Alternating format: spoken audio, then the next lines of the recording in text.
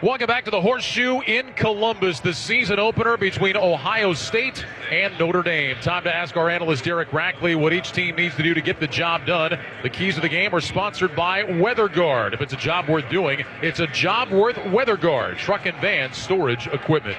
Derek, let's start with the Notre Dame Fighting Irish, ranked 5th in the country. Monumental task for them, though, coming on the road here in Columbus, taking on Ohio State. What are the keys for Marcus Freeman and his team trying to get what would be a huge road win?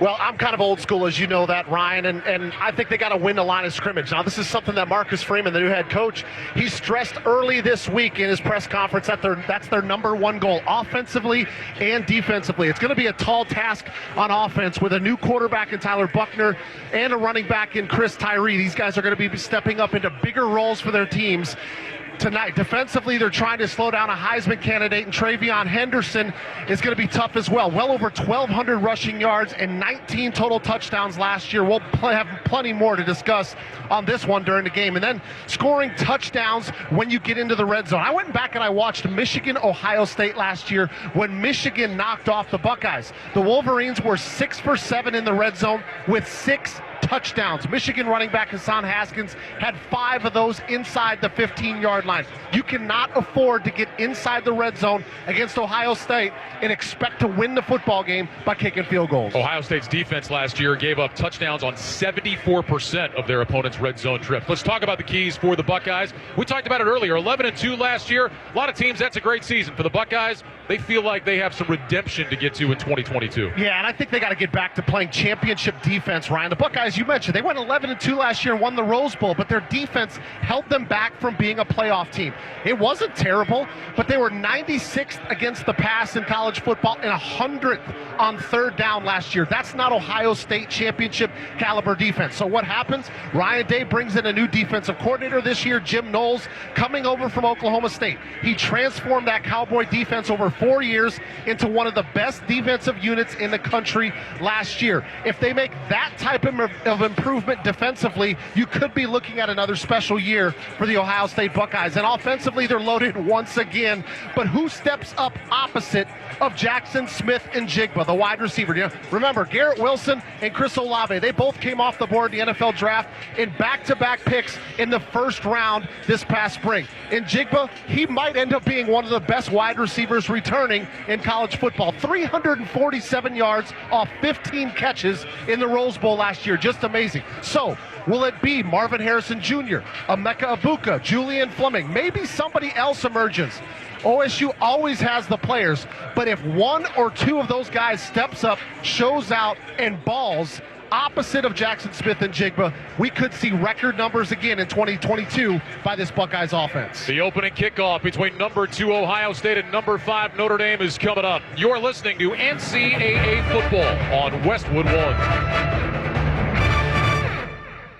If you work remote, Staples has you covered. Stylish office decor to turn my finished basement into a complete workspace solution. Staples has you covered. A desk that's all business, but not too businessy. Staples has you covered. And now at Staples, take up to 50% off select chairs and up to 75% off select desks. Plus, with 25% off Staples furniture support, we'll assemble your new furniture and guarantee it against wear and defects. Explore solutions for your remote workspace at Staples. Ends 9/3 in-store only. You can't get much for $5 these days. Unless you go to Wendy's for a $5 Biggie Bag. Get your choice of double stack, junior bacon cheeseburger, or crispy chicken BLT. Plus 4-piece nugs, fries, and a drink. All for just $5.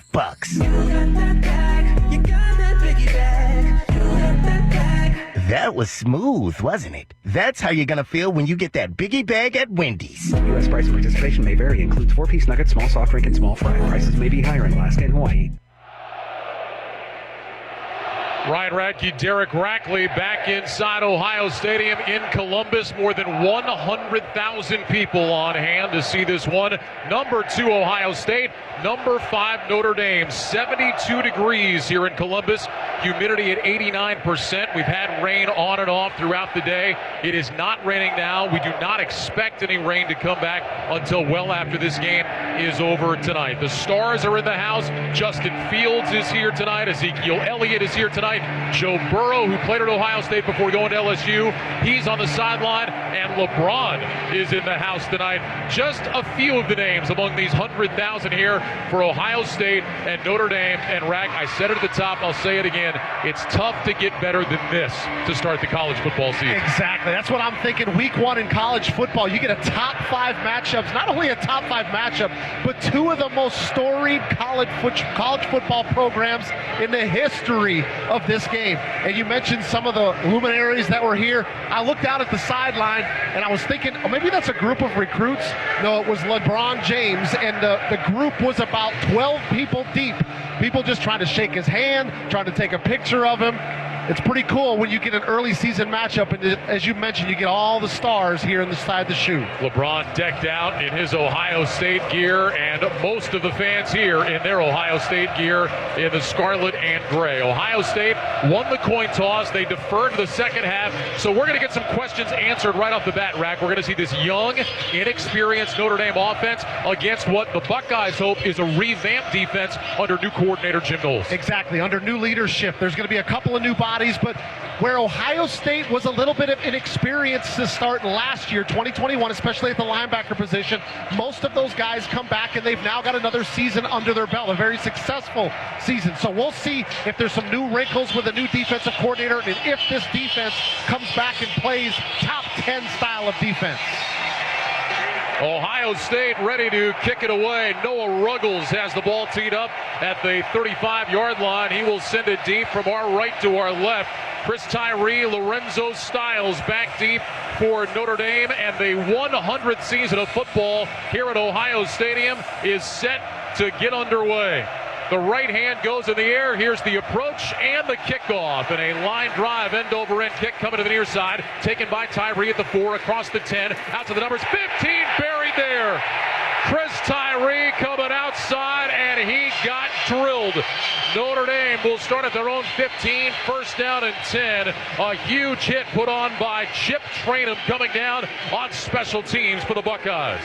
And Chip Trainum, a new player for Ohio State, coming over from Arizona State, starting off on special teams with a big play to back the Irish up, starting at their own 15-yard line. Tyler Buckner is the new starting quarterback, a sophomore from San Diego. His first career start. He's trying to become the 10th Notre Dame quarterback to win against a ranked team in his first start. Audric Estime is in the backfield as the running back. In the shotgun, Buckner lifts that right leg, hands in front of his chest. He's got the snap, holds it out, fakes to Estime, throws right side. That's caught across the 30, 35, near sideline 40, 45 to the 50, cutting left across the 40, inside the 35, and all the way down towards the 30 is Lorenzo Styles. Buckner took a shot as he delivered to Styles, broke a tackle and went down the sideline for 54 on Notre Dame's opening play. There is a flag down. The officials talking about it right now. The ball is spotted at the Ohio State 31. Defense. Low to the head, 15-yard penalty, first down. They did not announce a number. Jeff Keyser is the referee, but it's a personal foul against Ohio State. So tack on 15 more, and it's 69 for Notre Dame on their first play. You know, I thought, Ryan, that another key to this game for either team was going to be which one is able to handle adversity. You're thinking maybe it's going to be Notre Dame coming into this atmosphere. They're going to face adversity first, but the very first play, Notre Dame goes all the way down. So can Ohio State now respond from that adversity? From the Ohio State 16, ball is on the near side right hash, first and 10. Buckner is in the gun with Estime to his right, takes the snap, handoff Estime straight ahead along the right hash, and he's able to power forward, breaking a couple of tackles, and he takes it down inside the 15 to the 13. That'll be a run of 3. Mike Hall made the stop. Hard running, though, for Estime, who was hit right at the line of scrimmage and still picks up 3. Yeah, that was Mike Hall that hit him in the backfield, immediately slides off of a block from one of the interior offensive linemen from Notre Dame. Talked to a couple people from Ohio State before the game. They were really excited to see Michael Hall this year. He played in a couple of games, but took advantage of that rule where if you play 4 games or less, you could still redshirt, and they said he's poised for a big-time season. Buckner lines up in the shotgun. 3 receivers to the left. Michael Mayer, the tight end, on the right end of the line. Buckner lifts that right leg, gets the snap, holds it out, handoff, and the running back contacted immediately and dropped it was Logan Diggs.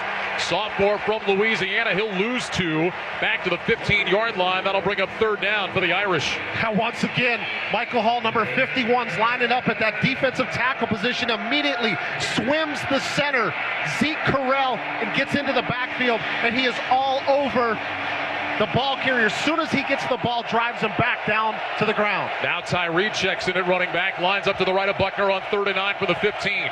Trips left, single man right. Buckner looking left to the Notre Dame sideline, walks up toward the line of scrimmage. Play clock shows 10. Fans on their feet making noise here in the shoe. Buckner back of the gun, play clock down to 5. Tyree in motion out to the left. Buckner takes the snap, back to pass. Quarterback drawn now, running right outside the numbers at the 15, hit right there and dropped. Nowhere to go, running outside right. It was Steele Chambers, the former running back turned linebacker, who was right there to hit him. No gain on the play, and Notre Dame will settle for a field goal attempt. Well, it's one thing that we did know a little bit about with Tyler Buckner is that he's not afraid to run with the football. Played in 10 games last year in reserve roles, actually ran for more yards than he threw for last year, so he has no problems tucking it down. There was a couple of stunts. Defensive lineman crossing at the line of scrimmage kind of broke down the protection up front, but there was nowhere for him to go. Blake Groupie, the transfer from Arkansas State, on for the field goal. His first kick in an Irish uniform is on the way. It's end over end, and it is good. So Groupie delivers. The Irish settle for 3. They take the lead with 12 minutes and 13 seconds to go here in the first quarter. It's Notre Dame 3. Ohio State will have it when we come back. This is Westwood One's coverage of NCAA football. Racing Nuts Radio and Dave & Buster's are an unbeatable pair. Listen to Steve, Lisa, and Big Al talk about everything racing related, and then hang out where they do, enjoying chef-inspired food, 2 happy hours, plenty of screens to watch your favorite sports, and fun, immersive, and competitive games at our $1 Million Midway. When they're not on the air or at the track, you can find them at Dave & Buster's in Miami, Hollywood, Tampa, Orlando, Daytona Beach, or Birmingham, Alabama. So come on, race fans, join the Racing Nuts and Dave & Buster's in the winner circle. DaveandBusters.com/locations to find the one closest to you. Better results at a lower cost. Visit NelsonFinancialPlanning.com to learn more.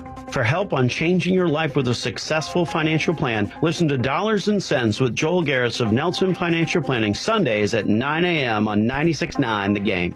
Be the first to know with email alerts on important breaking stories from the Orlando Sentinel newsroom. Sign up for breaking news alerts at orlandosentinel.com/newsletters and find out as it happens. Sign up now at orlandosentinel.com/newsletters.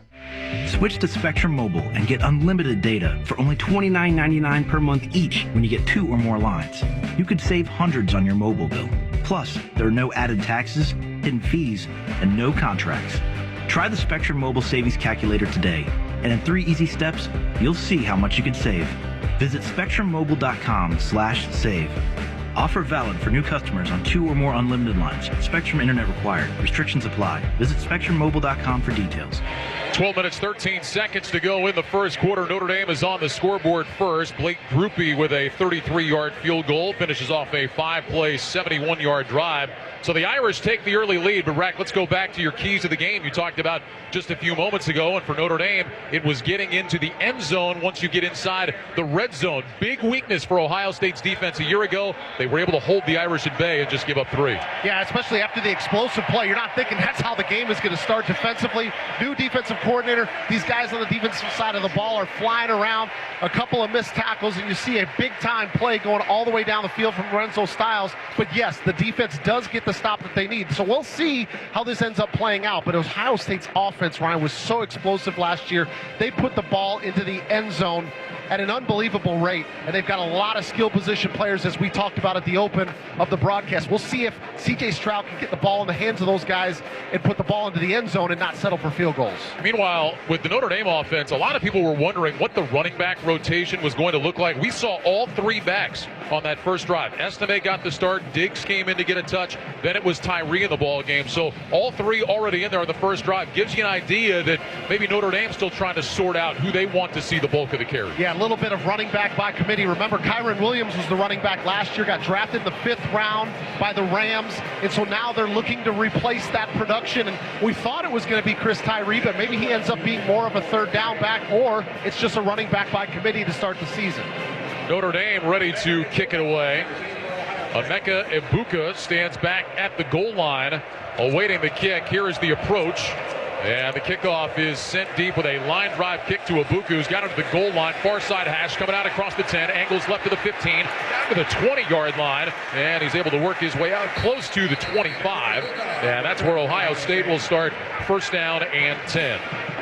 Now, C.J. Stroud, the preseason All-American, the Heisman favorite coming into the year. He was a finalist a year ago, threw for 4,400 yards, 44 touchdowns last year, 3rd in the country in both of those categories. And in the Rose Bowl, he could not have been better. 37 of 46, 573 yards, and 6 touchdowns for C.J. Stroud. Yeah, basically over half of those went to Jackson Smith and Jigba. Remember, Chris Olave, Garrett Wilson did not play in the bowl game to get ready for the draft. Stroud of the gun with Travion Henderson to his right. 1st down and 10. Here's a give to Henderson, running left, looking for a seam, cuts it back, finds a little space, and dives out to the 29. That's a gain of 4. Multiple flags at the end of the play. One of the Ohio State linemen, DeJuan Jones, lost his helmet.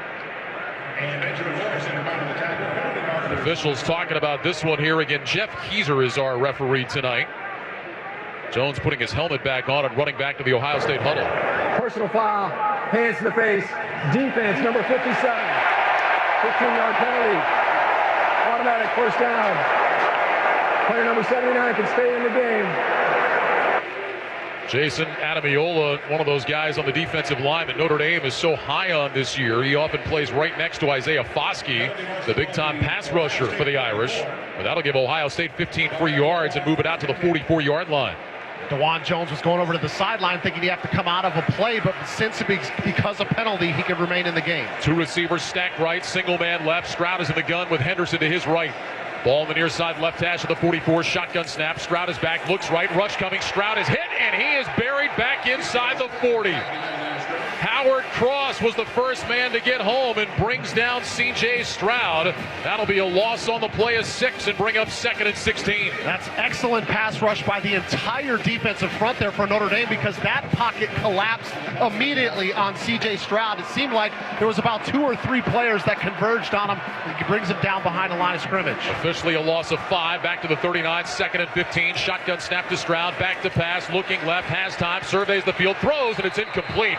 Jackson Smith and Jigba with a diving attempt at midfield toward the near side numbers, couldn't hang on, and now it'll be 3rd and long for the Buckeyes. That's actually much better pass protection as C.J. Stroud just kind of shuffles a little bit to his left to get a window to see his receiver. But even if Smith and Jigba would have made that reception, Tariq Bracy, the cornerback number 28, was right on him, would have probably brought him down with still a long game to go. Buckeyes will go trips right, single man left, 3rd and 15 from their own 39. They need the Notre Dame 46 for a 1st down.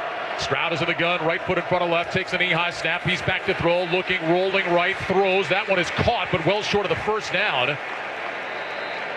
They'll mark it at the Ohio State 46. It was Egbuka who came back to make the catch, and he was wrapped up immediately by Cam Hart, the junior out of Baltimore. Gain of 8 yards, and Ohio State is going to bring out the punt team. Jesse Micro, who punted just 31 times all of last year, will come out and try to pin the Irish deep. Brandon Joseph will go back deep to return for Notre Dame. Joseph, the transfer from Northwestern, and boy, are they excited about him at the safety spot. Oh, it's actually Colsey who is back deep, I guess, for Notre Dame. Micro gets the punt, rolls to his right, hits a high end-over-end kick. That one is headed inside the 5. It'll take a bounce. It'll check up. It'll be down at the 5-yard line by Ohio State. A beautiful punt by Micro as that one hit at about the 3, kicked right back and sat on the 5. It's a kick of 49, and Notre Dame will be backed up for their 2nd possession of this 1st quarter, leading by a score of 3-0. Yeah, you can't dial up that dropping the nose down of the football for your punter. You can't dial it up any better. That ball goes inside the 5-yard line, hits the nose, and then bounces backwards, back towards the rest of where his coverage unit was coming from, and they're going to start Notre Dame back on their own 5-yard line. So the Irish will start 1st and 10 with Estime in the backfield. Buckner drops back into the shotgun. 2 receivers left, single man to the right. 3 down linemen for Ohio State. Buckner wants the shotgun snap. He's got it. He'll hand off to Estime, running right side, hit in the backfield, and he'll be brought down for a loss. Nowhere to go. Got out to the right side hash, and that was it. JT Tuimolola, the second-year man out of Washington, makes the stop. It'll be a loss of 2, bringing up 2nd down and 12. One thing we should talk about with Notre Dame, they are strong up front, but Jared Patterson, their All-American guard, not playing tonight. He'd been a question mark for Notre Dame. Would he play? Would he not? He did not warm up with the ones, and he is not in there to start. And that was Andrew Kostofik, his replacement, that was leading the running back through the hole before Ohio State got there. 2nd down and 12 from the 3. Buckner is in the gun, takes the snap, holds it out, give it to Estime, straight ahead to the 5-yard line. He is hit and dropped there. Penalty flags down. That flag may have actually come before the snap. Prior to the snap, all start. Offense, number 4. Half the distance to the goal line. Still 2nd down. Now that's against Lorenzo Styles, the wide receiver. And maybe that noise down there in the end zone a little much as they'll back the ball up now to the 1.5-yard line. Yeah, those are the ones that always frustrate your coaching staff because noise or not, your wide receivers are supposed to be looking in at the football, and they move when the football moves. So he makes the big catch on the first drive for 54 yards, and he backs up his offense even deeper in their own territory. 2nd down, about 13. Buckner in the gun. Tyree motions out of the backfield, goes wide left. Buckner barks out the signals, lifts his right leg. He wants the snap. He's got it back to pass, looking left, steps up. He's going to run across the 5 between the hash marks, and he gets taken down at about the 8-yard line. So Buckner running for the 2nd time, hit by Steele Chambers and Tommy Eichenberg, the linebackers. It'll be a gain of 6, and now 3rd and long for the Irish. Notre Dame decides to spread out their offense to try to get Ohio State to remove out of the box, get some of those linebackers to move away from the middle of the tackle box. They just go with a design quarterback run. Tyler Buckner, 215 pounds. He runs physical, but you always wonder, Ryan, how often can they continue to do that with your starting quarterback? 3rd and 7 for Notre Dame. They need the 15 for a 1st down. Buckner is in the gun with backs on either side. 2 receivers left, single man right. Michael Mayer, the tight end who had been in the backfield, motions out to the left, now comes across the formation to the right. Marcus Freeman sprinting down the sideline. He's going to take time out. That play clock was running down, and Freeman is not at all happy. He is out of the numbers and barking at his offense. And again, Tyler Buckner, he's making his first start rack, and maybe that crowd noise, just a lot to deal with. You can try to simulate it in practice, but I don't care how loud you turn those speakers up. You can't simulate this. Yeah, because the biggest thing that you generally don't have in practice is all the adrenaline that's going on. So as he gets everybody set up, he's motioning people across the formation. Your good quarterbacks always have to keep that play clock in their sight and make sure they get the snap off in time. 8:07 to go, 1st quarter. Notre Dame 3, Ohio State nothing. You're listening to NCAA football on Westwood One. What's your favorite live event? A rockin' concert? An action-packed game? Or an evening of hilarious stand-up comedy? Whatever it is, enter for a chance to win tickets in the 5-Hour Energy Live Sweepstakes. 5-Hour Energy is giving away $100 StubHub gift cards that you can use for live music, sports, or entertainment. Just buy any 5-Hour Energy product, take a picture of your receipt, and upload it at 5helive.com. See website for official rules. No purchase necessary to enter or win. Other banks go out of their way to make redeeming credit card rewards needlessly complicated. Like how they require minimums or force you to use your rewards before reaching some arbitrary expiration date. But Discover isn't like that. With Discover, you can redeem your rewards for cash in any amount at any time. So you'll never have to jump through hoops. Unless you're like a trapezist, then by all means, go right ahead. Learn more at discover.com/redeem rewards. Terms apply. If you work remote, Staples has you covered. Stylish office decor to turn my finished basement into a complete workspace solution. Staples has you covered. A desk that's all business, but not too businessy. Staples has you covered. And now at Staples, take up to 50% off select chairs and up to 75% off select desks. Plus, with 25% off Staples furniture support, we'll assemble your new furniture and guarantee it against wear and defects. Explore solutions for your remote workspace at Staples. Ends 9/3 in-store only. Let's pause 10 seconds for station identification in association with Learfield. This is Westwood One, your home for NCAA football.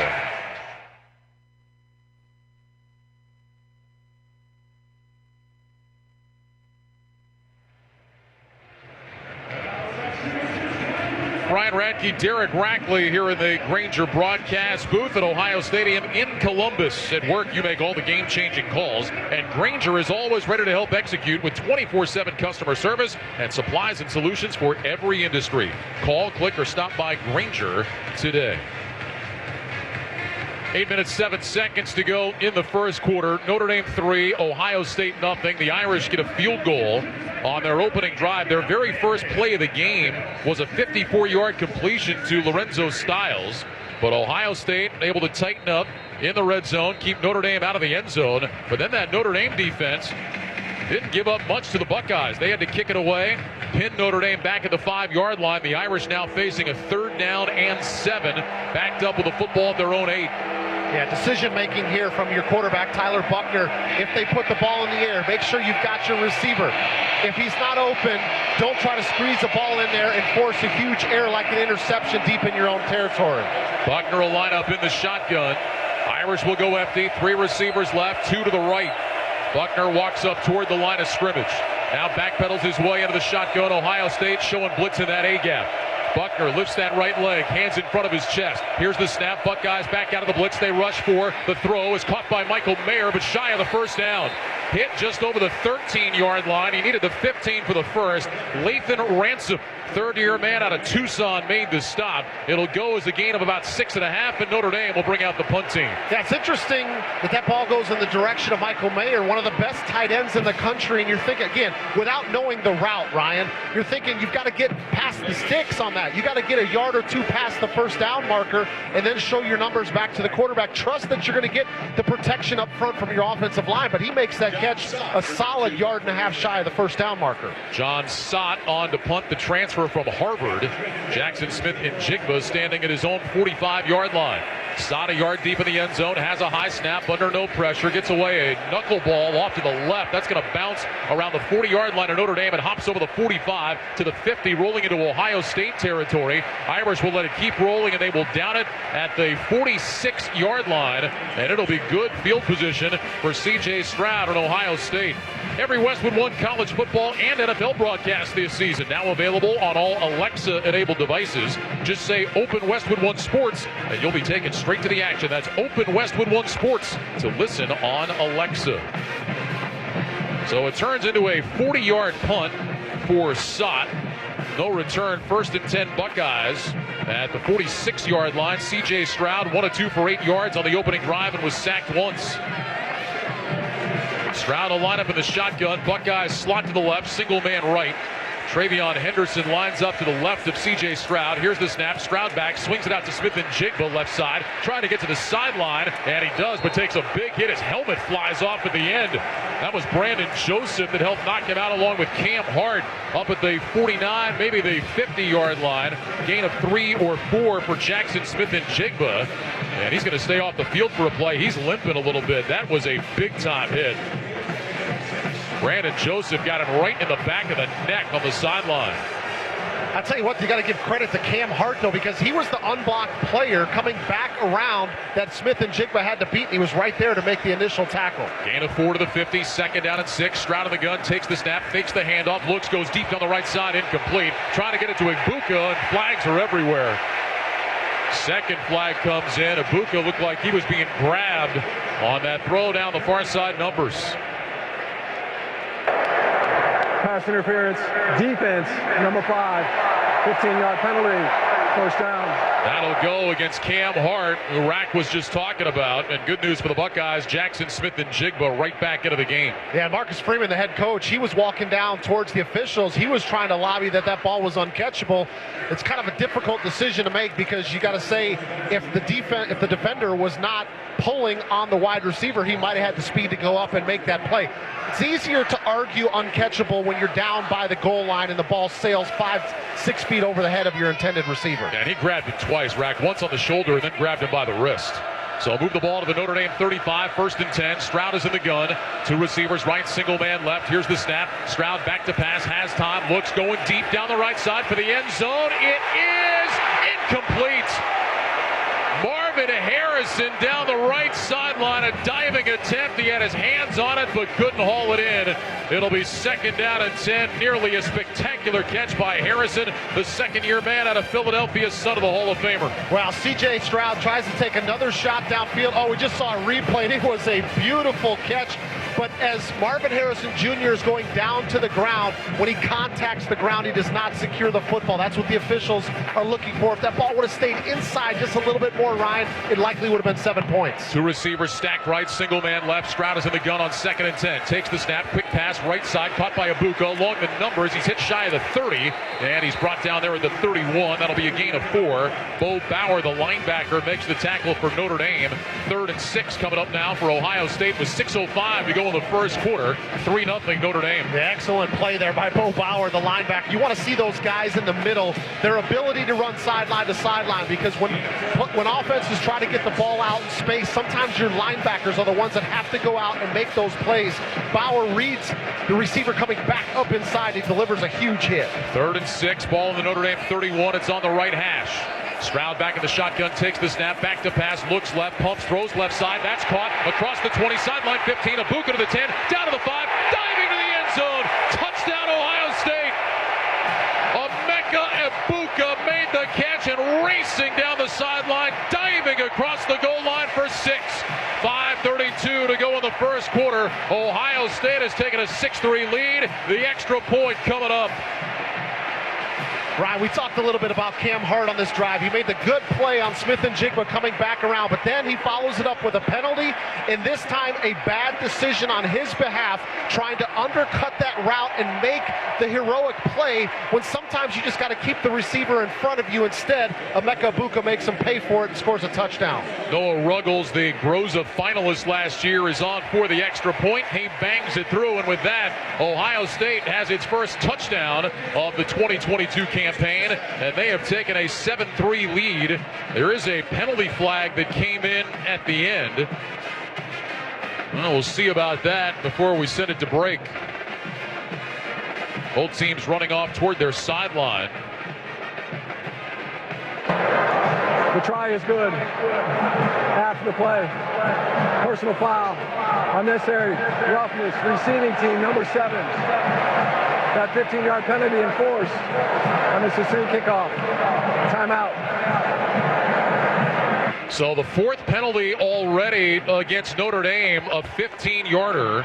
And we'll see what Ohio State decides to do with that when we come back. 5:32 to go first quarter. Buckeyes 7, Irish 3. You're listening to NCAA football on Westwood One. At Wrangler, we know that life is all about taking the reins, no matter what's in front of you or which way the road turns. Because life is one big glorious ride, and Wrangler jeans are made to handle every step of it. Wrangler, for the ride of life.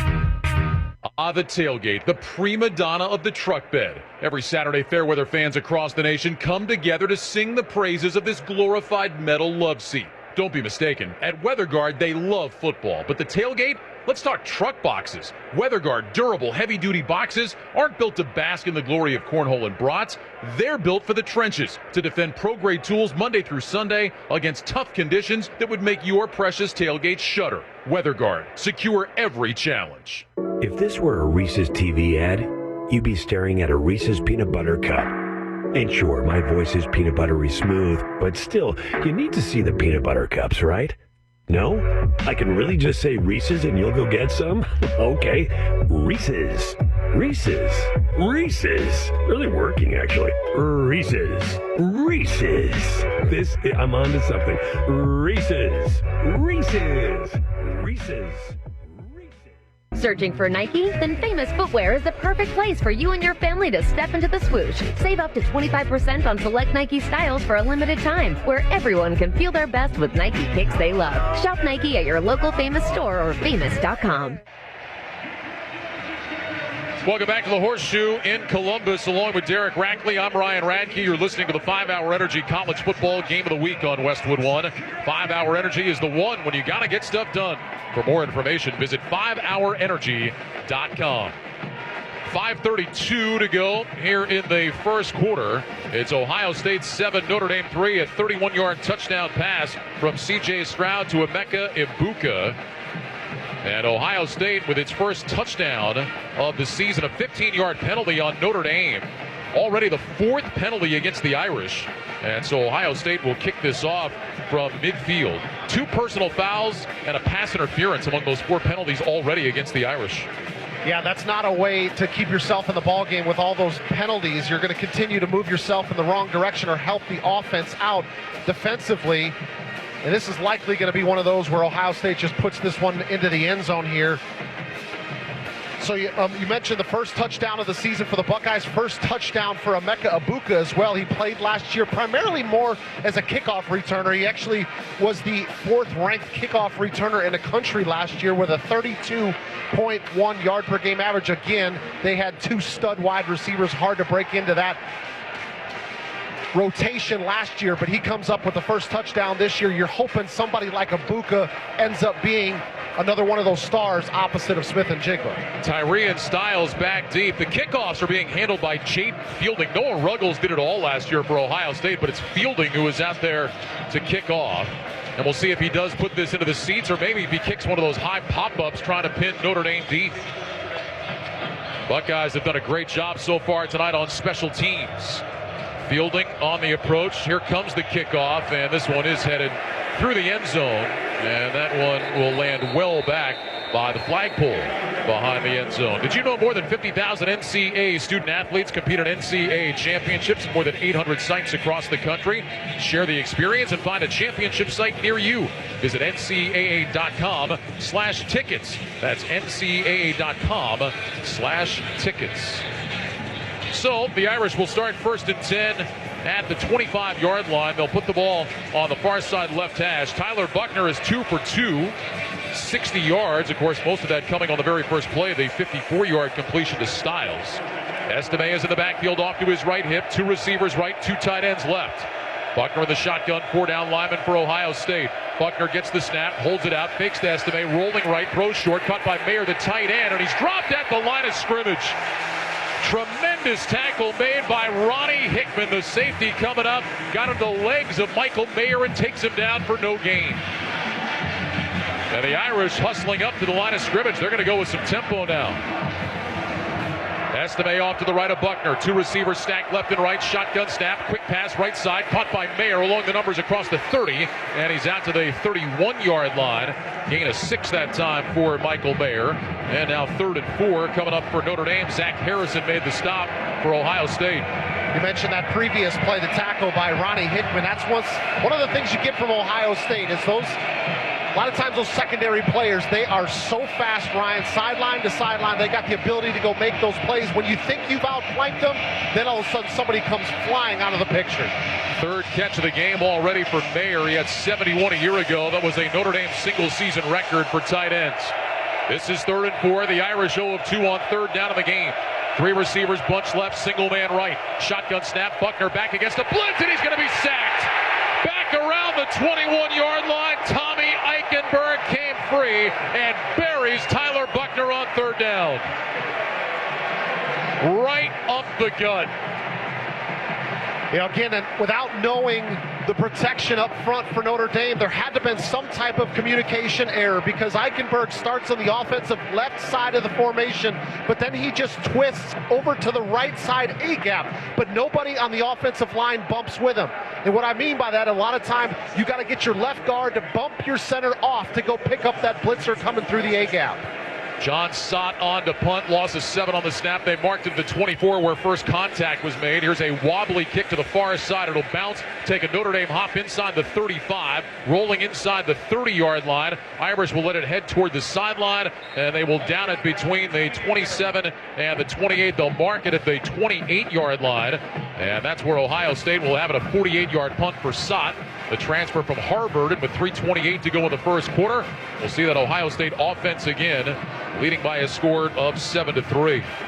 A little bit of rust on the first drive, but they came back on their second drive and really showed what Ohio State can do offensively again here in 2022. Now, you mentioned, Ryan, the defense for Notre Dame helping them out a little bit with penalties. So Notre Dame has got to make sure they play sound defense and play smart. Don't commit those penalties. You got to rush hard, but you got to play within the system to see if they can slow down this offense. Travion Henderson will get a break. Mayan Williams checks in for the first time.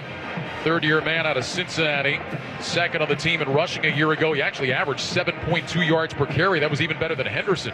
Stroud will go under center for the first time, takes the snap, hands off Williams, running right outside the hash, across the 30, 35, breaking tackles, and out to the 36-yard line. So Mayan Williams, just mentioned it, over 7 yards a carry last year, picks up 8 on his first touch here in 2022. DJ Brown, the safety on the stop. It'll be 2nd and 2, and now it's Ohio State going up tempo. Slot left, single man right. Stroud of the gun, takes the snap, rolls left, throws left for the sideline, and he one-hops Marvin Harrison Jr. Incomplete. It'll be 3rd and 2. That's one of those that C.J. Stroud knows that he can complete. It's a difficult pass when you're rolling out to your left as a right-handed quarterback and you're trying to throw the ball on timing to the sideline. It's a long throw and you don't have the ability to step into it like you would if you were rolling out to the right side direction. But with the skill set that C.J. Stroud has, he tapped himself on the chest knowing that he made the mistake there. Smith and Jigba also getting a rest here. He is not on the field. 3rd down and 2. Buckeyes will go with 2 receivers left. Ibuka is in the slot. Harrison is wide. Single man out wide to the right, who now is going to come in motion all the way across the formation. That's Jaden Ballard. So 3 receivers to the left for Ohio State. Cade Stover, the tight end, on the right end of the line. Stroud back in the shotgun. 3rd down and 2. Stroud takes the snap. He'll hand it off Williams, running right side, looking for the first down, trying to push. He didn't get it. Needed 2 and got 1. And now decision time for Ohio State. 4th down and a yard. The punt team is gathered up on the sideline. We'll see what Ryan Day decides. Howard Cross made the tackle, and Jesse Micro is going to come out and punt for the 2nd time. And I don't really believe that there was a decision time here. When you're sitting back at your own 36, 37-yard line, that's quite the gamble. Granted, you got a really explosive offense, but it's a new year. Sometimes you have to make the decision to just play field position game. Trust your punting unit's going to flip the field with 40-plus yards and let your defense come out and get a stop. Brandon Joseph back deep to return. Joseph and Colzie both wear 16. Notre Dame, of course, does not have names on their jerseys, but we believe this is Joseph, who is back to return. Micro rolling to his right, hits an end-over-end kick. Joseph signaling for a fair catch, backpedals, and he's got it at around his 13-yard line. And that's where the Irish will start. 1st down and 10, trailing 7-3 with 2:06 to go here in the first quarter. Stay with Westwood One all season long for the most NFL action anywhere. Monday nights, Sunday nights, Thursday nights, Thanksgiving, Christmas, the International Series, and the entire postseason. 81 games total from opening night September 8th all the way through Super Bowl 57 in Arizona. If it's the NFL, it's on Westwood One. So the punt by Micro, 50 yards, no return. And Notre Dame has it at their own 13 on the far side left hash. 1st down and 10. Buckner in the shotgun, receivers left and right. Estime is in the backfield to the right of Buckner. Salerno, the receiver to the right side, comes in motion inside the hash marks. Buckner takes the snap, handoff Estime, running between the hash marks across the 15, puts a shoulder down, and across the 20, bowls his way out to the 21. Eichenberg and Hickman combine on the stop. It's a run of 8 on 1st down for Audric Estime, sophomore from New York. 2nd down and 2. It's a great 1st down run from Estime. I will tell you this, though. Michael Hall, I don't know if you saw it, Ryan, but we talked a lot about him already this game. He was in the backfield immediately again, so Notre Dame is going to have to find a way, especially in passing situations, to get number 51 in red locked down. 2nd down 2 from the 21. Here's the shotgun snap. Buckner will hand it off. Estime dancing in the hole, jumps to his left across the 25, and he's out to the 27. That'll be a 1st down run. Tyleik Williams on the tackle for Ohio State. Gain of 6 for Estime. So 8 on 1st down, 6 on 2nd down. The Irish finally finding some success with the running game. Yeah, and exactly what Marcus Freeman talked about, winning the line of scrimmage, and you've got to be able to run the football. So starting this drive, 2 really successful runs gives you a lot of options offensively as a play caller. Estime 7 carries all last year, 4 in the first quarter tonight. First and 10, Notre Dame ball at their own 27. Give to Estime again, looking for room, nothing there. Hit in the backfield, spins off toward the right hash, and he's able to get forward and pick up a couple of yards. 2-yard pickup to the 29-yard line. And that'll bring up second down and 8. But again, credit Estime. I mean, there was absolutely nothing there, and he was able to find his way forward for a couple. No, I agree with you. Cody Simon, number 30 from Ohio State, was immediately in the backfield. This should have been a tackle for loss, for probably a loss of a yard, but he finds a way to spin out of it and gets helped. One of his players comes and picks Cody Simon off right at the last second. That was Kevin Bauman, the backup tight end, that helped him get slip free. Tyler Friday eventually cleaned it up. Second down and 8 for the Irish now. 2 receivers left. Shotgun snap. Buckner fakes the handoff, rolls right, dumps it short, caught by Tyree, and he is run out of bounds on the near sideline. They'll give him progress up to the 35-yard line. That'll leave him 2 yards shy of a first down. Clock moving, 7 seconds to go in the first quarter. It'll be a gain of 6 on that quick dump off to Chris Tyree, and that will bring us to the end of the first quarter here in Columbus. With the score, Ohio State 7, Notre Dame 3. You're listening to NCAA football on Westwood One.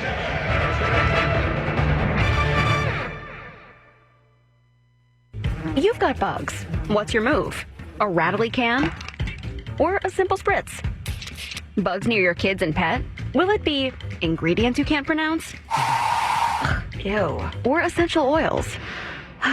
Bother the bugs, not your family. Zevo uses essential oils, which attack bugs' biological systems, so Zevo kills bugs, plus is safe for use around people and pets when used as directed. Zevo. People-friendly. Bug-deadly. Now at a store near you. All right, class, pay attention. It's the NCAA Championships. Welcome to Fandom 101. We'll cover the tools of the trade that hype our student athletes to deliver it all on the biggest stage. Lesson 1, whether it's a jersey, body paint, or your lucky overalls, dress for success. 2, let them know you're here. And 3, work together. NCAA Championships. Attendance is encouraged. Passion is mandatory. Get your seats today at ncaa.com/tickets. Class dismissed. Did you know Hulu Plus Live TV is the ultimate entertainment package that you need this football season? It has over 75 live channels with sports like NFL games, plus Hulu's entire streaming library. On top of that, it now comes with Disney Plus and ESPN Plus. More content to watch. With unlimited DVR at no additional cost, you can record your favorite shows. It's like cable, only better. Live TV plan required. Restrictions apply. Access content from each service separately and select ESPN Plus content via Hulu. Learn more at Hulu.com. You can't get much for $5 these days. Unless you go to Wendy's for a $5 Biggie Bag. Get your choice of double stack, junior bacon cheeseburger, or crispy chicken BLT. Plus 4-piece nugs, fries, and a drink. All for just $5. You got that bag. You got that Biggie Bag. You got that bag. That was smooth, wasn't it? That's how you're going to feel when you get that Biggie Bag at Wendy's. U.S. price and participation may vary. Includes 4-piece nuggets, small soft drink, and small fry. Prices may be higher in Alaska and Hawaii.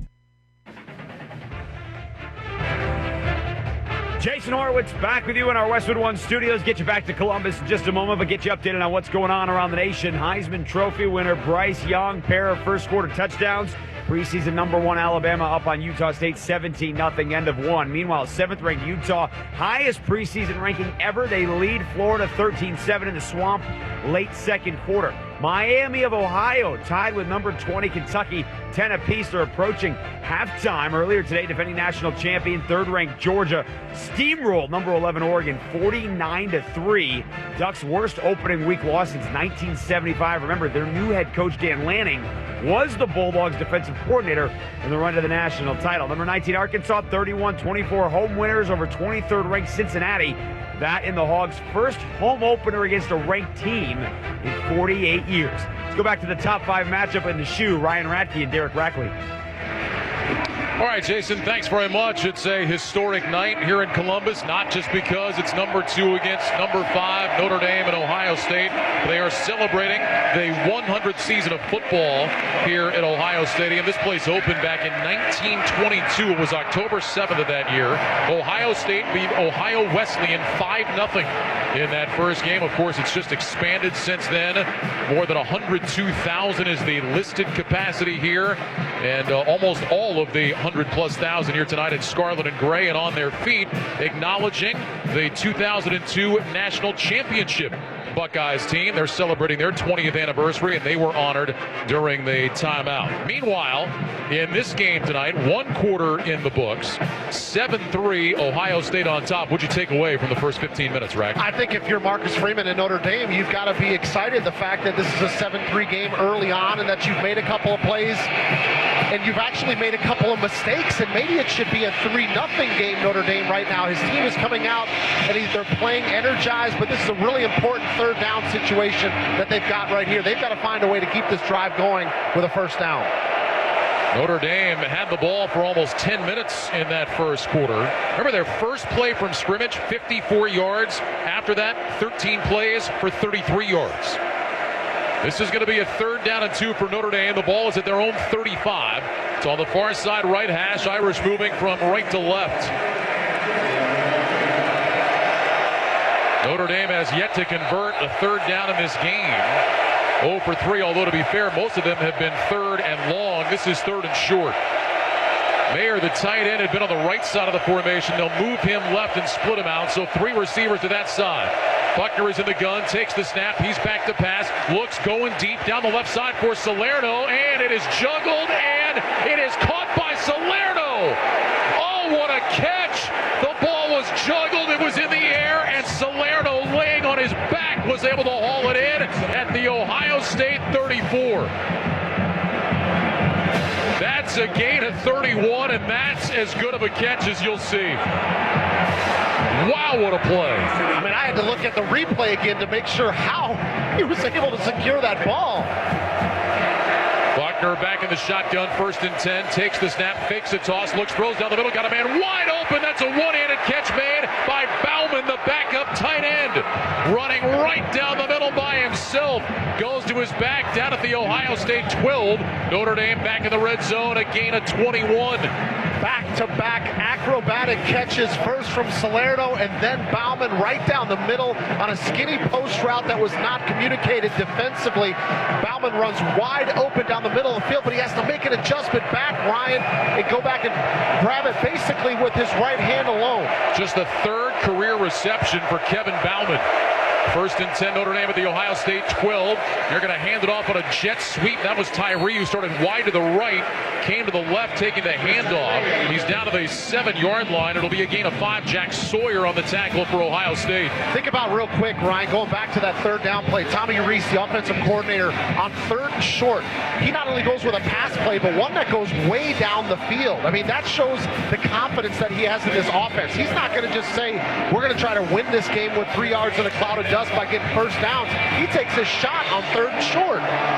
Buckner will line up in the shotgun. Logan Diggs to his left, 2nd down and 5. Ball is at the 7-yard line. Buckner waits, has the snap, fakes the Diggs. Buckner keeps running left side, hit, driving his legs forward, and he'll take it down just inside the 5-yard line, close to the 4. Sawyer again on the stop, and how about Tyler Buckner driving those legs forward, picks up 3 yards, 3rd and short for Notre Dame. Yeah, talked about it back in the first quarter. He is not afraid to run the football, and he is not afraid of contact. I mean, he's one of those guys trying to put a stiff arm, puts his shoulder pads down.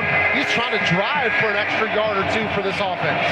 3rd down and 2. Notre Dame is going to go empty. 3 receivers to the right, 2 receivers left. Buckner back in the shotgun along the near side left hash, takes the snap, quick throw right side, caught by Mayer, and he's got a 1st down. Short of the goal line, they're going to mark him at the 1. Mayer coming down the line, made that catch using that big body, couldn't get in the end zone, but does pick up a 1st down. It's 1st and goal for Notre Dame. That was that play that the New England Patriots and Tom Brady, when he was there with Wes Welker and Julian Edelman, they made that play famous. Start with a wide receiver out wide. They motion in just a little bit, take a quick snap, get the football into his hands, and see if he can just slice his way up into the end zone. They come up just short, but 1st down on the 1-yard line. Irish are going to line up in the I formation, and now a timeout taken by Ryan Day. Well, we saw Marcus Freeman come sprinting down the sideline earlier. Now it's Ryan Day showing off the Jets. Racing down the near side to get a timeout as Notre Dame had come out of the I. And look at the Irish just exploding off their sideline here. They are enthused by this drive they have put together. They are on the doorstep with 11:59 to go in the first half. Ohio State 7, Notre Dame 3, but the Irish threatening. This is Westwood One's coverage of NCAA football. Women's voices need to be heard, and now they can be. The 10 winners of Seneca Women to Hear, Search for the Next Great Female Podcaster, will each launch their own podcasts on the Seneca Women Podcast Network on iHeartRadio later this year, with support from founding partner P&G. With its brands like Pantene, Olay, and Secret, P&G is dedicated to creating a more equal world where we see equal, choose equal, and hear equal. Hear more about the journey of these women at senecawomen.com.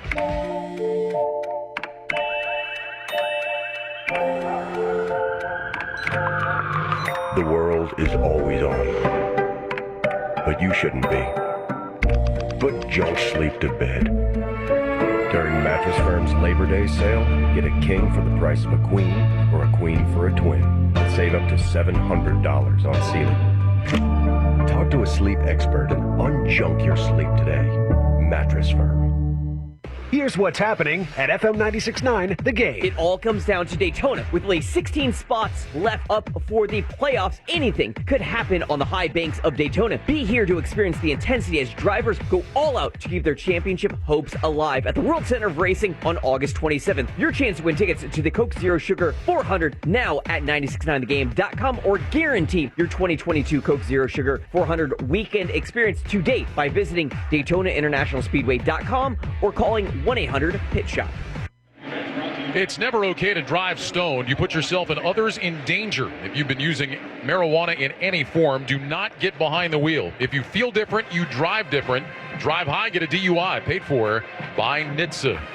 11:59 to go here in the second quarter, 7-3 Ohio State, but Notre Dame has a first and goal from the Ohio State 1-yard line. You know, Rack, all this week, Marcus Freeman, the head coach at Notre Dame, asked so many questions about coming back to Columbus, playing against his alma mater. He kept trying to deflect all that. How do you think he's dealt with all of it leading into the game? Yeah, remember he played linebacker here from 2004 to 2008, and everybody wanted to ask him the question, what's it going to be like as you get on the sidelines? And I really enjoyed his responses because it wasn't like he dismissed the questions, but he said, my job as the head coach of Notre Dame is to make sure that my coaches and my players are prepared to go out on the field and perform. And just 19 minutes into this game, Ryan, to me, it looks like this team is prepared. They're ready to perform, and they don't look nervous. They don't look uptight. Have they made them a couple of mistakes? Sure. But they are knocking on the door of a touchdown here to take a lead against the second-ranked team in the country in their building. And you've basically got all of these Ohio State fans sitting down in their seats. They're waiting to explode, but they haven't had the reason to do it yet because of the way that Notre Dame has been playing. Well, remember, so many questions about this Notre Dame offense with Buckner taking over at quarterback and inexperienced group of wide receivers and running backs. It's not like they've had good field position. They've been backed up on basically every drive, and yet here they are having success. 10th play of this drive coming up. First and goal from the 1. Buckner under center, out of the eye, handoff. Estime goes airborne, and he is in. Touchdown, Notre Dame. Estime lined up as the fullback, took the handoff and went skyward to put the Irish in front. 11:56 to go in the first half. Notre Dame on top by 2 with the extra point coming up. I always love when those running backs show the athleticism. The vertical, Audric Estime listed at 227 pounds, goes up over the top of the line of scrimmage, and his offensive line gets a little bit of push late, so he falls into the end zone as Notre Dame takes a lead. Blake Groupie on for the extra point. Transfer from Arkansas State. Set the career record for scoring there, and his kick is end over end and good. So a 10-play drive for the Irish covering 87 yards. It took just 2 minutes and 6 seconds, capped off by the Estime 1-yard run. And Notre Dame now leads by a score of 10-7. Their offense had been in a funk, but back-to-back big plays. The tremendous catch by Salerno laying on his back, and then the throw to Bauman right down the middle really set him up. Yeah, sometimes you got to have players that bail out other players, right? So sometimes you got to have wide receivers, tight ends. They bail out your quarterback. He's not always going to make a perfect pass. Sometimes the ball's going to get deflected, but they made 2 extremely difficult catches that kept that drive alive. But then, think about this. First start for Tyler Buckner, Notre Dame in the horseshoe against Ohio State, almost 103,000. He's only 8 for 8 for 128 yards, no touchdowns, but no interceptions, and he's guided his offense down to putting a touchdown on the board and take a field goal lead here in the second quarter. Zach Yoakum to kick off for Notre Dame. Ibuka waiting back at the goal line. Yoakum on the approach. Here comes the kick. End over end line drive boot. Ibuka moving to his right. Lets it sail over his head. It lands in the end zone. Bounces over the end line. And the ball will come out to the 25-yard line. College football fans, TuneIn is your ticket to live coverage all season long. Listen to the biggest games courtesy of Westwood One. Available on all your devices throughout the TuneIn app. You can also upgrade to TuneIn Premium for a complete sports experience. With TuneIn Premium, you'll also get live MLB, NHL, Premier League coverage, and more. Listen now on TuneIn. Well, Jackson Smith in Jigba is on the Ohio State sideline. He's riding an exercise bike right now. Remember, he took a big shot to the back of his neck early on. He came right back in the game, but we haven't seen him lately. He's on the sideline as Ohio State starts from the 25, 1st and 10, and there was movement up front. Buckeyes weren't on the same page with the snap count. This will cost them 5 yards. All start. Offense, number 79. 5-yard penalty. First down. They'll go against DeJuan Jones, the preseason All-American, and make it 1st and 15. So we talked about the explosive Ohio State offense rack. One of those 3 weapons not in there right now. Yeah, that's definitely going to hurt him. You're thinking about he's going to be that downfield threat that you know you can depend on, and he's not in the lineup. 1st and 15 from the 20. Stroud on the gun with Travion Henderson to his right. Stands up, looks at the sideline. Now Henderson will move behind Stroud into a pistol set. Twin receivers left and right. Stover, the tight end, in motion from right to left. Give to Henderson, running right toward the numbers, trying to turn the corner. He's across the 25. Gets hit from behind and driven out to almost the 29-yard line. So a run of 9 on 1st down for Henderson. Justin Ademilola made the stop for Notre Dame. Yeah, it's a pretty good move there from Henderson, too, because Ademilola showed his face in the hole right away, but Henderson got away from it to make it a positive gain. 2nd down and 6. Quick snap, toss to Henderson, running right outside the numbers, gets to the sideline, and he's banged out of bounds across the 30. They'll mark him out at the 32-yard line. And so Ohio State will have a 3rd down and short. This will be 3rd down and 3. Yeah, very similar situation to what Notre Dame had on the last drive. So what does Ohio State do? Do they take the ball down the field through the air, or do they decide to run it to try to get this drive going? 3rd and 3 here for Ohio State. Buckeyes 1 of 3 on 3rd down of the game. 2 receivers to the left, 2 receivers right. Stroud stands up, looks at the Ohio State sideline, shifts Henderson from his right to his left. Play clock is at 12. Stroud back in the gun, right foot in front of left, hands in front of his chest, takes the snap, back to pass, plenty of time, looks, throws right sideline, got a man wide open, that's Harrison, makes the catch across the 50, and was down at Notre Dame territory at the 47. So Marvin Harrison Jr. finding a gap, and C.J. Stroud with all day to sit back there, makes a perfect throw, a gain of 24. Buckeyes up on the ball quickly again. Pistol formation. Here's the snap. Fake to Henderson. Stroud rolling right. Dumps it short. One-handed catch made by Stover, the tight end. It's only a gain of a yard to the 46. There was pressure in the face of Stroud when he came out of the break. Jack Kaiser made the tackle, but what a catch by Cade Stover, a guy that is playing his 3rd position at Ohio State. Former defensive end, former linebacker, now a tight end. And now a tight end looking like he's got Velcro on his gloves. That was fantastic, reaching out with the one-handed snag. 2nd down and 9 from the Notre Dame 46. Ball is on the near side right hash. Slot right, Ibuka inside of Harrison. Single man Ballard split wide to the left.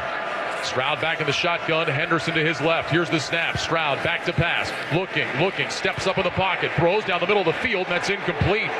Trying to get it to Harrison again. But good coverage by Benjamin Morrison, the freshman out of Phoenix. And that'll bring up a 3rd down. This is 3rd down and 9. Yeah, but a little bit of a short arm throw from C.J. Stroud again. I don't know if that was the coverage ended up spooking him away from throwing that a little bit harder. But that ball barely ends up getting to Harrison. He would have had to make a shoelace-style catch to bring that up. But instead, Ohio State faced with a 3rd and 9. 2nd time that he has short-armed Harrison on a throw. 3rd and 9 now from the 46. Ohio State, 4 3rd down attempts. They've converted 2. 3 receivers left, single man to the right.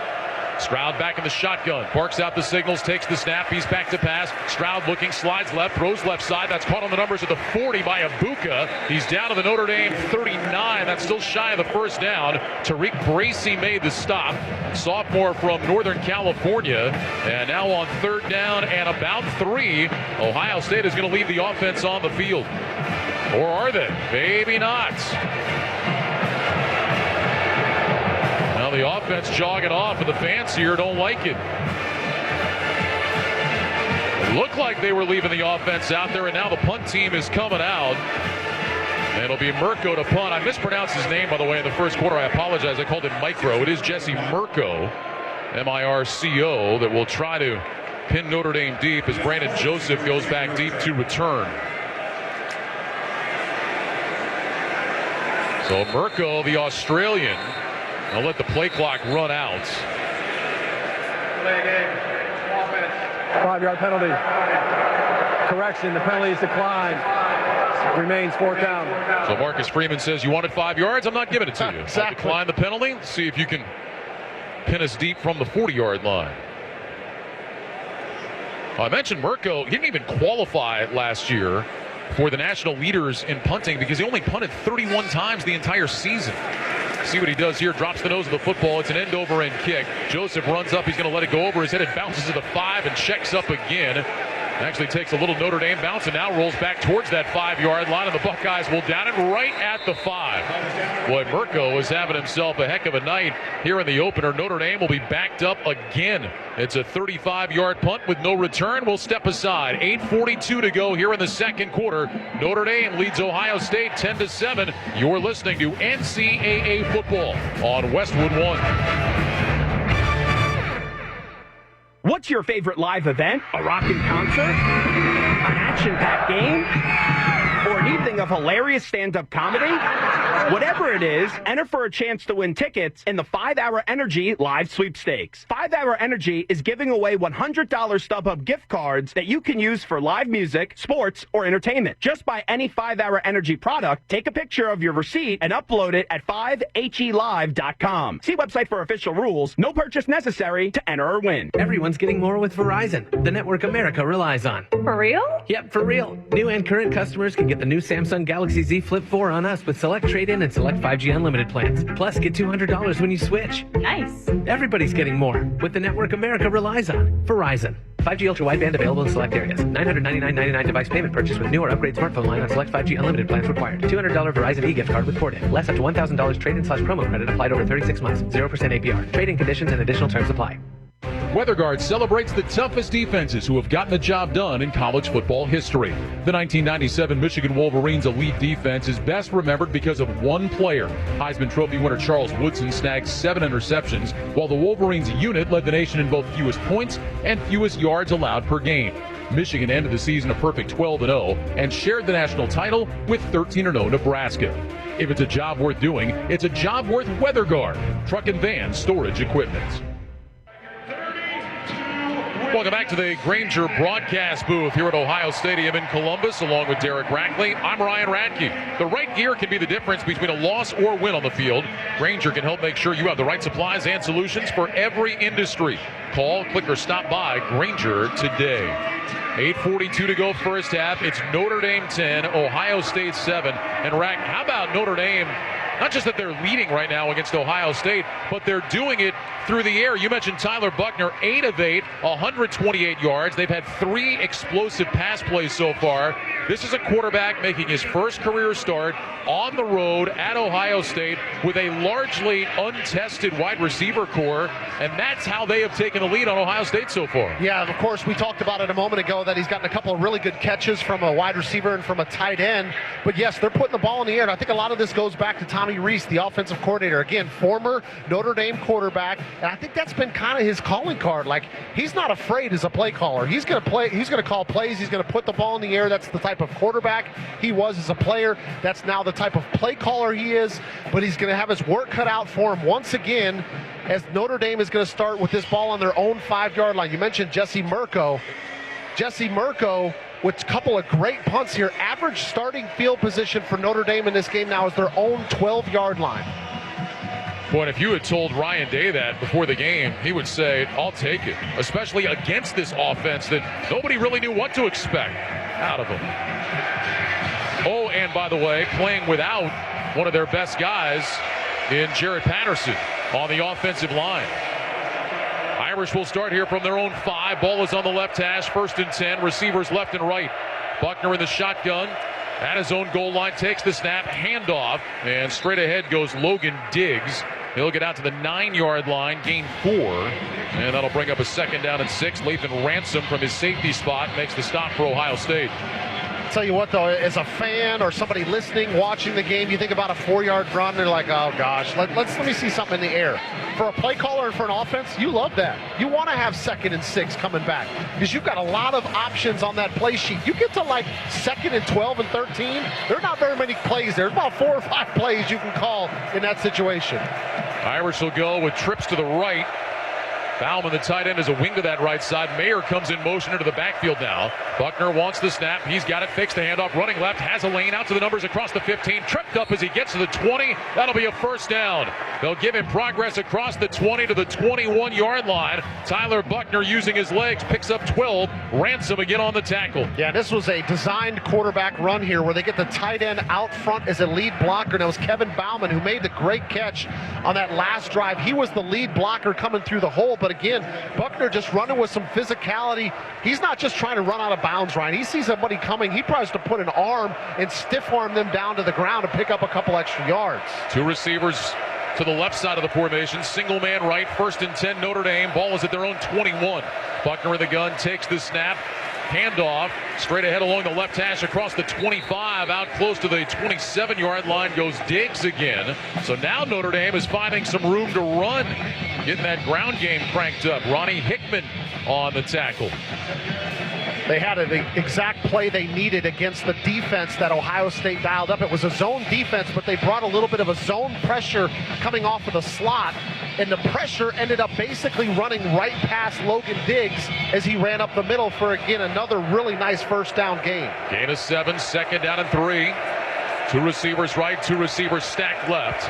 Pistol formation, Diggs remains the running back. Mayer in short motion from the left. Buckner wants that snap. He waits. He's got it. Holds it out for Diggs. Gives it to him. Slicing right between the hash marks. And this time, not much there. Buckeyes close it down for no gain. Hickman from his safety spot leading the way. And now a 3rd and 3 coming up for the Irish. Basically, in this situation, 3rd and 3, we've seen Tommy Rees, the play caller for Notre Dame. We've seen him put the ball in the air, and we've seen him do some dialed-up quarterback runs. So will he put the ball in the hands of Buckner to try to run the football, or does he go up over the top again and see if one of his wide receivers can make a play to continue this drive? Irish 2 of 5 on 3rd down. This was a huge problem last year for Ohio State. They allowed their opponents to convert over 41.5% on 3rd down. That was near the bottom of the Big Ten. Buckner in the shotgun, takes the snap, he's back to pass, blitz coming, Buckner looks, throws left side, incomplete. Trying to get that to Mayer. He was under some pressure, and Buckner throws his first incompletion of the night on 3rd down, and Notre Dame will punt. Well, there's that man again, Michael Hall, number 51 in the backfield. He's the one that got in the face of Buckner to really force him to get rid of that football probably sooner than he wanted to, Ryan. They're just trying to run a comeback on the sidelines and just see if they can keep the ball away from the Ohio State defense. But because of the pressure, this ball was clearly off the mark, not even in a spot where Mayer could make a catch. On to punt, and Ibuka is back deep to return. We've got whistles here before the snap. The previous play is under further review for potential targeting. Well, so they're going to look and see about a targeting as Hall put the hit on Buckner. That review initiated from upstairs. Well, Rack will take a look at the replay and see what you think. If Hall led with his helmet or made contact up to the head or neck area. We're getting a look at it now. What do you think? Now, I don't think it is. It looks like Michael Hall kind of gets tripped up a little bit. He doesn't. He comes with his head down, but it doesn't look like he actually made violent contact with his head down. Yeah, I can see why they called for this review because it's definitely the crown of his helmet hitting Buckner around the sternum, but I agree with you. It looks like what caused that head to go down was him just kind of getting tripped up.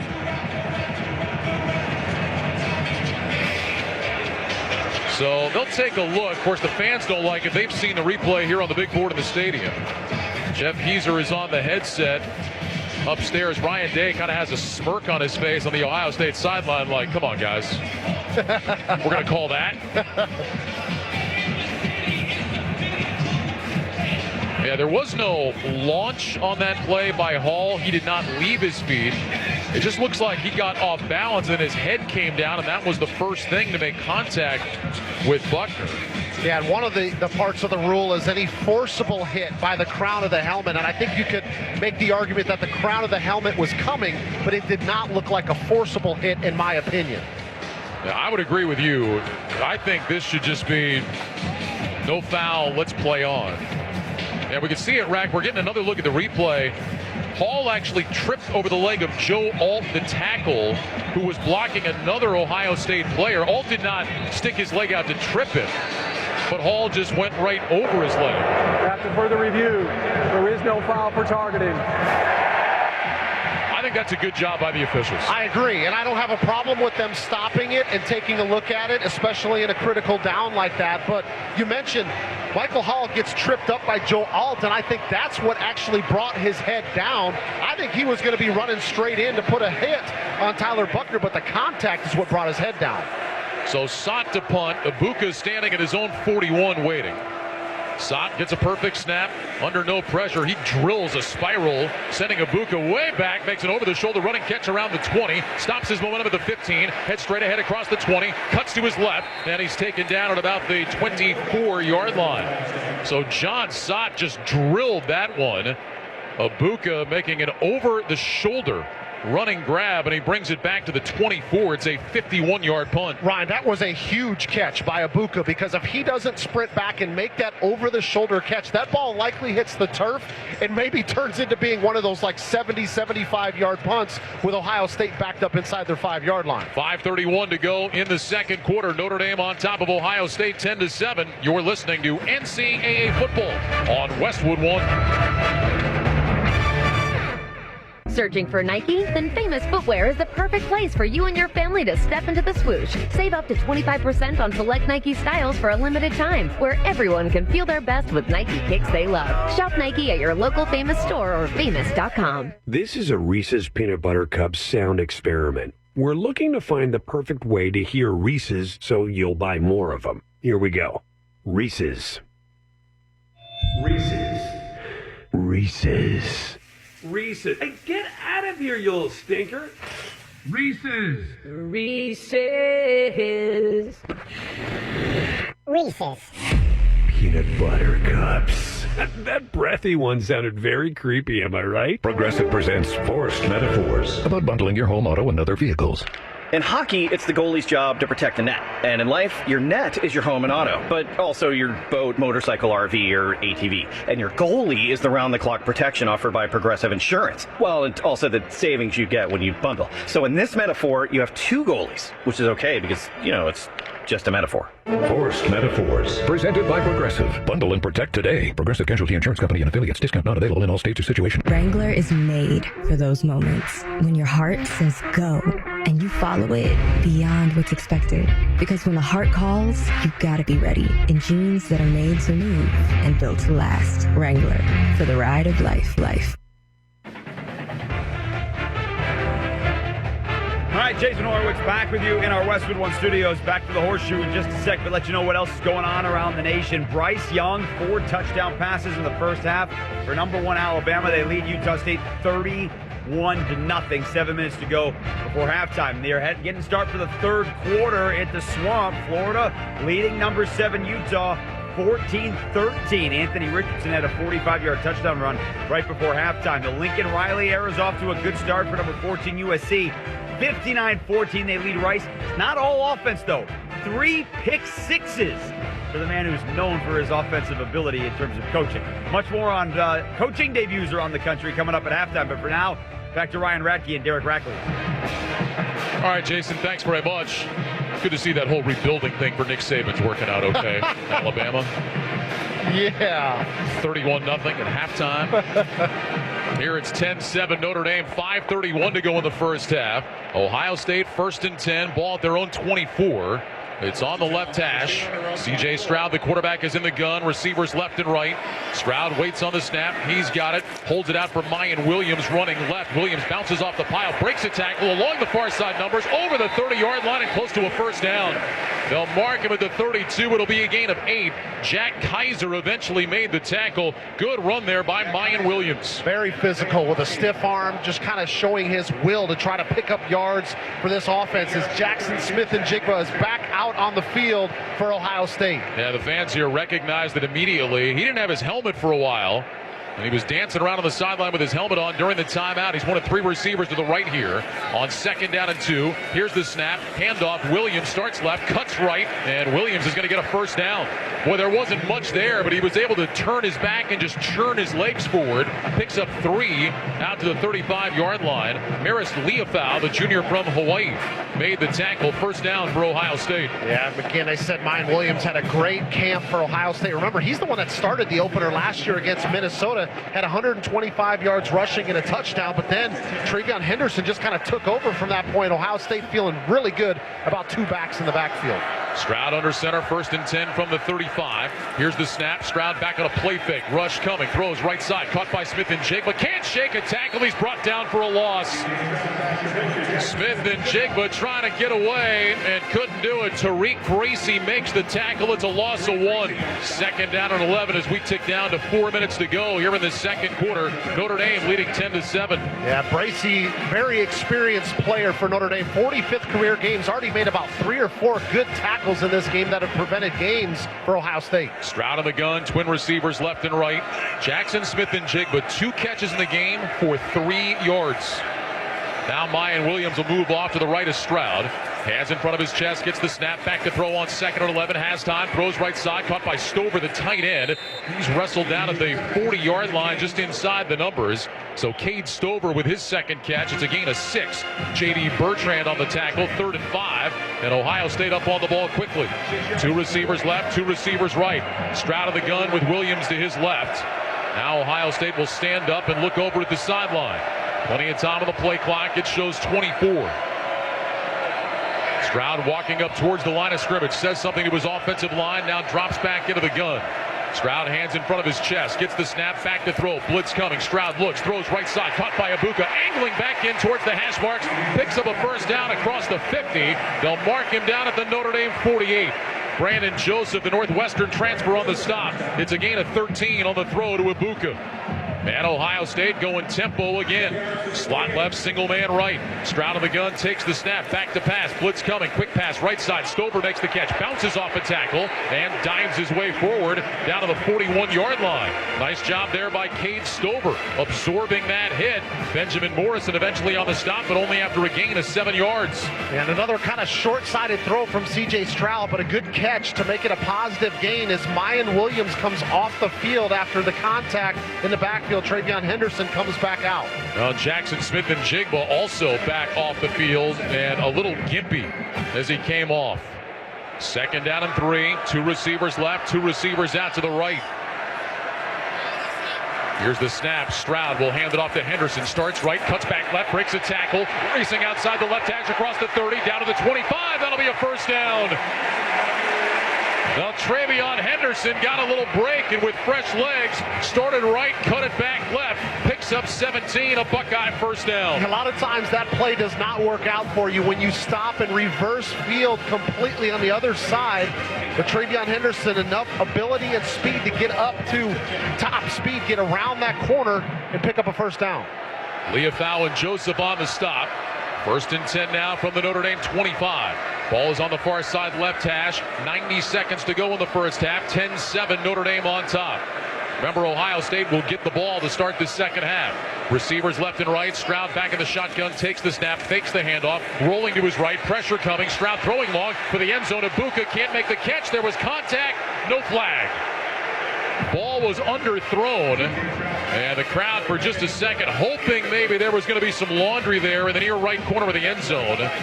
But there is none. Clarence Lewis, pretty good coverage there for Notre Dame. 1:17 to go before the break. It'll be 2nd and 10. Yeah, Clarence Lewis at the last second turns around and tries to make a play for the football. I think it was a good no call here by the officials because he's got just as much right to the football as he comes back, and that ball kind of starts sailing out of bounds anyway. It's amazing how just that little head turn at the end can help out a DB, isn't it?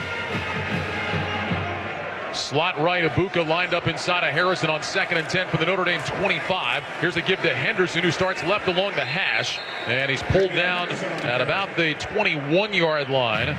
Gain of about 3.5. Nana Osafo-Mensah made the stop, and now Jackson Smith-Njigba is coming back in for this 3rd down play as we roll down inside a minute to go here in this first half. Yeah, it really makes me think, is he got something going on that's limiting him, or is this just, you can't think this is a package thing, Ryan, because I'd like to think he should be on the field every single offensive snap. Shotgun snap, but whistles before it. Ohio State took a timeout. Well, they had 2 left. So Ryan Day will stop it before this 3rd down play, and we'll pause 10 seconds for station identification in association with Learfield. This is Westwood One, your home for NCAA football.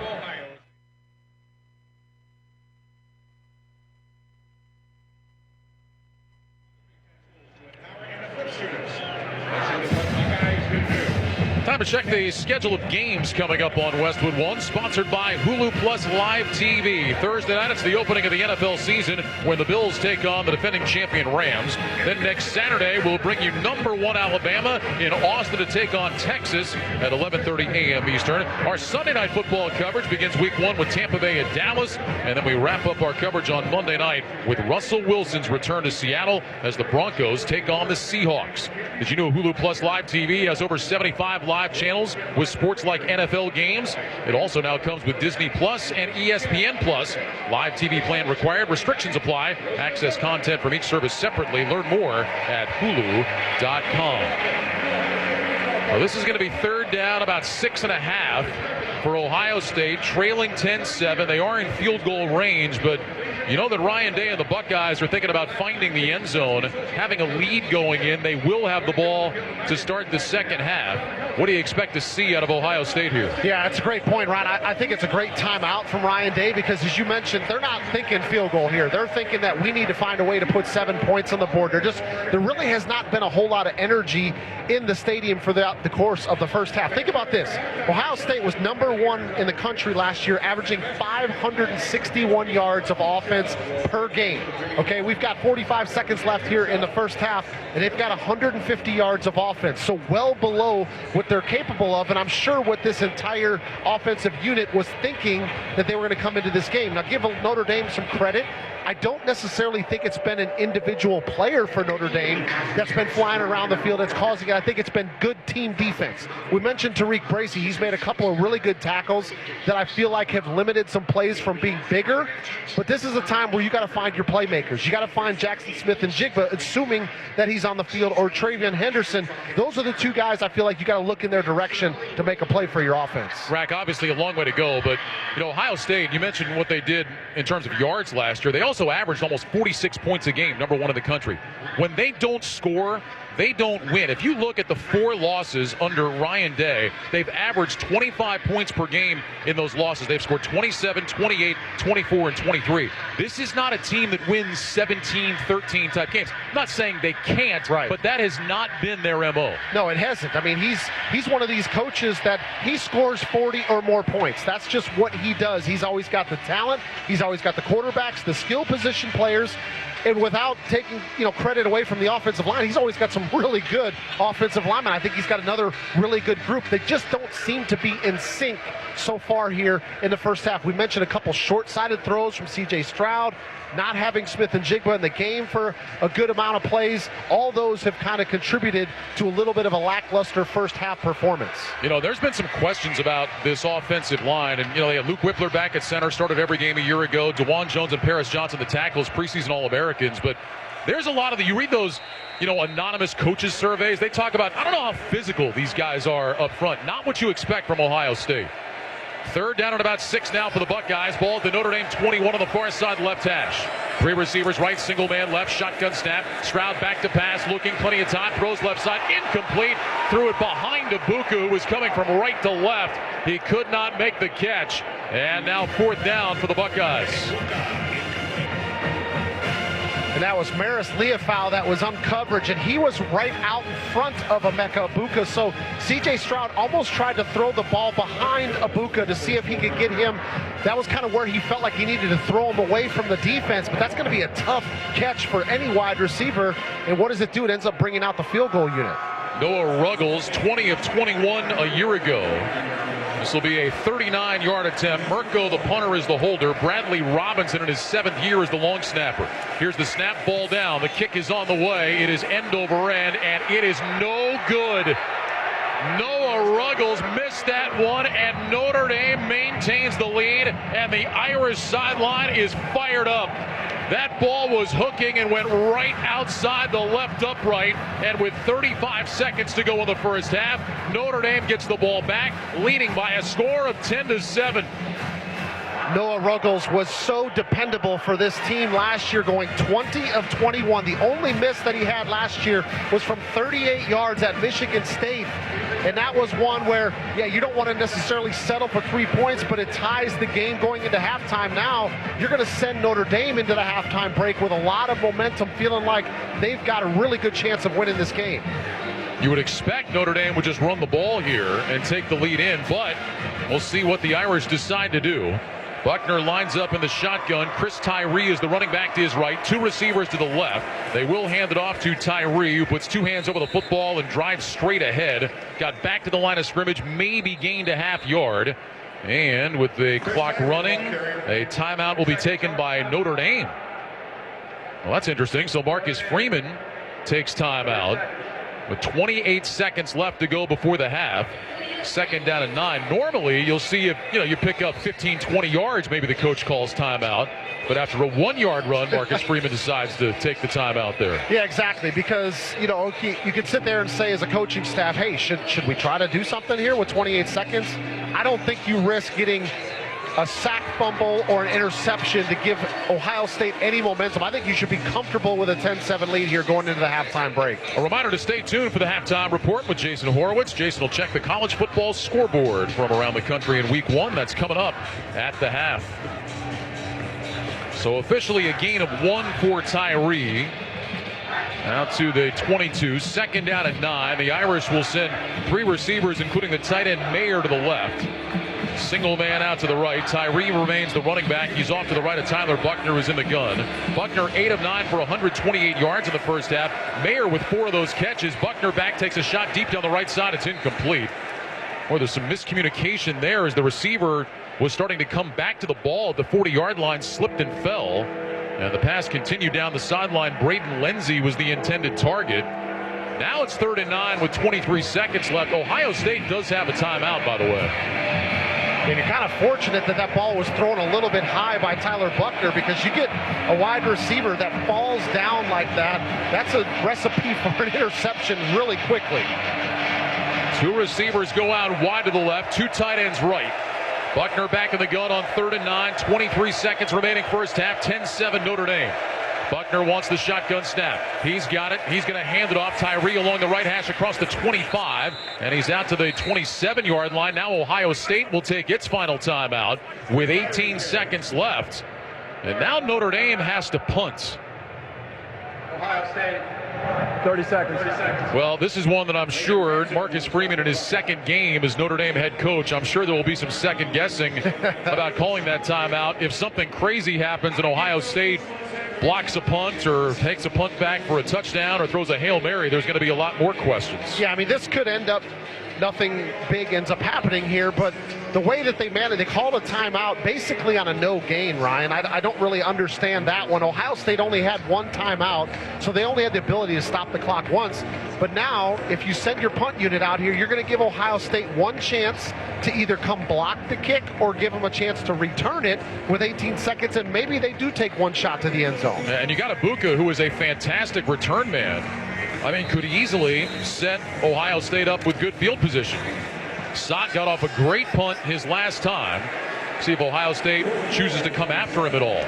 Sott back in punt formation. Here's the snap. They do come after him. They don't get it. A spiraling kick. Fair catch called for by Ibuka. And again, able to make that catch running back, looking over his shoulder at the 24-yard line. So John Sott, the grad transfer from Harvard, has had a couple of excellent punts his last 2 times. That one 49 yards. And Ohio State will have it at its own 24. No timeouts. Down 10-7. 11 seconds remaining here in half number 1. Yeah, that was 49 yards with an Ohio State player coming off the right side, bearing down to try to block it. So great concentration on his behalf. Both the specialists, both the kickers for Notre Dame are transfers this year. And Sott with a couple of huge punts early in this game. Now it looks like Ohio State is going to line up and just take a knee, and that's exactly what happens as C.J. Stroud steps back, drops down to his left knee, and that'll take us to the halftime locker room with Notre Dame on the road on top by 3. It's 10-7 Irish. You know, I don't really get into a lot of that point spread stuff, Ron. I guess maybe that's the former player in me. It was just never a big deal, but there was so much conversation about that coming into this week, and I think Ohio State, I don't know if they were buying into the point spread stuff too, but that did not look like an Ohio State offensive performance that we got used to seeing. But credit Notre Dame, both sides of the football, offense, defense, were coming out ready to play and taking a 3-point lead into the halftime break. The Irish have been the better team here in the first half. End of 2 quarters at the Horseshoe in Columbus. Notre Dame 10, Ohio State 7. When we return, Jason Horowitz rejoins us from our studios with the halftime report. You're listening to NCAA football on Westwood One. Greg is a real Prevagen user and paid testimonialist. I'm Greg. I'm 68 years old. I grew up in Cleveland, Ohio, majored in business administration. I do motivational speaking in addition to substitute teaching. Part of the reason for my motivational speaking is I kind of feel like I have a calling or giving back to the younger generation. You know, the golden rule is do unto others, you'd have them do unto you. My wife, Wanda, is a senior flight attendant. She's been flying for over 30 years. I think most adults will start realizing that they don't recall things as quickly as they used to, or they don't remember things as vividly as they once did.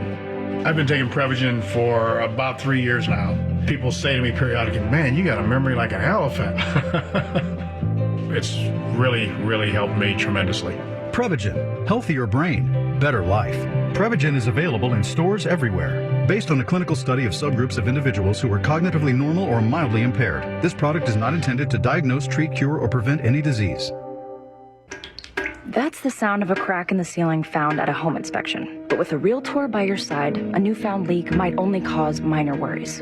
With their expertise, a Realtor can suggest a credit at closing and even connect you to a contractor to help you shore up that leak and alleviate your worries. When it comes to cracks in your plans, the expertise of a Realtor can make all the difference. The difference between an agent and a Realtor is real. Realtors are members of the National Association of Realtors. That's who we are.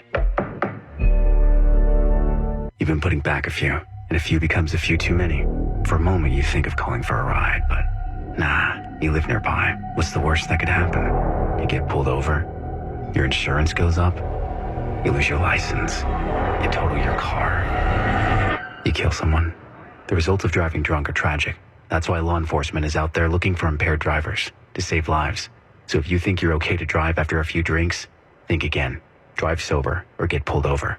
Paid for by NHTSA. Everyone's getting more with Verizon, the network America relies on. For real? Yep, for real. New and current customers can get the new Samsung Galaxy Z Flip 4 on us with select trade-in and select 5G unlimited plans. Plus, get $200 when you switch. Nice. Everybody's getting more with the network America relies on. Verizon. 5G ultra wideband available in select areas. $999.99 device payment purchase with new or upgrade smartphone line on select 5G unlimited plans required. $200 Verizon e-gift card with port-in. Less up to $1,000 trade-in/promo credit applied over 36 months. 0% APR. Trade-in conditions and additional terms apply.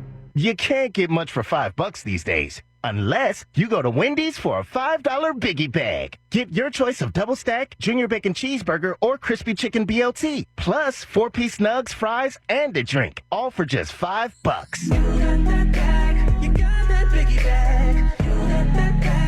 That was smooth, wasn't it? That's how you're gonna feel when you get that Biggie Bag at Wendy's. U.S. price and participation may vary. Includes 4-piece nuggets, small soft drink, and small fry. Prices may be higher in Alaska and Hawaii.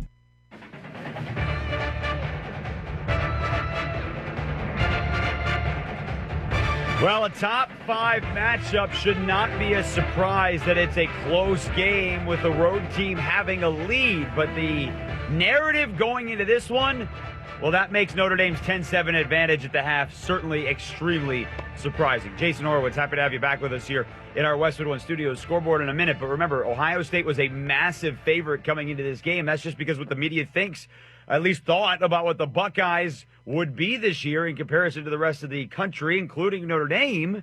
But it is 10-7, and the Buckeyes defense, led by first-year head coach Marcus Freeman, has held Ohio State to 149 yards in the opening half. All right, we'll get you to the second half in Columbus coming up in just a little bit. But let's check the college football scoreboard, sponsored by NetSuite by Oracle.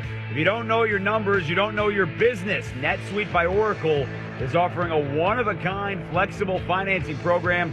Head to netsuite.com/touchdown. All right, Ohio State was thought to be up there with Alabama. Again, they're playing very different competition tonight, but the number 1 team in the nation and the reigning Heisman Trophy winner, Bryce Young, hosting Utah State, and they look like a team that played in a national championship game a year ago. Brooks and Holden, the wideouts to the right of Young. Tied into the left side is Oots, and again, it will be Williams. The single setback from the pistol, the handoff made, no. Play action throw, catch made, touchdown. Jermaine Burton on the receiving end from Bryce Young. Alabama finds the end zone through the air for the 3rd time and extends its lead to 23-0. Now Alabama's Chris Stewart from Learfield on the call. Bryce Young, 5 touchdown passes in the opening half. They lead Utah State 41-0 as they're about to go to halftime. By the way, Jermaine Burton, if you remember last year, played for Georgia, who won the national championship. He has 2 touchdowns in the opening half. Guess what? 3rd-ranked Bulldogs today did not need him. Against number 11 Oregon, another one of those games that was thought to be, hey, this is a great opening weekend game, non-conference. We'll call it a neutral site, even though it was played in Atlanta. Nothing was great about it today if you were a Ducks fan. Milton in the backfield now with Bennett. Snap back to Stetson. Looks left, throws it for the corner. Milton, and touchdown! Yeah! Touchdown! One-on-one coverage right in front of the pylon. That's A.D. Mitchell. A.D. Mitchell makes the catch on the sideline route right on the left edge of the end zone. Scott Howard on the Georgia Bulldogs Sports Network from Learfield put them up 42-3. They beat the Ducks 49-3. Stetson Bennett 25 of 31 for 368. Remember, Dan Lanning was the defensive coordinator for Georgia when they won the national championship in January. He is now the head coach of Oregon. And after today, there's a lot of work to do. Meanwhile, Georgia looks like the defending national champion. Number 7 Utah, highest preseason ranking in school history. On the road at Florida. And the Gators lead 14-13 midway through the 3rd quarter. Had a goal line stand to start the 3rd. Florida kept Utah out of the end zone from the 1 on 3 consecutive plays. Number 23 Cincinnati at 19th ranked Arkansas. Remember the Bearcats coming off a trip to the college football playoff last year. Arkansas had a really good season, and they opened today with a win, 31-24 at home over Cincinnati. KJ Jefferson, remember that name, led the team last year in rushing. Their starting quarterback as well, threw for 3 scores, ran for another. They knocked off a ranked opponent. Number 14 USC, Lincoln Riley's debut. They lead Rice 59-14, 6 minutes to go in the ball game. Not all offense for Caleb Williams. He is 19 of 22 and 249, the transfer from Oklahoma. The defense has 3 pick sixes in this game as well. Speaking about the school, those guys left. No problem today for Brent Venables in his head coaching debut. 9th-ranked Sooners knocked off UTEP 45-13. Elsewhere, number 10 Baylor. Remember, they won the Big 12 last year. They're taking on Albany. As you'd expect, no problems whatsoever. 42-7 midway through the 3rd quarter. Next week, Baylor will be at number 25 BYU, and they are on the road dominating South Florida 47-21 heading to the 4th. It was a 38-7 game at the half. All right, you want entertainment? We'll give it to you on the other side. That's what happened to North Carolina and NC State, both on winning decisions. That coming up when we return. 10-7, Notre Dame, the surprising lead at Ohio State at the half. You're listening to NCAA Football on Westwood One.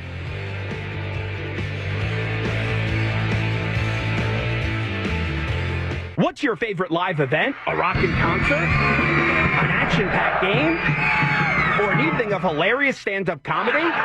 Whatever it is, enter for a chance to win tickets in the 5-Hour Energy Live Sweepstakes. 5-Hour Energy is giving away $100 StubHub gift cards that you can use for live music, sports, or entertainment. Just buy any 5-Hour Energy product, take a picture of your receipt, and upload it at 5helive.com. See website for official rules. No purchase necessary to enter or win. Other banks go out of their way to make redeeming credit card rewards needlessly complicated, like how they require minimums or force you to use your rewards before reaching some arbitrary expiration date. But Discover isn't like that.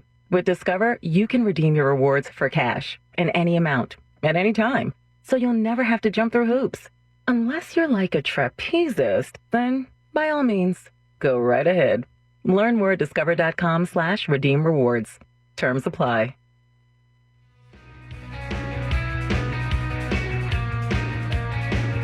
10-7, number 5 Notre Dame leading second-ranked Ohio State at the half. Jason Horowitz, glad to welcome you back to Westwood One's coverage of college football from our Progressive Insurance Studios. Progressive is here to help you score big savings. To see how much you can save on auto insurance, visit Progressive.com. All right, keep it going on with what happened across the country today. 13th ranked NC State on the road at East Carolina. The Wolfpack highest preseason ranking, first preseason ranking since 2003. But it was East Carolina scoring a touchdown with 3 minutes to go in the ballgame. But kicker Owen Daffer missed the extra point. They got back in position, and he missed a 40-yard field goal as time expired. NC State escaped Greenville with a 21-20 win over East Carolina. Meanwhile, North Carolina on the road at Appalachian State. North Carolina had a 41-21 lead to start the fourth. That's when things got nuts. App State came all the way back to tie it. North Carolina back in front 56-49. App State scores with 30 seconds to go, goes for 2. They don't get it. They try the onside kick. North Carolina recovers and takes it to the house for a touchdown. 63-55 with like 20 seconds to go. Enough time for App State to score, but they needed 2. But here we are from the 3. Bryce out of a pistol set. 3 receivers left. Brings Davis in motion. Bryce gonna pull it on the read option. Makes a juke. Trying to dive forward. Does he get there? Dives for the goal line. No, he's gonna be short. A very disappointed Adam Witten from Learfield on the call. North Carolina leaves with a 63-61 win, despite giving up 40 points in the fourth quarter to the Mountaineers, who, by the way, next week will take that offense to 6th-ranked Texas A&M. They shut out Sam Houston State today, 31-0. Haynes King returned from injury from last year, got to start over LSU transfer Max Johnson for Jimbo Fisher. Number 8, Michigan returned. Remember last year's trip to the college football playoff? They looked good today against Colorado State, 51-7. They've got a quarterback decision, though. Jim Harbaugh earlier this week said Cade McNamara would start this week. J.J. McCarthy would start next week. McNamara did not play well, 9 of 18 for 136 yards. Nobody played well for Iowa's offense. They beat South Dakota State 7-3. Wasn't a touchdown. Pair of safeties and a field goal for the Hawkeyes, who finished with 166 yards of offense. Meanwhile, tonight, number 18, Wisconsin, home for Illinois State. The Badgers ran 3 plays in the first quarter, but led 7-0 thanks to a 100-yard pick 6. Fourth play from offense, this one was good. First and 14, handoff to Braylon Allen. Up the middle, slips through at the 10. He's at the 20, at the 30, Allen to the 40. Front race to the house. He's at the 40, at the 30, right side 20, 10, 5. Touchdown, Wisconsin. Braylon Allen, 96 yards. Wisconsin's Matt LePay from Learfield on the call. They lead Illinois State 31-0. 2 minutes to go in the third quarter. Number 20, Kentucky, was struggling at the half with Miami of Ohio. They led by 3. They got a 100-yard kick return to open the second half. They're up 2 touchdowns. 27-13, 9 minutes to go in the third quarter. 21st ranked Ole Miss without Matt Corral, not as explosive. 28-10 in the opener. They knock off Troy. Meanwhile, triple overtime. But number 24, Houston, wins on the road at UTSA, 37-35. It is 10-7. Notre Dame's defense, story of the first half, leading Ohio State at the break. We'll go back to Ryan Radke, Derek Rackley. Get you ready for the start of the second half when we return. This is Westwood One's coverage of NCAA football. After a car accident, you can feel like you've lost control. I'm Mark Anajar from the law offices of Anajar & Levine. After the crash, call the police and document the scene by taking photos of all the vehicles involved. If you were injured, get medical attention as soon as possible. If you've been involved in a car accident, call the law offices of Anajar and Levine at 1-800-747-FREE. That's 1-800-747-3733 for a free consultation. And take back control of your life. Office in Orlando. Get your home inspected immediately after the storm from Air Quality Assessors. Indoor moisture mapping, engineering, roof inspection, and water and mold testing. We bill directly to insurance and no money out of your pocket. 1-844-CALL-AQA or visit airqualityassessors.com. Paid non-attorney spokesperson. The Settlement Specialist, LLC, is responsible for the content of this ad. Attention. This is an important message for anyone that spent time at Camp Lejeune, North Carolina. If you or a family member lived, worked, or served at Camp Lejeune at any time between August 1st, 1953 and December 31st, 1987 and developed a serious health condition, you may be entitled to significant cash compensation. Call 800-517-1246 now to see if you qualify. That's right, studies have found the water at Camp Lejeune was contaminated with toxic chemicals for decades, causing serious health conditions such as bladder, breast, or kidney cancer, Parkinson's, leukemia, and non-Hodgkin's lymphoma. Congress has approved and President Biden has signed a new law allowing anyone that spent time at the base affected by injury to seek the justice they deserve. Billions of dollars have been set aside by the government to compensate victims. If you or a family member lived, worked, or served at Camp Lejeune during this time and developed a serious health condition, you may be entitled to significant cash compensation even if you were denied a disability claim in the past. Call 800-517-1246 now to see if you qualify. Hurry, time is limited. Call 800-517-1246. That's 800-517-1246. 800-517-1246. Looking for cheap flights or cheap tickets? Call the low-cost airline travel hotline now for prices so low we can't publish them anywhere. We'll even save you money with cheap travel deals on hotels, rental cars, even complete travel packages. Call us first for the absolute cheapest prices on U.S. and international airline tickets and hotels. 802-341-4542. 802-341-4542. That's 802-341-4542. Mr. Clean, Mr. Clean. I hate the struggle of tough, greasy messes on my stovetop. So I just freak, wipe, and I'm done. When I'm frustrated with stubborn bathtub soap scum, I just freak, wipe, and I'm done. Mr. Clean Clean Freak delivers an innovative cleaning experience with a powerful deep cleaning mist that starts working on contact to break down tough messes in seconds. Just freak, wipe, done. Hi, this is Earl Ron. With New South Windows, you don't have to sacrifice energy efficiency for storm protection. Our products are ENERGY STAR rated and made with impact and non-impact options, giving you the best of both worlds. Buy more, save more. Volume discounts up to 30%. Visit newsouthwindow.com. Ryan Radke, Derek Rackley back in Columbus, where at halftime the Notre Dame Fighting Irish lead the Ohio State Buckeyes by a score of 10-7. Taking a look at some of the first half numbers, Notre Dame outgained Ohio State in that first half, 181-149. Tyler Buckner making his first career start at quarterback for Notre Dame, 8 of 10 for 128 yards in the first half.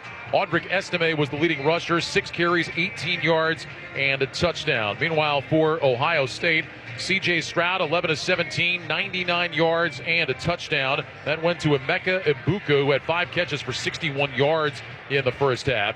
Travion Henderson, 5 carries, 36 yards. Meanwhile, Jackson Smith and Jigba, little dinged up on and off the field in the first half. He had just 2 catches for 3 yards. Time for Derek Rackley's Keys to the Second Half, sponsored by Swiffer.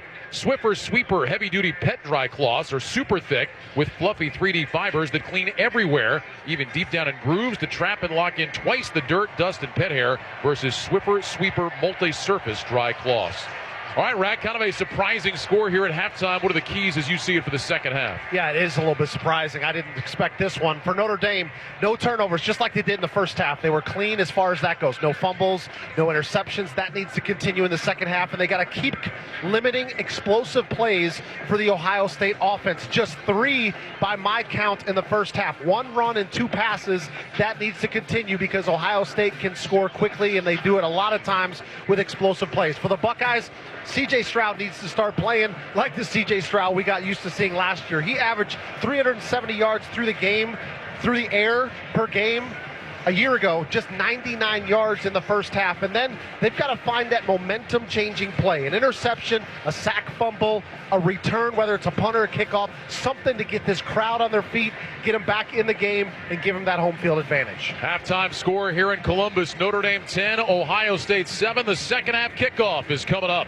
You're listening to NCAA football on Westwood One. If this were a Reese's TV ad, you'd be staring at a Reese's peanut butter cup. And sure, my voice is peanut buttery smooth, but still, you need to see the peanut butter cups, right?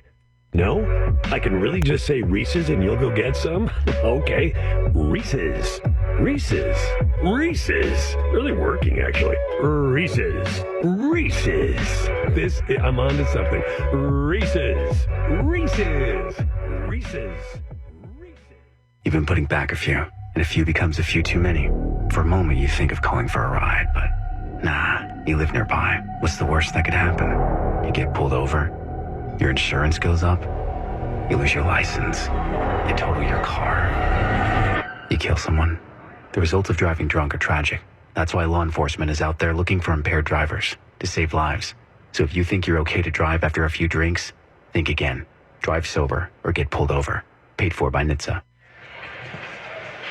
Welcome back to Ohio Stadium in Columbus. Along with Derek Rackley, I'm Ryan Radke. You're listening to the 5-Hour Energy College Football Game of the Week on Westwood One. 5-Hour Energy is the one when you got to get stuff done.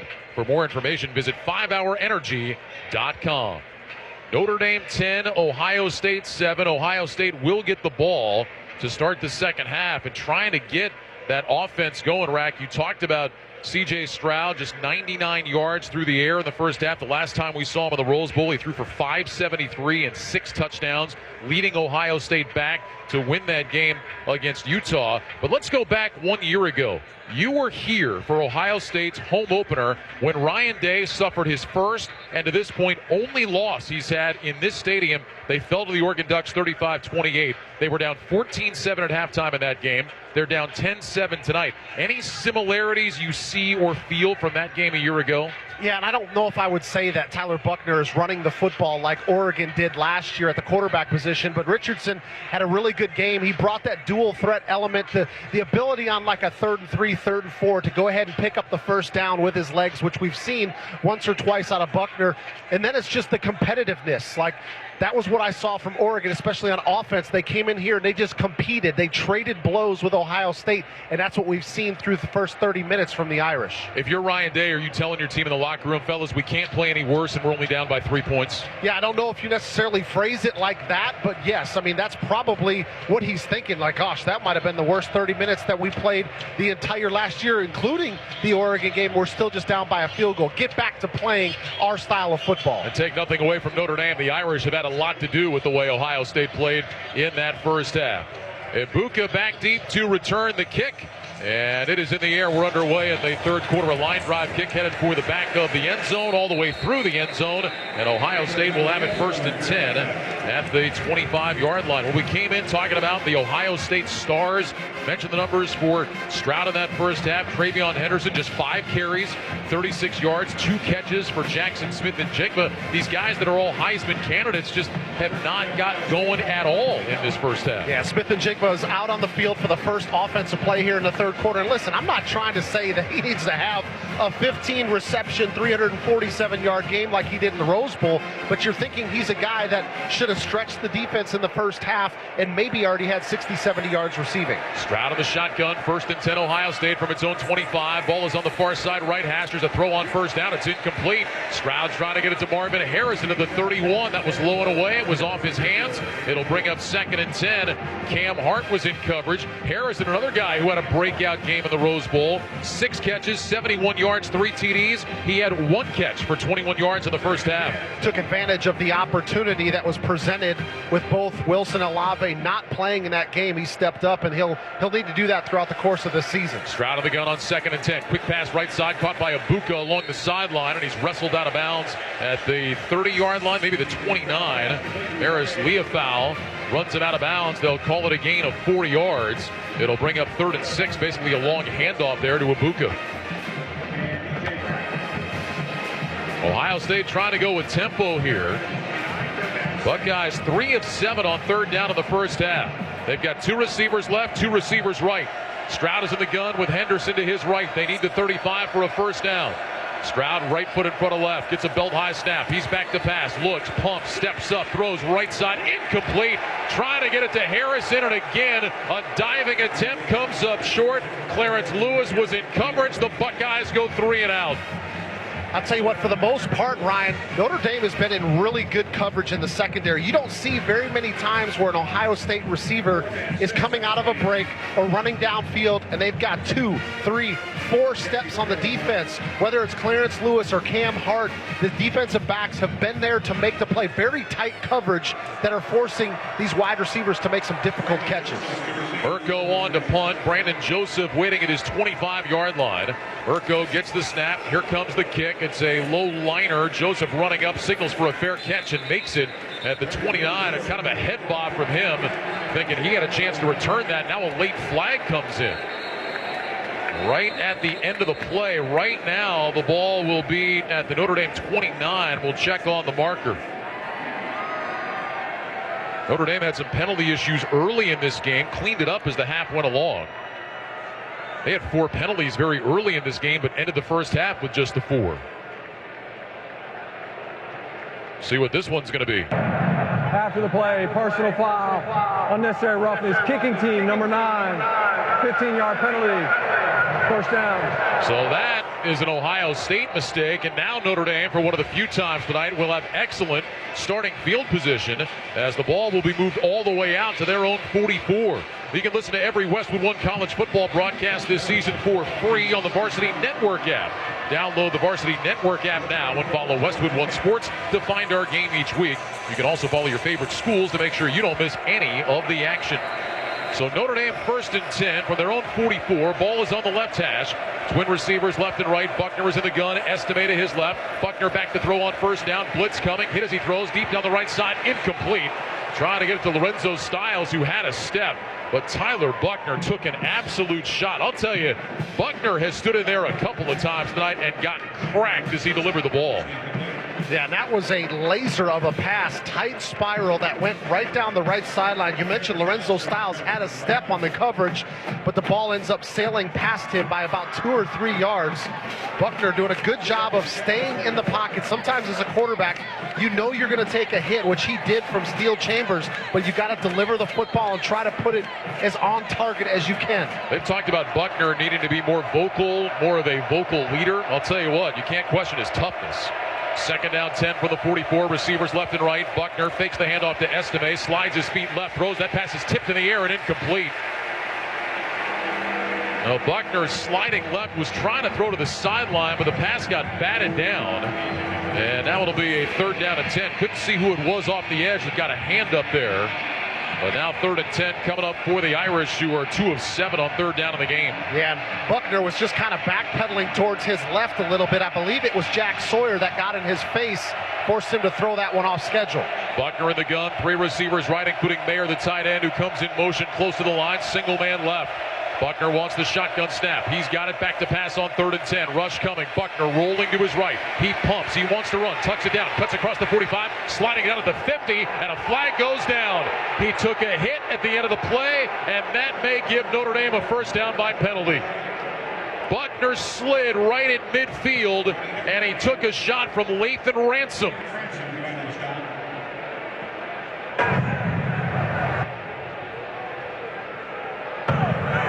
After the play, personal foul, unnecessary roughness, defense, number 12, 15-yard penalty, first down.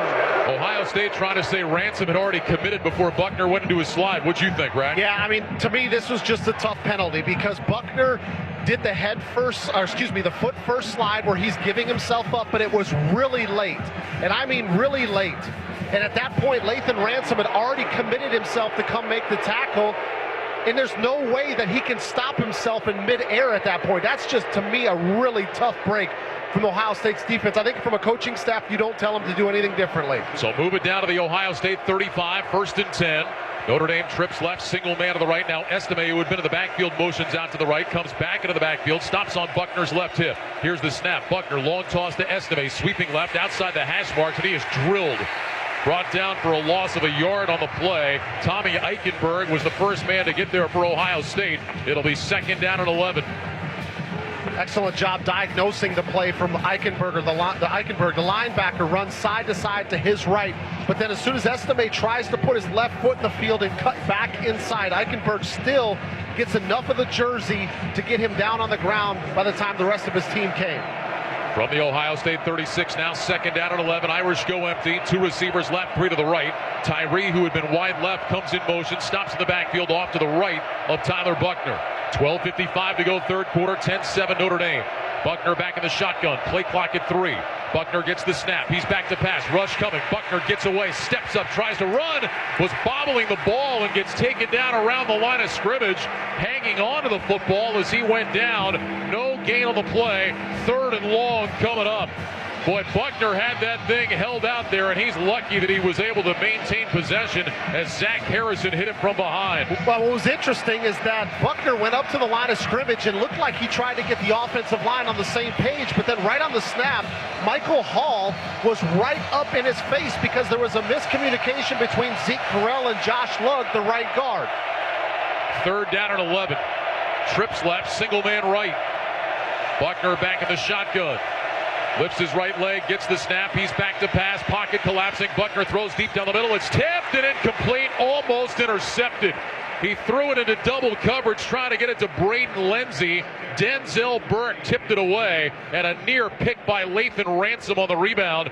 4th down coming up for Notre Dame. Yeah, and Ronnie Hickman, the safety, number 14, he kind of backpedaled his way right underneath Braden Lenzy, so there was a lot of red jerseys in the vicinity. Actually, pretty good protection up front by the offensive line for Notre Dame, giving Tyler Buckner enough time to throw the football, but a dangerous decision here on where he tried to slip that ball in. John Sott is going to come on to punt on 4th and 11 from the 36-yard line.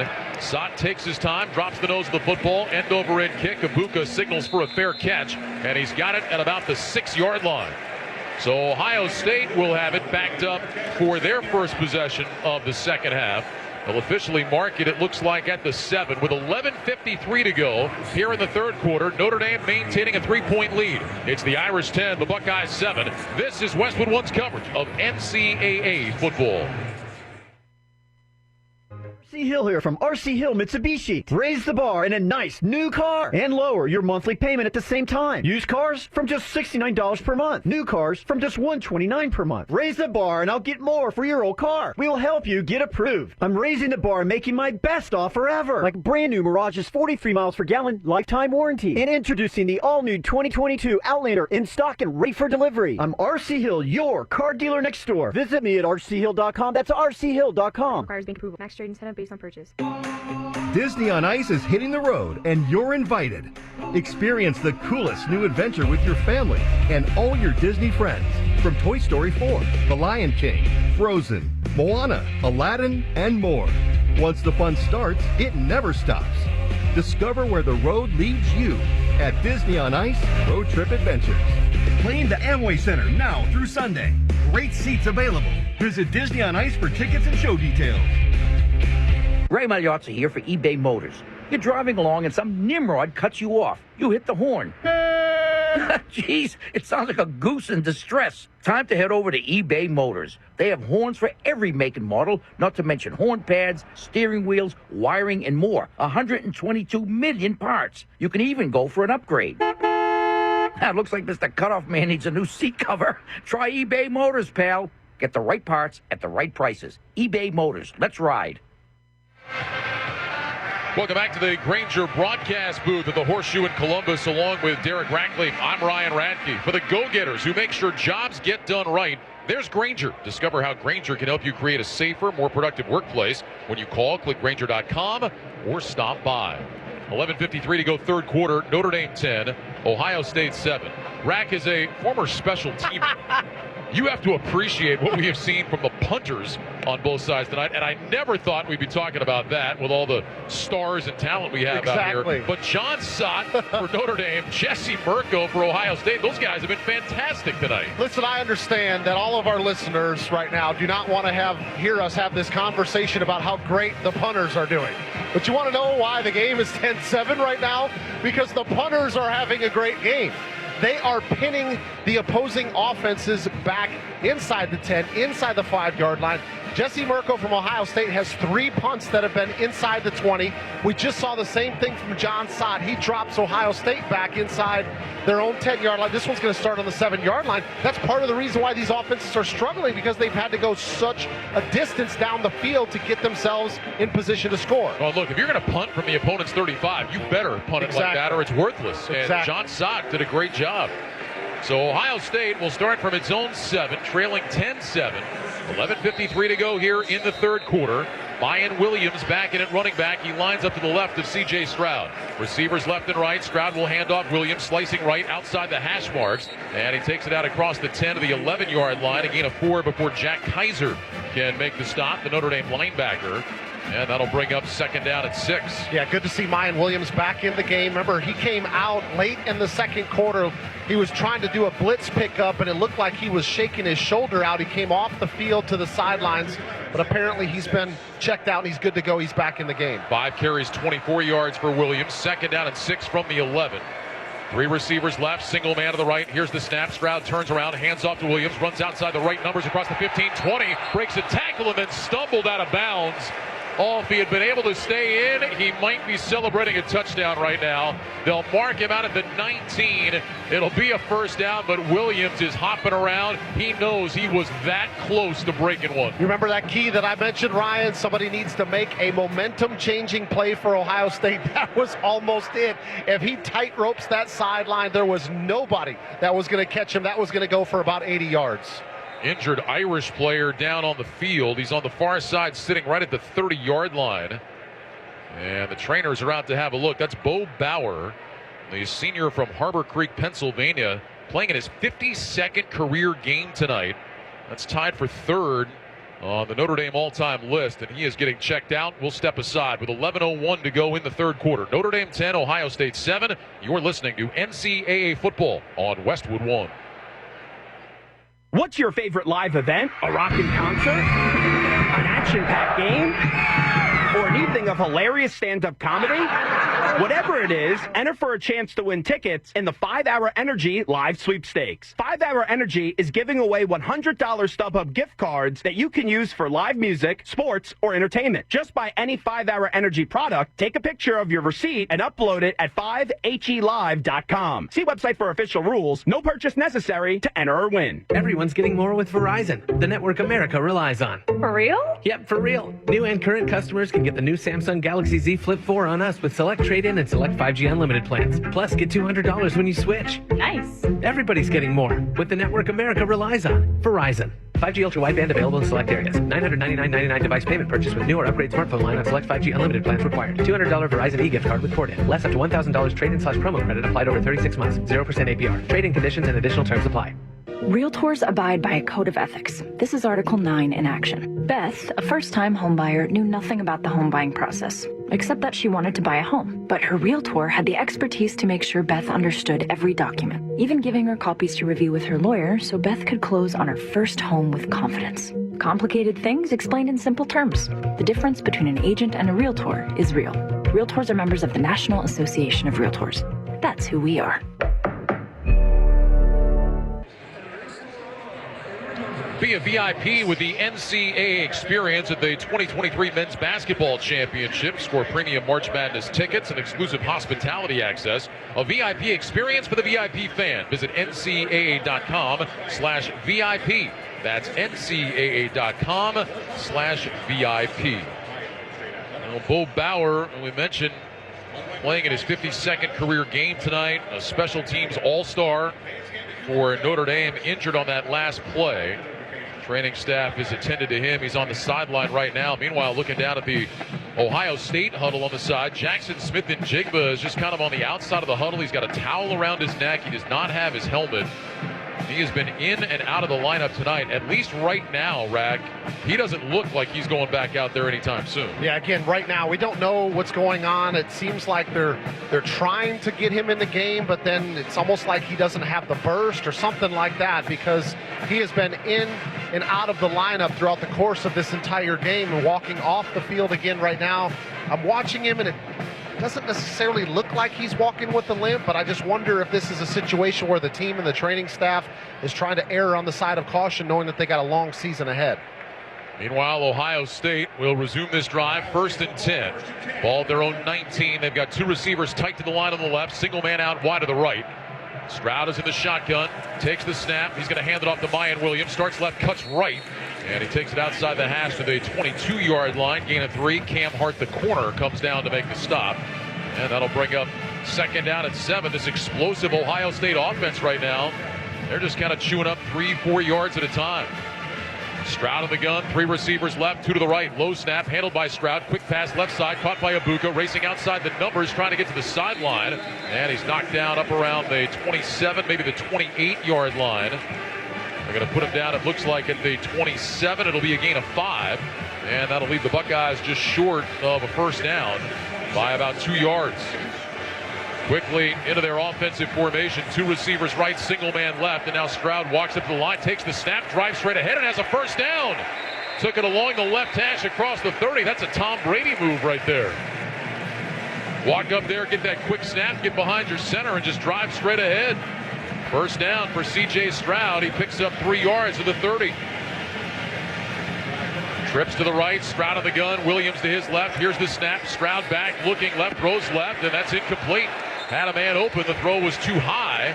Tight end Cade Stover, who made a terrific one-handed grab earlier, tried to pull that one in, but a little bit too much mustard on it, off his hands. It'll be 2nd down at 10. Yeah, it's Cade Stover, 255 pounds, 6'4", runs pretty well, pretty good corner route there. It just looks like C.J. Stroud put a little bit too much on it. The ball sails over the top of Stover's head. Twin receivers left and right, 2nd down at 10, Ohio State. Ball on the near side left hash at their own 30-yard line. Stroud stands up, looks over at the sideline. Mayan Williams remains in there as the running back. 9:52 to go, 3rd quarter. Notre Dame 10, Ohio State 7. Stover in short motion from the left. Here's the snap. Stroud fakes the handoff, looks under pressure, spins, rolling to his left, throws to the sideline. Stover makes the catch and backs out of bounds at about the 34. So a short gain of 4 yards that time. And that'll bring up a 3rd down play as C.J. Stroud able to get that one to the sideline. I said that it was Stover. It's actually Jaden Ballard, 9, not 8, that made that catch. Brian, I'm watching Notre Dame's defense, and they're playing a lot of 2 safeties high. And the reason why I say that, I don't feel like Ohio State has attacked the middle of this defense. I feel like they need to start running some players down the middle of the field, get those 2 safeties out of there and stretch the field. 3rd and 6, shotgun snap. Stroud fakes to his right, rolls to his right, being chased, throws to the sideline. That's caught, but short of the 1st down. Ibuka coming back, made the catch, but right around the 38. That's 2 yards shy of the 1st down. 4th down for Ohio State. And the punt team coming out again for the Buckeyes. You know, I make that comment, Ryan. I mean, doesn't it seem like everything that we're seeing from C.J. Stroud is going towards the sideline? Everything is going to the Notre Dame sideline, to the Ohio State sideline. They're just not attacking the middle of this defense. And you know they've got the athletes. They've got wide receivers. You can't tell me Jackson Smith-Njigba, because he's out of the game, is the only one that can get in the slot and attack the middle of this defense. They got to start taking some shots downfield. Mirko on to punt. Brandon Joseph standing back at the 20-yard line. Here's the snap. Mirko rolls to his right, hits an end-over-end punt. Joseph backing up, signals for a fair catch, and he's got it at his own 12-yard line. So another good punt by Mirko for Ohio State. Notre Dame will have it at their own 12, 1st and 10 after a 50-yard punt. A reminder to join us for our next NFL broadcast this Thursday night, the regular season opener, as the Super Bowl champion Los Angeles Rams host the Buffalo Bills. The great Kevin Harlan and Hall of Famer Kurt Warner have all the action beginning at 7:30 p.m. Eastern. NFL Network's Rich Eisen hosts the pregame and halftime shows on most of these same stations on the NFL app, or stream for free on our website, westwoodonesports.com. You know what I heard there? What's that? The great Kevin Harlan. That's right. I hope one of these days somebody says that about me. Not Kevin Harlan, though, by the way. 1st down at 10 from the 12. Here's the snap to Buckner, handed off to Estime. Puts 2 hands over the football, looking for a crease up front. He's able to spin his way forward for a yard. Out to the 13. Ty Hamilton on the stop. And that'll bring up 2nd down at 9. I'm sure someday someone will say that about you. Right, that's all you got to hope for. Your daughters think you're great. So one of them does consolation. Anyway. We'll talk about that later. Okay. 2nd down at 9 coming up for Notre Dame. 2 receivers go wide to the left side, 2 tight ends right. Buckner falls back into the shotgun, 3 down lineman for Ohio State.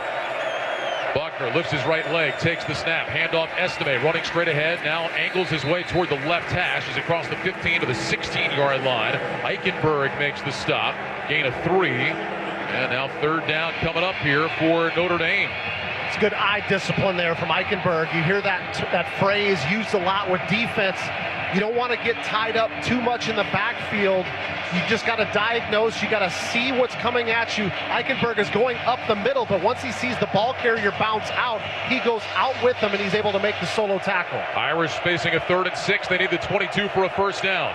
Trips right, single man left.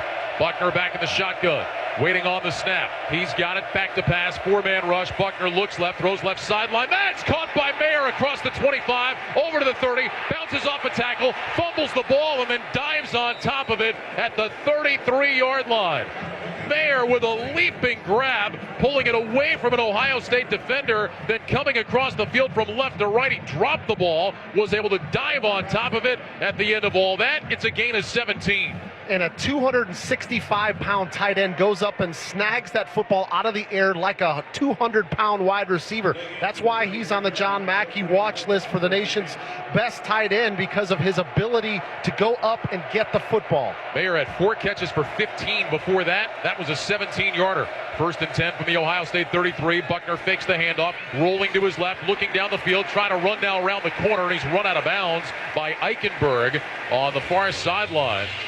Could not get away from the Ohio State defense trying to outrun him on the edge. Ronnie Hickman was the first man that forced him toward the sideline, and then Eichenberg took him out. They'll officially call it a loss of 1. That'll bring up 2nd down and 11. Yeah, good pursuit angles by both of those players, especially Eichenberg. Again, running sideline to sideline. I've been impressed with him in this game.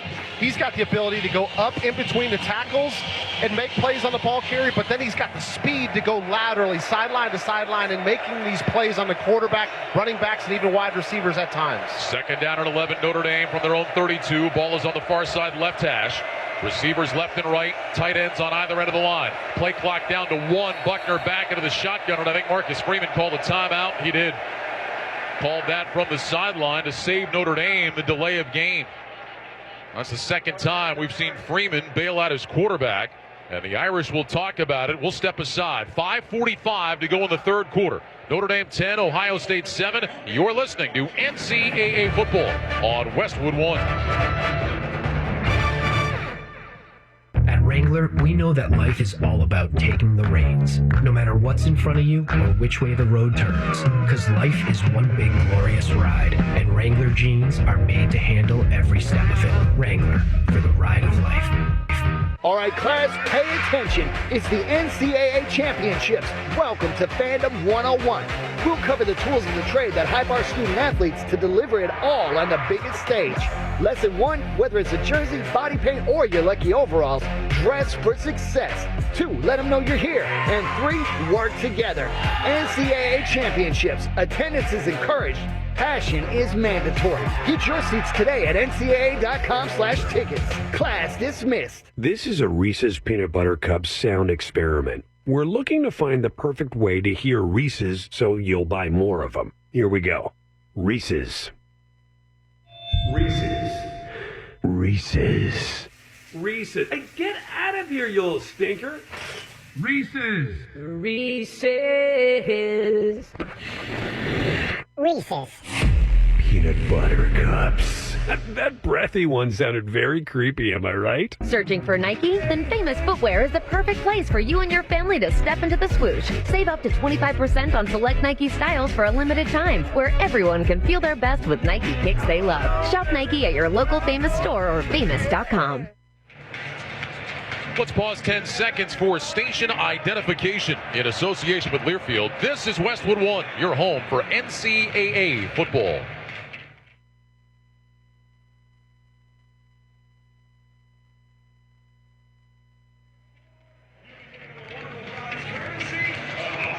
Along with Derek Rackley, the rest of our great Westwood One crew, Ryan Radke with you here in Columbus with 5:45 to go. In the 3rd quarter, Notre Dame 10, Ohio State 7. It's never okay to drive stoned. You put yourself and others in danger. If you've been using marijuana in any form, do not get behind the wheel. If you feel different, you drive different. Drive high, get a DUI paid for by NHTSA.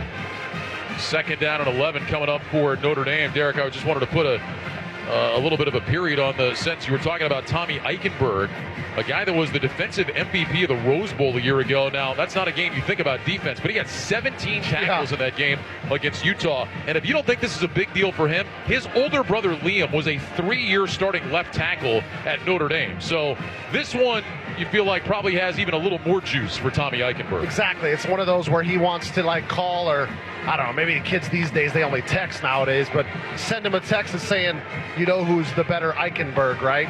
He's still got a lot of work to go for that to happen, but he's definitely wanting to rub it in brother's face a little bit. 7 tackles for him tonight, leading the Ohio State defense. Second down and 11 coming up for Notre Dame. Audric Estime back in at the running back spot. Tyler Buckner at quarterback. Buckner 9 of 14 for 145 yards. He's also run 8 times for 20 yards in the game. Estime is actually lined up split wide to the left. Tyree is in the backfield to Buckner's left. Here's the snap. They're going to toss it out to Tyree, running left toward the sideline across the 35, and he's knocked out of bounds on that far left sideline by Lathan Ransom. Guy that missed spring ball after getting hurt in the Rose Bowl, but he is back. 3rd-year man out of Tucson.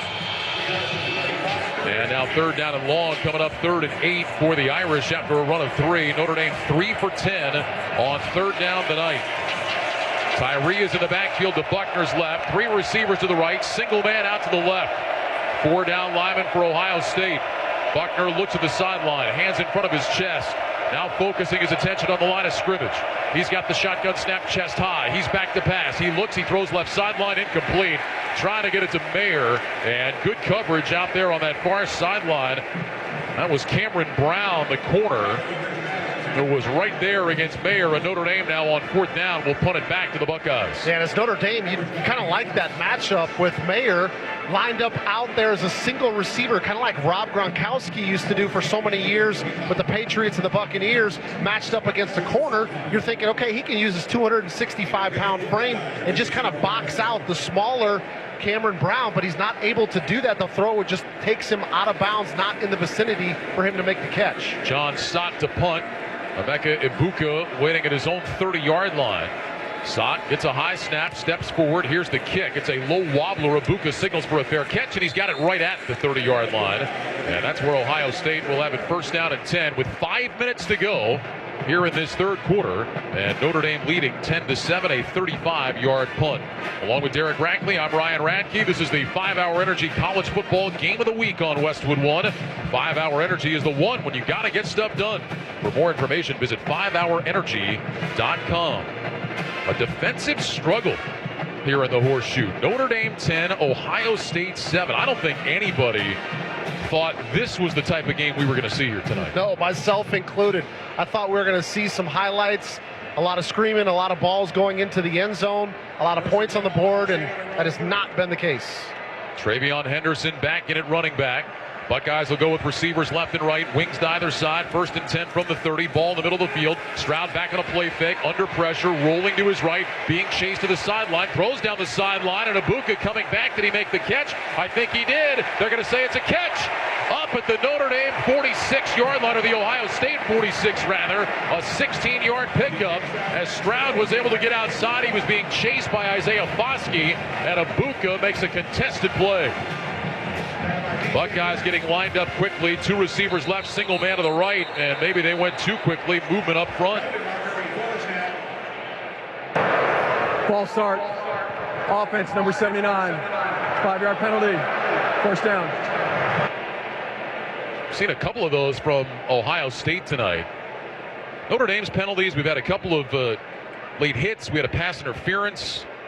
Ohio State's had a couple of false starts. I guess you expect some of those early in the season. Yeah, and I don't know if that was just a lack of communication on behalf of C.J. Stroud, because, yeah, they called that on DeJuan Jones, but Cade Stover also moved towards the line of scrimmage as well, so he was expecting the ball to be snapped. Move it back to the 41, 1st and 15. 2 receivers left, 2 to the right. Here's the snap. Stroud fakes the handoff, looking to his left, throws left to the sideline. That's caught across the 50, out of bounds in Notre Dame territory at the 48. Marvin Harrison makes the catch. Stroud has short-armed him a couple of times tonight. He put that one on the money, though. And it's a gain of 11 yards. Puts that ball on the outside shoulder for Harrison, so he's the only one that can make the play on the ball. 2nd down and 4. Here's the snap. Toss it to Henderson, running near side left along the numbers across the Notre Dame 45. And he's got a first down to the 43-yard line. So Travion Henderson with a first down run. Gain of 5 yards. Bosky on the stop. Just the 6th rushing attempt of the night for Travion Henderson, who had such a big season a year ago, running for 1,248 yards and 15 touchdowns. He had 4 other touchdowns through the air. Slot right, single man left. 1st and 10, Ohio State. Ball at the Notre Dame 43. Stover, the tight end, in motion from right to left. Stroud back in the shotgun. Ryan Day now holding up both hands, screaming instructions from the sideline. Stroud walks up toward the line of scrimmage. Henderson moves behind him in a pistol set. Play clock down to 3. Stroud wants the snap. He's got it. Handed off Henderson. Running left outside the numbers across the 40. Down the sideline 35. Lowers his head and goes out of bounds right around there. They'll give him progress down to the 34. And a little yapping after that one. Henderson a collision with Benjamin Morrison on the sideline. It's a gain of 9. And that was still a really good run, but I'd love to see Henderson continue to press that ball up in between the tackles. Here's the snap. Stroud give it to Henderson again, running left outside the hash. Not much, but enough, it looks like, for the first down. He only needed a yard. That's exactly what he got. Dives ahead to the 33. Howard Cross with the tackle. It'll be 1st and 10 for Ohio State. 2:44 to go in the 3rd quarter. 10-7 Notre Dame. Let me finish that thought on Henderson real quick, because a lot of times if you fall in love with bouncing things outside, number 1, you're going to end up running into the sideline. Number 2, as you play against the premier teams in college football at the next level, their speed is going to catch you. Sometimes you got to trust it up in between the tackles, and you can catch a cutback lane to turn into a huge running play. Twin receivers left and right. 1st and 10 for the Notre Dame 33. Stroud is back. Lobs it down the left side for Harrison. Incomplete. Looking for kind of a back shoulder throw there. Morrison again was in coverage. And it'll bring up 2nd down and 10. Word from the Ohio State sideline. Jackson Smith-Njigba officially is done for the night. No official word on what's going on, but we will not see him return to the game tonight for the Buckeyes. And that's definitely a blow to this offense. And they're going to need guys like Marvin Harrison Jr. to step up. And this ball just, again, no chance from C.J. Stroud for Harrison to make a play on the ball.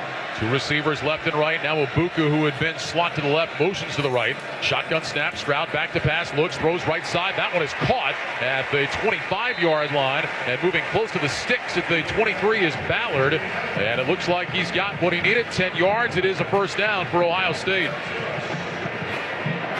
Continuing to try to go with this tempo. They don't always go fast, but they get their offensive line up to the line of scrimmage. They don't substitute, so it kind of forces Notre Dame to keep their players on the field as well. But sometimes they'll go fast. Sometimes it's just a hurry-up look, but they're looking to the sidelines. 1st and 10 from the Notre Dame 23. Ball in the middle of the field. Stroud in the gun with Henderson to his right. Here's the snap. Stroud will hand it off. Henderson running left between the hash marks. And it crashes across the 20 down to the 19-yard line. Gain of 4 for Travion Henderson on first down. Justin Ademilola with the stop. 2nd down and 6 here for Ohio State. Boy, first time in a long time we've seen Ohio State have a little rhythm offensively. Yeah, and it's been a very methodical drive. It hasn't necessarily been big pass plays downfield. They're just kind of getting 4, 5, and 6 yards at a time. 2 receivers right, single man left. Stroud in the gun takes the snap. Blitz coming. Stroud back, looking. Here comes the pressure. Flags everywhere. Stroud rolling left, lobs it down the field, incomplete. Was trying to get it to his receiver around the 10-yard line. That was Xavier Johnson, a grad student from Cincinnati. He could not make the catch. Multiple flags down. We'll see about the call. It was in the area of holding. See if that's what the call is.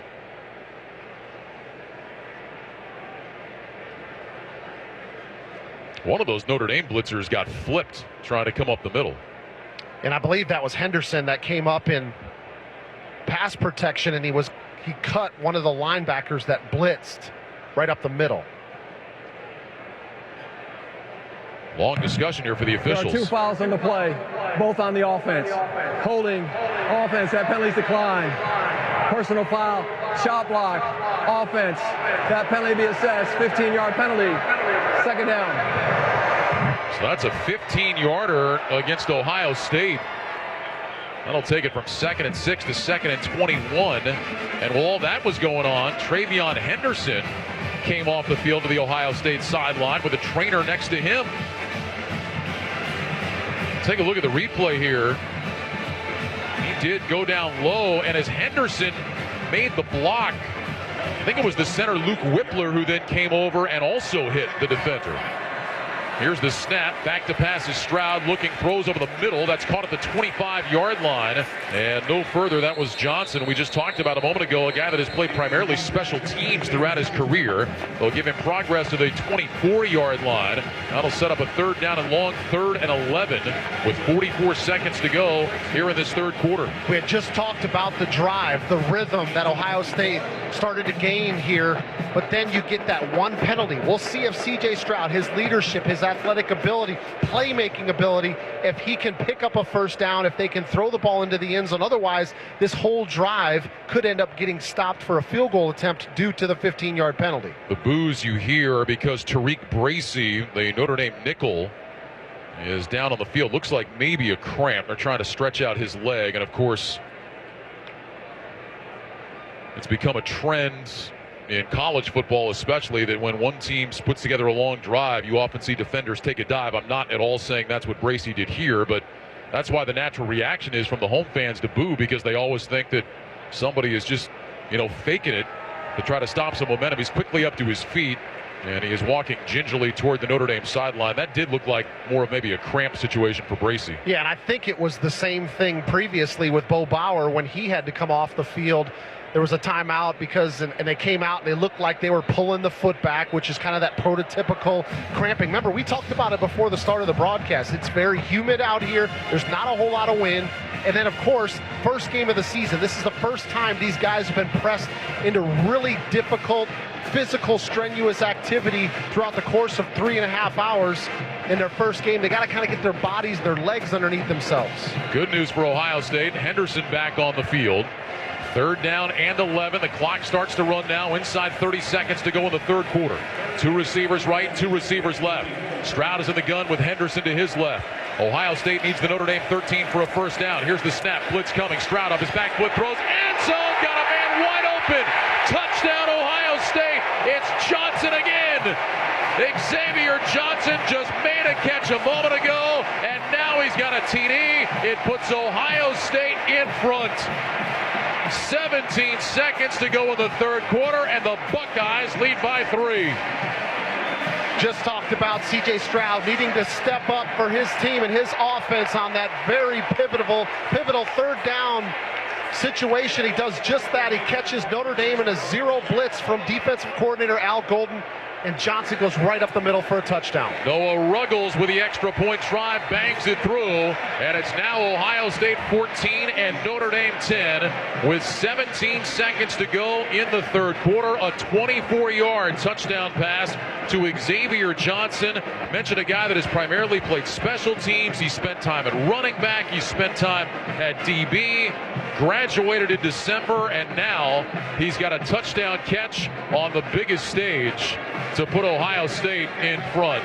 That's a great story for Xavier Johnson. Absolutely, and I talked about play design a little bit. When I say zero coverage, that means that it's man-to-man all the way across the board with no safety help in the middle of the field.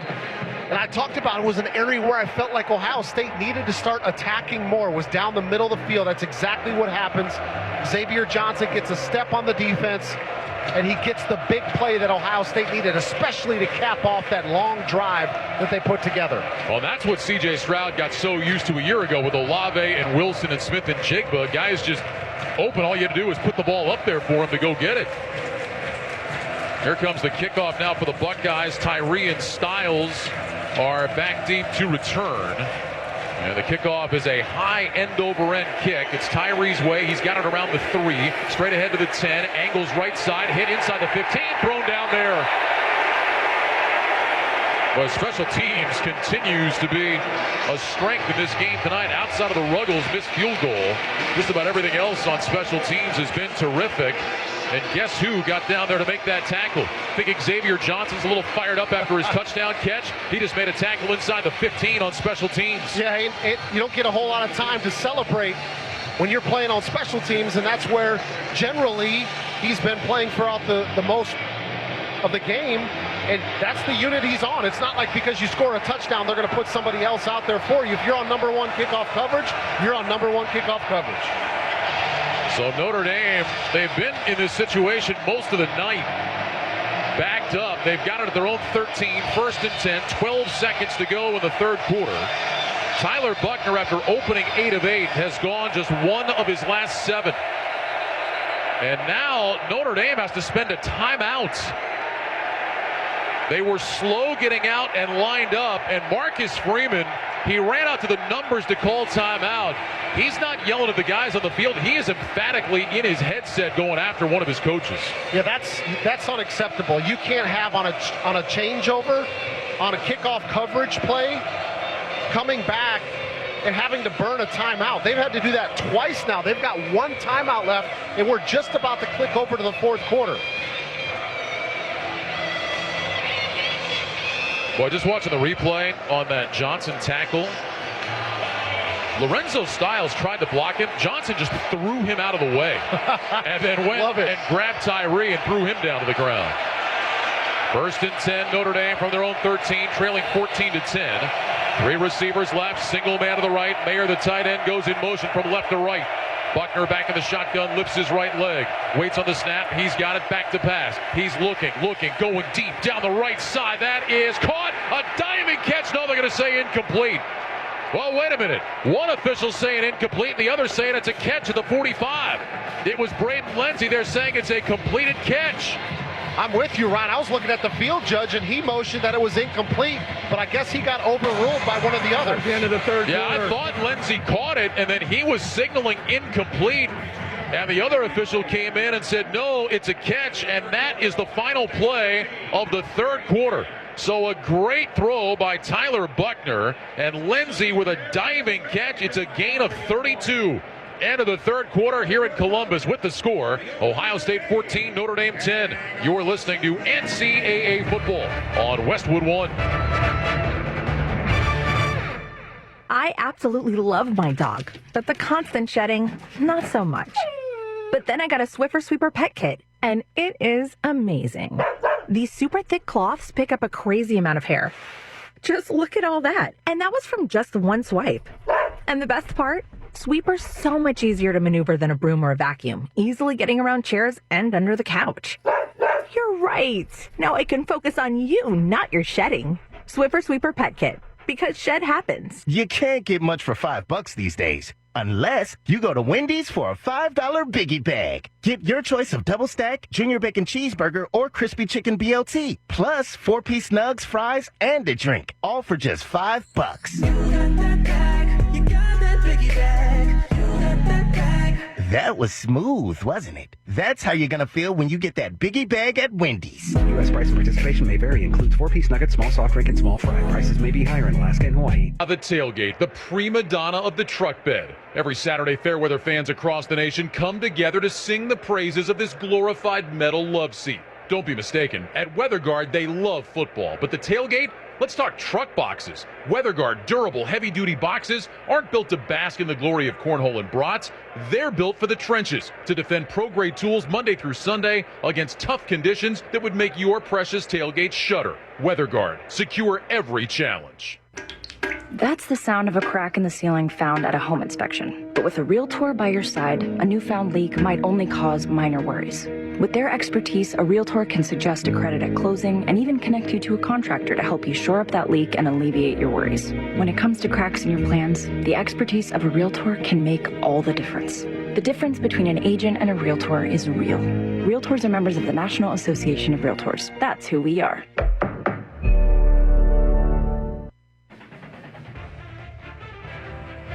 Jason Horowitz back with you in our Westwood One studios. Get you back to Columbus for the start of the fourth quarter with the Buckeyes and the Fighting Irish in a moment. But an update of what else is going on around the country. Florida has just pulled in front of number 7 Utah, 29-26, 1:15 to go. Quarterback Anthony Richardson's third rushing touchdown of the game has given the Gators the lead. Keep you up on that coming up throughout the day. That obviously a lot closer than the earlier game today between the Pac-12 and the SEC, where third-ranked Georgia blew out number 11 Oregon 49-3. Largest ever win over a ranked opponent in Bulldogs history. Nice start for the defending national champs. Same thing for the team that they beat in the championship game, Alabama. Nation's number 1 beating Utah State 55-0 as they head to the fourth. We head back to the Horseshoe. Ryan Radke and Derek Rackley. All right, Jason, ready to start the fourth quarter here in Columbus. Ohio State leading Notre Dame by a score of 14-10, but the Irish coming off a big play. That last play of the third quarter, a diving 32-yard catch from Braden Lindsey. And Rack, I think the officials, or at least the second official, got the call right. Yeah, we got a chance to see the replay going through break, and it was an outstanding reception. The ball does move a little bit, but Lindsey had his hand underneath it the whole time. I think if Notre Dame finds a way to come back and win this game, we're going to look back at least 3, if not more, catches that these wide receivers and tight ends have made that have either been game-changing plays or drive-continuing catches to keep the offense on the field. Notre Dame will go empty, 1st and 10 from their own 45-yard line, moving right to left. Ball is on the far side, right hash. 3 receivers left, 2 to the right. Tyler Buckner, 10 of 18 throwing, is in the gun, brings Tyree in motion for the left, hands it off to him on the jet sweep, finds a lane across the 50, down across the 45, and he's pulled down at the Ohio State 41-yard line. So the speedster, Chris Tyree, lining up wide to the right, runs that jet sweep to perfection, picks up 14, and a first down before Cody Simon could make the tackle. Basically doubles his production. He had 4 carries for 14 yards leading up into that play, but the timing was perfect on it between Tyler Buckner and when Chris Tyree ends up getting the football right after the snap. He's got a full head of steam as he gets around the corner. Tyree lines up in the backfield, 2 receivers to the right, 2 tight ends left. Buckner in the gun, waits on the snap. He's got it, and he's going to fake the handoff to Tyree. Backpedaling, lobs it up down the left sideline, incomplete, and flags down. Matt Salerno was running the route, and a flag comes in. Cameron Brown was in coverage, and they're going to maybe call this against Notre Dame. Pass interference, offense, number 29, 15-yard penalty, first down. Well, Rack, I was going to say, I thought Brown did a pretty good job of getting inside Salerno and just kind of using his body to force him out. Yeah, and then it looked like Salerno just trying to push him and run over the top of him. The officials right there calls it against Notre Dame, backing them up. So move it back into Irish territory at the Notre Dame 44-yard line. First down at 25 now. Logan Diggs back in the backfield, lines up to the left of Buckner. Trips right, single receiver left. Buckner gets the shotgun snap. He's going to fake the handoff to Diggs, running right in between the hash marks, and he takes it across the 50. Back into Ohio State territory at the 49-yard line. Eichenberg with the stop. Gain of 7 yards on that run by the quarterback, Tyler Buckner. We talked about it a little bit in the first half, Ryan, and I'm with you. I love his toughness, but I don't know what kind of lasting power that has throughout the course of a long season with your quarterback. At some point, you're going to take a hit that you potentially don't need to take, trying to run the football that physical from that position. 2 receivers stacked wide to the right side. Diggs moves to the left of Buckner. He'll bring a receiver in motion for the right. That's Tyree. Handed off in the jet sweep again. He stumbles trying to make a cut, and he got back to the line of scrimmage. Eichenberg again was right there. Tyree tried to stick his foot in the ground, slipped a little bit, and Eichenberg made sure he could go no further. 3rd and 18 for Notre Dame. Yeah, I just love watching Eichenberg come downhill. He's not one of those guys that kind of likes to chop his feet or look at it, diagnose it. He's coming downhill to make the play. You slip, you're going to get tackled by Eichenberg. Irish 3 for 11 on 3rd down. 3rd and 18. Ball on the near side left hash at the Ohio State 49. Single receiver to the left on the numbers. 3 receivers, including the tight end Mayer to the right. Buckner up to the line, falls back into the gun. Play clock is at 5. Buckner motions Tyree out to the right, takes the snap. Quarterback draws, starts right, cuts back left, and not much there. Buckner gets a couple of yards, takes it down to the 47, a gain of 2. Eichenberg again was there. Michael Hall with some assistance, and on 4th down, the Irish will punt. Well, the interesting part is right when Buckner got the ball, he was trying to go north and south, and he thought he had a hole, but then there was a swim move by that guy that we talked about in the first half, Michael Hall, and then he just showed his red jersey right in the face of Tyler Buckner. He had to try to cut it back, but by that time, he had to stop his feet. The rest of his defense was there, and Michael Hall comes and makes the tackle. 7th punt of the night for John Sott. He'll again try to pin Ohio State back inside the 10. That's where Ibuka is standing. Here's the snap. Sott takes his time, surveys the field, end-over-end kick. Ibuka coming up. He'll let it go over his head, and it is off the hands of a Notre Dame defender at the 5 and then down at the 2. So John Sott does it again. An end-over-end kick. They will mark it at the 4 and say that's where it was first touched by the Fighting Irish. Ohio State will be backed up. A 43-yard punt, no return. 11:57 remaining in Columbus. Ohio State 14, Notre Dame 10. This is Westwood One's coverage of NCAA football. Non-attorney spokesperson. The Settlement Specialist, LLC, is responsible for the content of this ad. Attention. This is an important message for anyone that spent time at Camp Lejeune, North Carolina. If you or a family member lived, worked, or served at Camp Lejeune at any time between August 1st, 1953 and December 31st, 1987 and developed a serious health condition, you may be entitled to significant cash compensation. Call 800-517-1246 now to see if you qualify. That's right. Studies have found the water at Camp Lejeune was contaminated with toxic chemicals for decades, causing serious health conditions such as bladder, breast, or kidney cancer, Parkinson's, leukemia, and non-Hodgkin's lymphoma. Congress has approved and President Biden has signed a new law allowing anyone that spent time at the base affected by injury to seek the justice they deserve. Billions of dollars have been set aside by the government to compensate victims. If you or a family member lived, worked, or served at Camp Lejeune during this time and developed a serious health condition, you may be entitled to significant cash compensation even if you were denied a disability claim in the past. Call 800-517-1246 now to see if you qualify. Hurry, time is limited. Call 800-517-1246. That's 800-517-1246. 800-517-1246.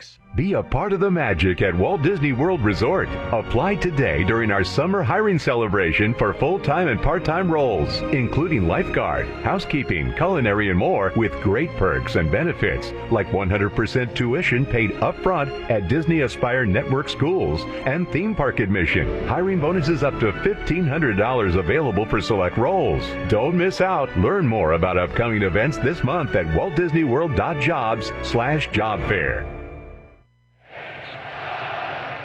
Welcome back to the Grainger broadcast booth here in Columbus at Ohio Stadium, along with Derek Rackley, the rest of our great crew. I'm Ryan Radke. On-the-job MVPs like you rely on Grainger for supplies and solutions for every industry.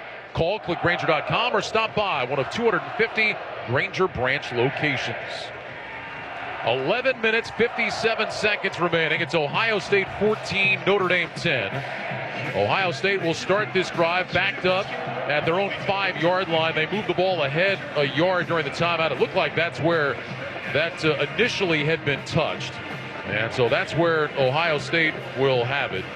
C.J. Stroud, 20 of 30, 187 yards, and a couple of touchdowns. Travion Henderson, 9 carries, 55 yards. If you're just joining us, Jackson Smith and Jigba, couple of catches, 3 yards, has been in and out of the lineup and now has been ruled out for the rest of the game. Stroud has picked it up in the third quarter. He went 9 of 13 for 88 yards and a touchdown. But you mentioned on the last drive, Rack, you think about Ohio State, you think big explosive plays. That last drive was kind of a 3 yards and a cloud of dust drive for the Buckeyes. Until the touchdown. That was like the first time they took one of those shots downfield that worked out in their favor. Otherwise, it was 4 yards, 6 yards, penalty, 6 yards, 7 yards. You know what I'm saying? It wasn't like the 20, 35, 55 for a touchdown, right? First down and 10, Buckeyes at their own 5. 3 receivers right. Stroud is back in the shotgun. Henderson to his left. Henderson takes the handoff, running left. And he gets outside the hash marks and picks up close to 5. Right around the 10-yard line. Jack Kaiser on the tackle for Notre Dame. Second down and 5 coming up for Ohio State. You know, again, I talked about one of my keys to the game was what wide receiver was going to step up opposite of Jackson Smith and Jigba. Well, he's out of the game. So Ryan Day and his coaching staff they're getting no better option but to find out who's going to be these receivers, who's going to be my go-to guys without number 11 in the lineup because he's not playing. They're going to find out early on in the season. Slot right, single man left. Here's the snap. Handoff to Henderson running straight ahead along the left hash. Bounces off a tackle and picks up the first down. Across the 15 to the 17, Riley Mills, the defensive end, with a tackle for Notre Dame. It's a gain of 8 and a first down for the Buckeyes. Emeka Egbuka, 9 catches, 90 yards, and a touchdown tonight for Ohio State. Cade Stover, the tight end, has the next most receptions with 3. Here's the snap. Stroud back to pass, rolling right, throws to the sideline, and it's caught there by Harrison. And they'll mark him out of bounds at the 21-yard line. That'll go as a gain of 4, bring up second down and 6. For Marvin Harrison, that's his 3rd catch of the night. Stroud back in the gun, 2 receivers right, single man to the left. Ball is on the near side right hash. 10.5 to go. Here's a toss play. Henderson running right to the sideline. And he dives out towards the 24. We'll see if they give him the 25. It'll be 3rd down coming up, 3rd down and short. Kaiser again on the tackle, bringing down Travion Henderson. Yeah, Henderson's coming out of the game. Mayan Williams back on the field. They could really use these running backs with one of these running plays for them to get one of those explosive runs, 20, 30 yards. 3rd down and 3 for the Buckeyes. 5 of 11 on 3rd down tonight. Mayan Williams lined up behind C.J. Stroud on the pistol. 2 receivers left, 2 receivers right. Williams now will move up off to Stroud's left. Play clock down to 6. Stroud, hands in front of his chest. He's got the snap. He's back to pass. He's looking to his left. Still looking. Rush coming. Spins, rolling out to his left side. Stroud still looking. Flips his hips. Throws down the sideline. And Williams coming back to the ball. He makes the catch. Williams got a foot down in bounds at the 36-yard line. It's a first down for Ohio State. Well, I thought that was the direction that Stroud was going to go first because he had Mayan Williams running up the sidelines on a wheel route, but Riley Mills flushed him out of the pocket. Gain of 12, quick snap, handoff. Williams running left outside the hash, and he takes it out to the 40-yard line. 4-yard pickup, 2nd down and 6. Kaiser on the stop. Ohio State trying to go with that tempo now. Egbuka, who had been to the right side of the formation, motions out to the left. Pistol look. Here's the snap. Stroud fakes the handoff. Rolling to his right. Stroud looking. Throws to the sideline. Harrison trying to make a diving catch, and they'll say he came up with it. Across the 50 at the Notre Dame 49. Stroud has short-armed Harrison on a couple of those tonight. This time, Marvin Harrison Jr. going down to his knees, hauled it in. Gains 11. First down for Ohio State. Here's the snap and movement. And again, we've seen this a couple of times from Ohio State. Stroud is frustrated. Part of the snap, false start. Offense, number 79. 5-yard penalty. First down. DeJuan Jones, the right tackle. Sometimes it feels like Ohio State is going quickly so they can't review some of these catches. Yeah, but we've seen the replay. They've all been catches. Well, and I think, and they don't know that, right? So they're trying to go quickly, and I think they've got a one-word audible that they say, and they run the exact same play. Because that false start was the same formation and the same movement the last time they had it. Cade Stover's lined up in the backfield behind the right tackle, DeJuan Jones, and those guys ended up moving a little bit soon. So, yeah, they get penalized for the false start, but at least they get the catch, which kind of flipped the field a little bit. Back it up to the Buckeye 46, 1st and 15. Blitz coming. Handoff. Williams straight ahead. Finds a crease across the 50. Angles left. Breaks a tackle. Down to the Notre Dame 45. Still fighting forward to the 44. And now is stacked up and driven backwards. What a run there by Mayan Williams on 1st and 15. He gets a big chunk of that for Ohio State. It'll be a gain of around 10. They'll actually give him progress down to the 43.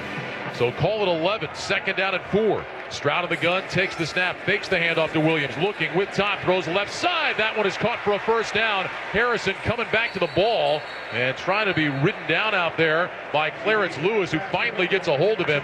That was a dangerous throw, I thought, from Stroud, but Harrison able to come back and just make that catch. It did look like it was kind of fluttering up there a little bit. It was kind of shaded towards the inside of his receiver, Harrison, which what does that do? Ends up bringing it closer to the defensive player. But Harrison's able to come back and make that catch, and then they give him forward progress for the first down. Clarence Lewis, one career interception. It came in Notre Dame's season opener last year against Florida State. 7 minutes, 30 seconds to go, 14-10 Ohio State. They've got the ball at the Notre Dame 34 on the left hash. Slot right, single man left. Pistol formation, handoff Mayan Williams, running right side, takes it outside the hash, now outside the numbers, across the 30 and out of bounds at the 29-yard line. Mayan Williams just kept stretching that out to the right side. Ramon Henderson finally runs him out of bounds, gain of 5. It'll be second down and 5 for the Buckeyes. Clock moving, 7:13 to go. You know, we've been talking about Notre Dame and how their defense has really been competing in this game. We haven't really talked about Isaiah Foskey, one of the best pass rushers in college football, has not really made an impact. A lot of that has to do with C.J. Stroud. He doesn't run the football a whole lot, Ryan, but he does have the ability to get outside the pocket when protection breaks down, to keep plays alive and get away from some of those sacks. Two receivers right, single man left. Stover, the tight end, motions from right to left on 2nd and 5. There's a give to Williams, running left between the hash. Big hole across the 25, inside the 20, cutting right, fighting off tacklers, inside the 15 to the 14. Tariq Bracy finally makes the tackle, but it's a run of 16. Ohio State is in the red zone, 1st and 10. I'll tell you, that play was made by Luke Whippler, the center.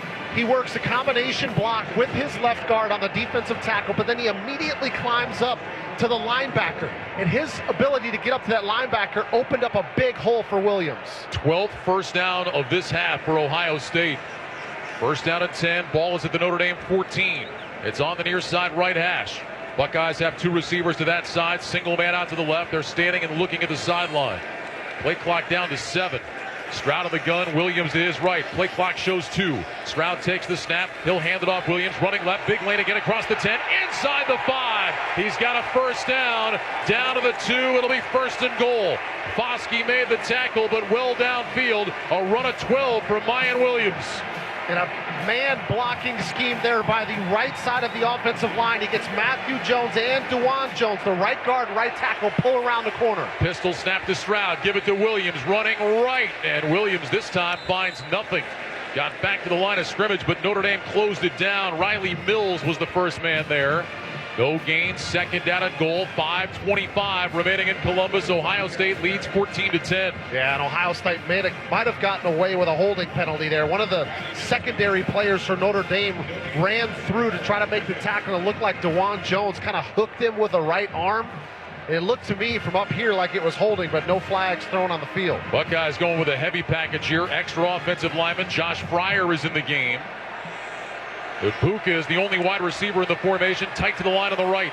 Stroud on the gun, 2nd and goal from the 2. Here's the snap, handed off Williams, dancing to his left, fighting for the end zone. Is he in? He is. Touchdown Ohio State. A 2-yard touchdown run for Mayan Williams. And with 4:51 to go, it's now Ohio State 20, Notre Dame 10 with the extra point try coming up. And Riley Mills, number 99, the defensive end, almost, and I mean almost, stood up Mayan Williams right before he got across the plane, but the official gave it to him. We're seeing a little replay here. It's actually down the same line that the official was looking, and yes, the football ends up breaking the front plane of the goal line. Noah Ruggles on for the extra point, trying to give Ohio State an 11-point lead. Burko, the punter, will hold. The kick is on the way from Ruggles, and it is good. 4 minutes and 51 seconds to go here in Columbus, and Ohio State leads it 21-10. A drive that started back on their 5-yard line. 14 plays, 95 yards, 7:06 off the clock, and the Buckeyes lead by 11. You're listening to NCAA football on Westwood One.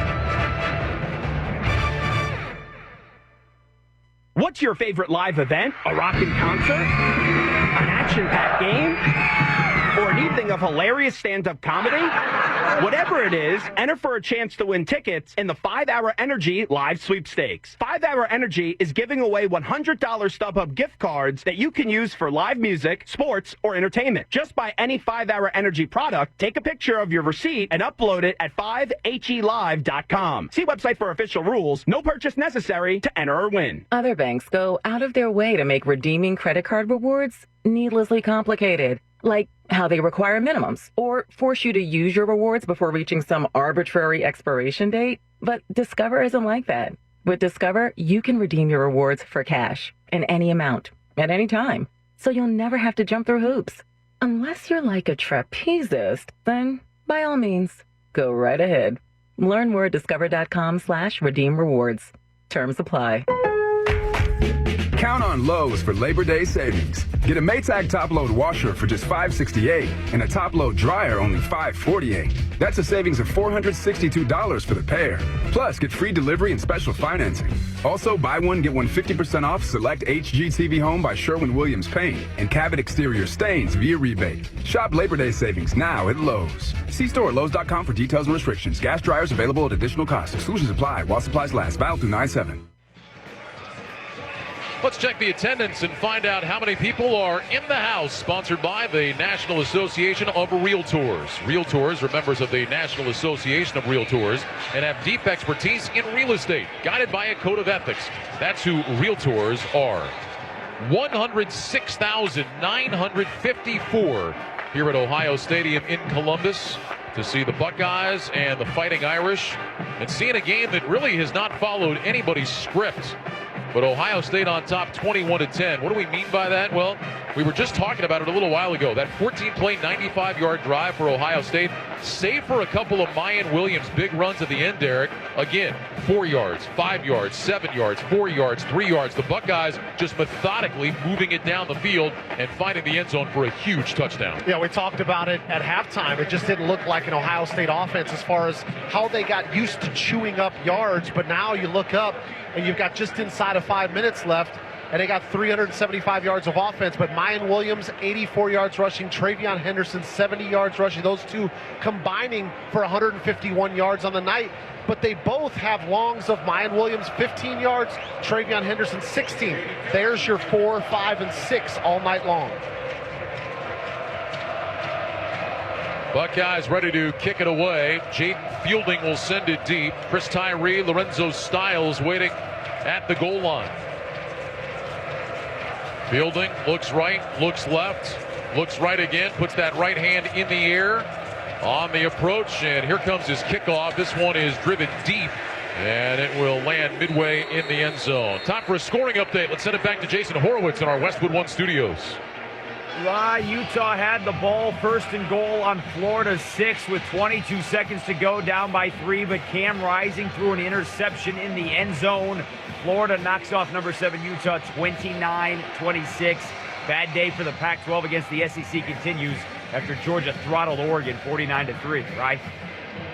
All right, Jason, thanks very much. Yeah, that's, I think, the biggest story of that game, with all due respect to Florida. That's a huge loss for Utah, who is the favorites in the Pac-12, and talking about them as a playoff team. We've seen this, Derek, when those Pac-12 teams lose early, it's very tough to overcome. Yeah, it is, and it's one of those situations where the playoff committee says, well, you had a golden opportunity to go make a statement early on in the season. You weren't able to come through. 4:51 to go here in Columbus, 21-10 Ohio State. You're listening to NCAA football on Westwood One.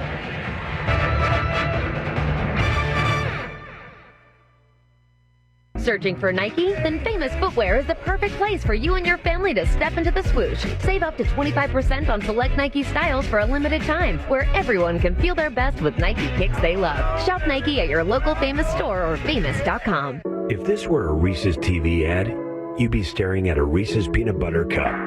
And sure, my voice is peanut buttery smooth, but still, you need to see the peanut butter cups, right? No?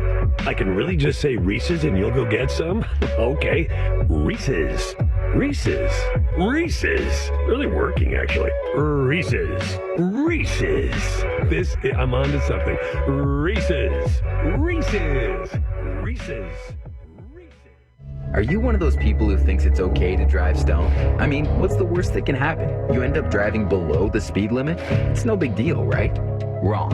The truth is, your reaction times slow way down when you're high. You not only put yourself in danger, but everyone around you. Talk about a buzzkill. Stop kidding yourself. It's not okay to drive high. If you've been using marijuana in any form, do not get behind the wheel.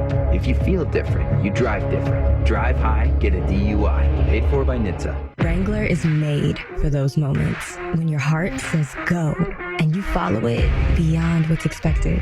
Because when the heart calls, you gotta be ready in jeans that are made to move and built to last. Wrangler, for the ride of life.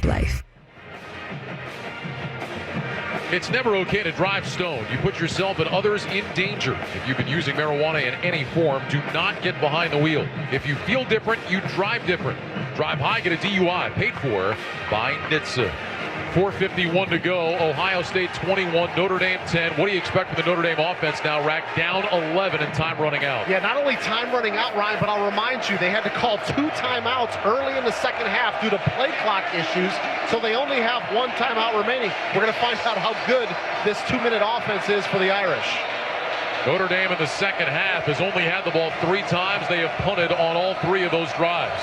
They'll go empty, 3 receivers left, 2 to the right, 1st and 10 from their own 25. Ball in the right hash, shotgun snap to Buckner, back to pass, looking left, steps up, throws left side, and a diving catch. No, incomplete.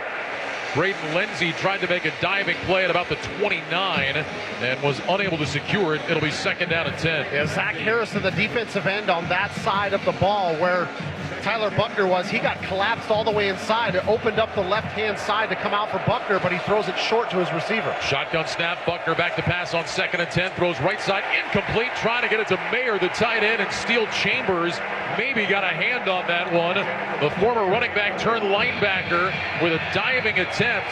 He either deflected it or at least distracted Mayer enough to make it incomplete. That's good defensive play, too, to keep the left arm off of the receiver so he doesn't get called for pass interference. Notre Dame just 3 of 12 on 3rd down tonight. This is 3rd down and 10. 3 receivers left, single man right. Buckner looking over to the sideline. Now turns his attention back to the line of scrimmage. Waits on the shotgun snap. He's got it back to throw. Looking. Pocket collapsing, and he's sacked, and it's Mike Hall. Hall has been a factor tonight, and he gets to Buckner on 3rd down. Notre Dame will punt.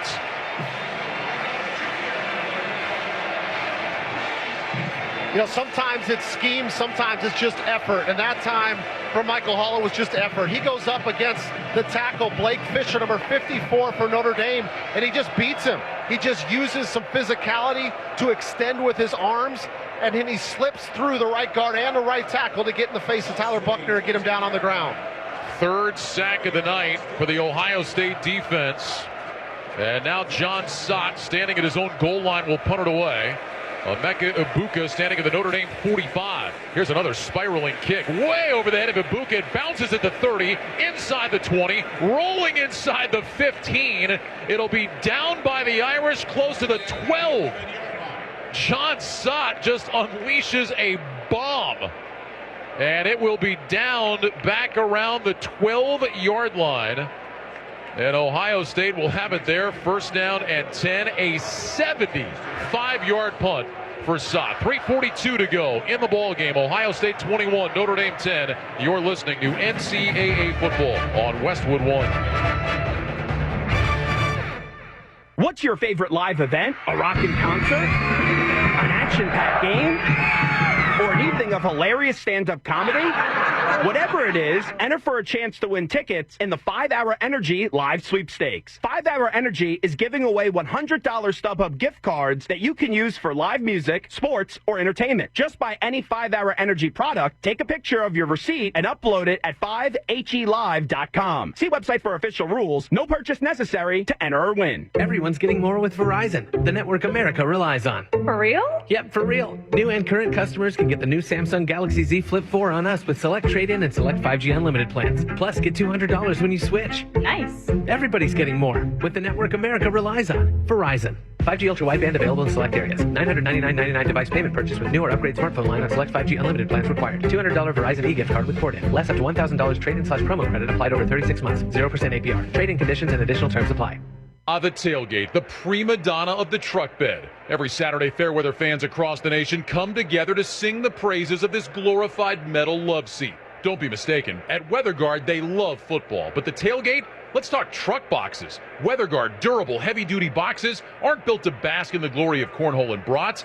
They're built for the trenches, to defend pro-grade tools Monday through Sunday against tough conditions that would make your precious tailgate shudder. WeatherGuard, secure every challenge. Welcome back to Ohio Stadium in Columbus, along with Derek Rackley. I'm Ryan Radke. You're listening to the 5-Hour Energy College Football Game of the Week on Westwood One.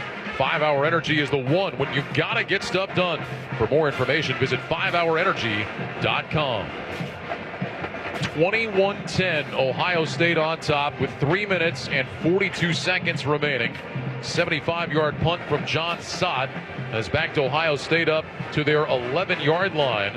And now, Derek, we get into what we often hear about that 4-minute offense with Ohio State trying to run this game out. Yeah, it's going to be a situation where you try to rely on your offensive line and your two running backs, as Ohio State has used both of those guys almost equally. Mayan Williams, 14 carries, 84 yards. Travion Henderson, 12 carries, 70 yards. And you can do a nice 1-2 punch with these guys and hope that you can just continue to get first down after first down. Remember that Marcus Freeman's not going to be able to call but one timeout. They only have one left to stop the clock. So you could potentially bleed this out with a couple of first downs.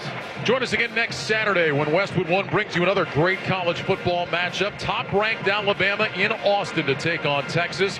Mike Watts and the great Derek Rackley will have all the action for you beginning at 11:30 a.m. Eastern. For more details or to listen to the live stream for free, visit westwoodonesports.com. If it's NCAA football, it's on Westwood One. See, I appreciate it, but like it was forced. Like it was. You were coerced into it earlier in the game. It just wasn't genuine.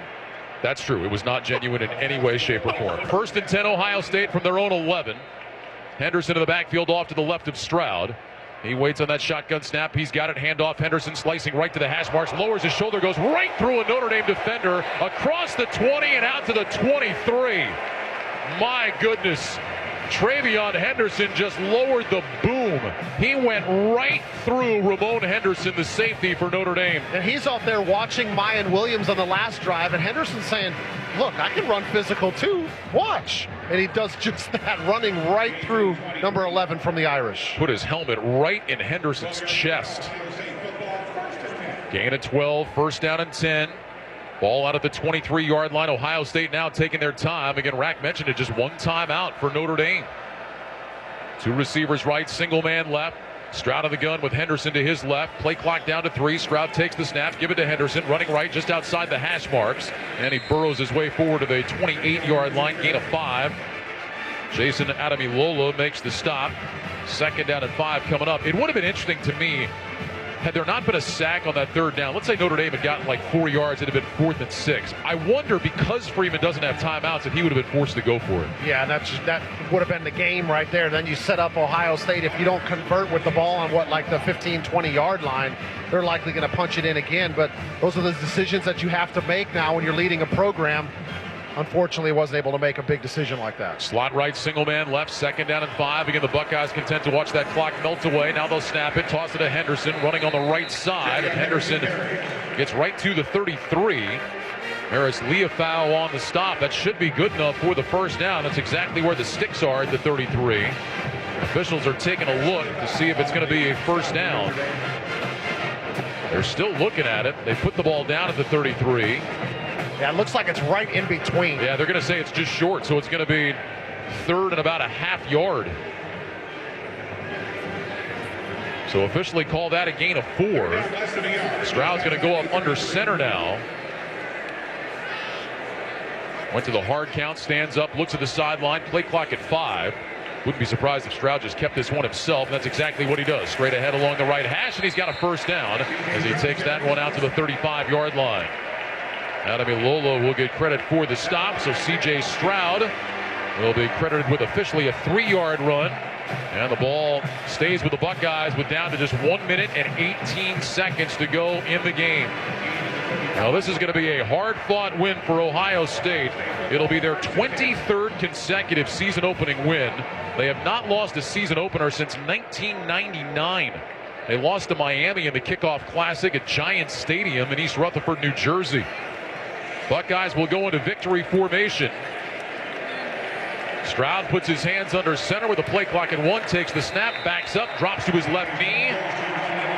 Buckeyes will have to snap the ball one more time, but the crowd here can cheer. They can also take a deep breath. Yes. Notre Dame gave the Buckeyes all they could handle tonight. For the Irish, this will snap a string of 5 consecutive wins in season openers.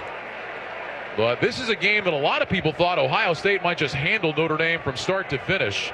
The Irish had the lead at halftime, but Ohio State dominating the second half. And they will start the season 1-0. Stroud has to snap it one more time. Takes the snap, drops to his left knee, and that'll do it. The Ohio State Buckeyes open their season with a win against the Notre Dame Fighting Irish. The final score, Ohio State 21, Notre Dame 10. The 100th season of football here in the Big House starts with a victory for the Buckeyes. But for Notre Dame, the Irish did a lot of good things here tonight, just not quite enough in Marcus Freeman's first full season at the helm. Ohio State gets the win, 21-10 over the Irish. Yeah, it wasn't necessarily the most exciting game, and you didn't get a chance to see much of the offense, Ryan, that we saw from Ohio State throughout the course of last year, having so many talented skill position players back, a Heisman Trophy candidate, the quarterback position, but they were able to kind of right the ship a little bit, if you will, in the second half. Ohio State finishes with 395 yards of offense. For Marcus Freeman, I'll tell you one thing, being a head coach in Power 5 football, especially at one of the most historic football programs in all of the history of college, you're not in here for moral victories. You're in here for actual victories. But I think if you're a Notre Dame fan, they came out, they scratched and clawed, and they put together a solid performance in a very difficult place to play. They just came up 11 points short. Yeah, I think you said it. There was no doubt they were ready to play here tonight. And in the first half, I think they were the better team. In the second half, though, clearly Ohio State turned that around. It's all about adjustments, and Ohio State was able to make a couple adjustments in the second half. And I think C.J. Stroud kind of calmed down a little bit. Maybe he was playing with a little bit of nerves. We talked a lot about throws that he didn't quite get to receivers. Those balls got to them in the second half, and he had a couple of guys make some really good plays, especially getting into the end zone. Stroud finished 24-34, 223 yards, a couple of touchdowns, and Ohio State gets the win, beating Notre Dame 21-10. When we return, Jason Horowitz rejoins us from our Progressive Insurance Studios with the post-game report. Protect the stuff you love with Renters Insurance. Visit Progressive.com today. You're listening to NCAA Football on Westwood One.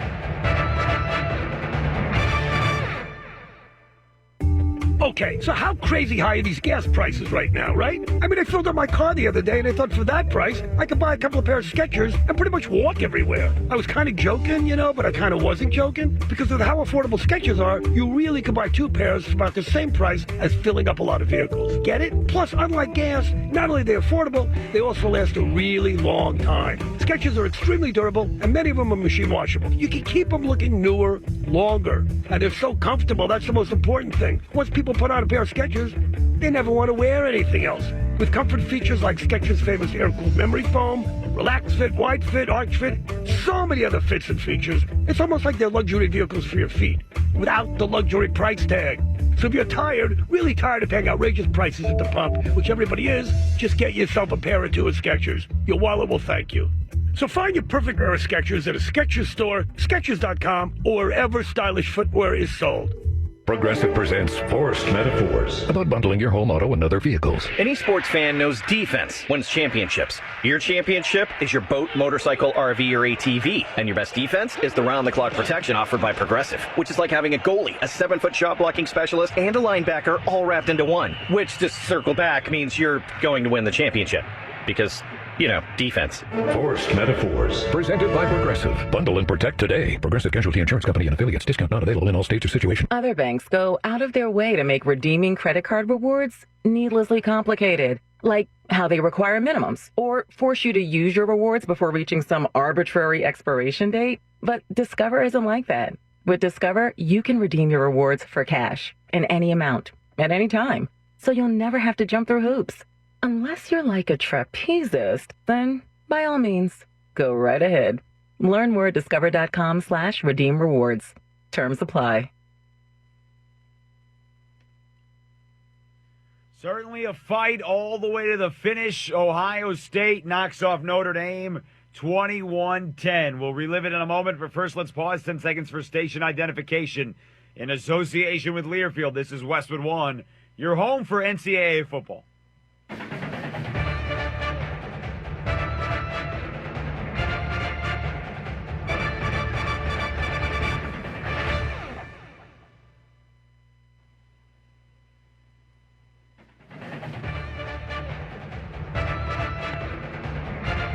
All right, Jason Horowitz back with you in our Westwood One studios. Top 5 matchup, one that everyone had been looking forward to for a very long time.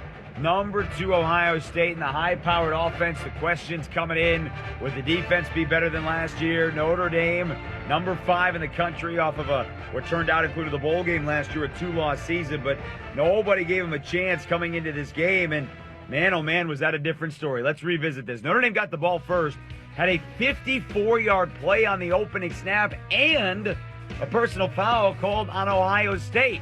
So that got Notre Dame into a little bit of a group. They did have to settle, though, for a Blake Groupie 33-yard field goal, but the Irish had a 3-0 lead and forced a Buckeye 3-and-out on Ohio State's first drive. Couldn't do anything with that in the second possession for Ohio State. Different story. 3rd and 6, ball in the Notre Dame 31. It's on the right hash. Stroud back in the shotgun, takes the snap, back to pass, looks left, pumps, throws left side. That's caught across the 20, sideline 15, Ibuka to the 10, down to the 5, diving to the end zone. Touchdown, Ohio State. Emeka Ibuka made the catch and racing down the sideline, diving across the goal line for 6. 5:32 to go in the first quarter. Ohio State has taken a 6-3 lead. The extra point coming up. He led the Buckeyes tonight, 9 grabs, 90 yards, and that touchdown on a night where Jackson Smith and Jigba was in and out of the game with injuries, did not play a whole lot, only had a couple of catches for 3 yards. 7-3 the score, Ohio State to the second quarter, but the Irish had the ball. They were getting chunk plays early in the second to get deep in Buckeyes territory. 10th play of this drive coming up, 1st and goal from the 1. Buckner under center, out of the eye, handoff. Estime goes airborne, and he is in. Touchdown, Notre Dame. Estime lined up as the fullback, took the handoff, and went skyward to put the Irish in front. 11:56 to go in the first half. Notre Dame on top by 2 with the extra point coming up. So the 10-7 lead, the rushing touchdown there for Audric Estime, but Tyler Buckner at that point, remember, this is 18 minutes into his first career start, hadn't missed a pass. He was 8 of 8 for 128 yards. And the Buckeyes missed a field goal. Noah Ruggles missed from 39 yards right before halftime. So Notre Dame's defense held Ohio State to 149 yards in the first half, and the Irish had a 10-7 lead inside of a minute, not to go in the half, but that lead was there till inside a minute of the third. And the punters had been the stars of the game, but the Buckeyes finally put together a drive to end the third. 2 receivers right, 2 receivers left. Stroud is in the gun with Henderson to his left. Ohio State needs the Notre Dame 13 for a first down. Here's the snap. Blitz coming. Stroud up his back foot, throws. End zone. Got a man wide open. Touchdown, Ohio State. It's Johnson again.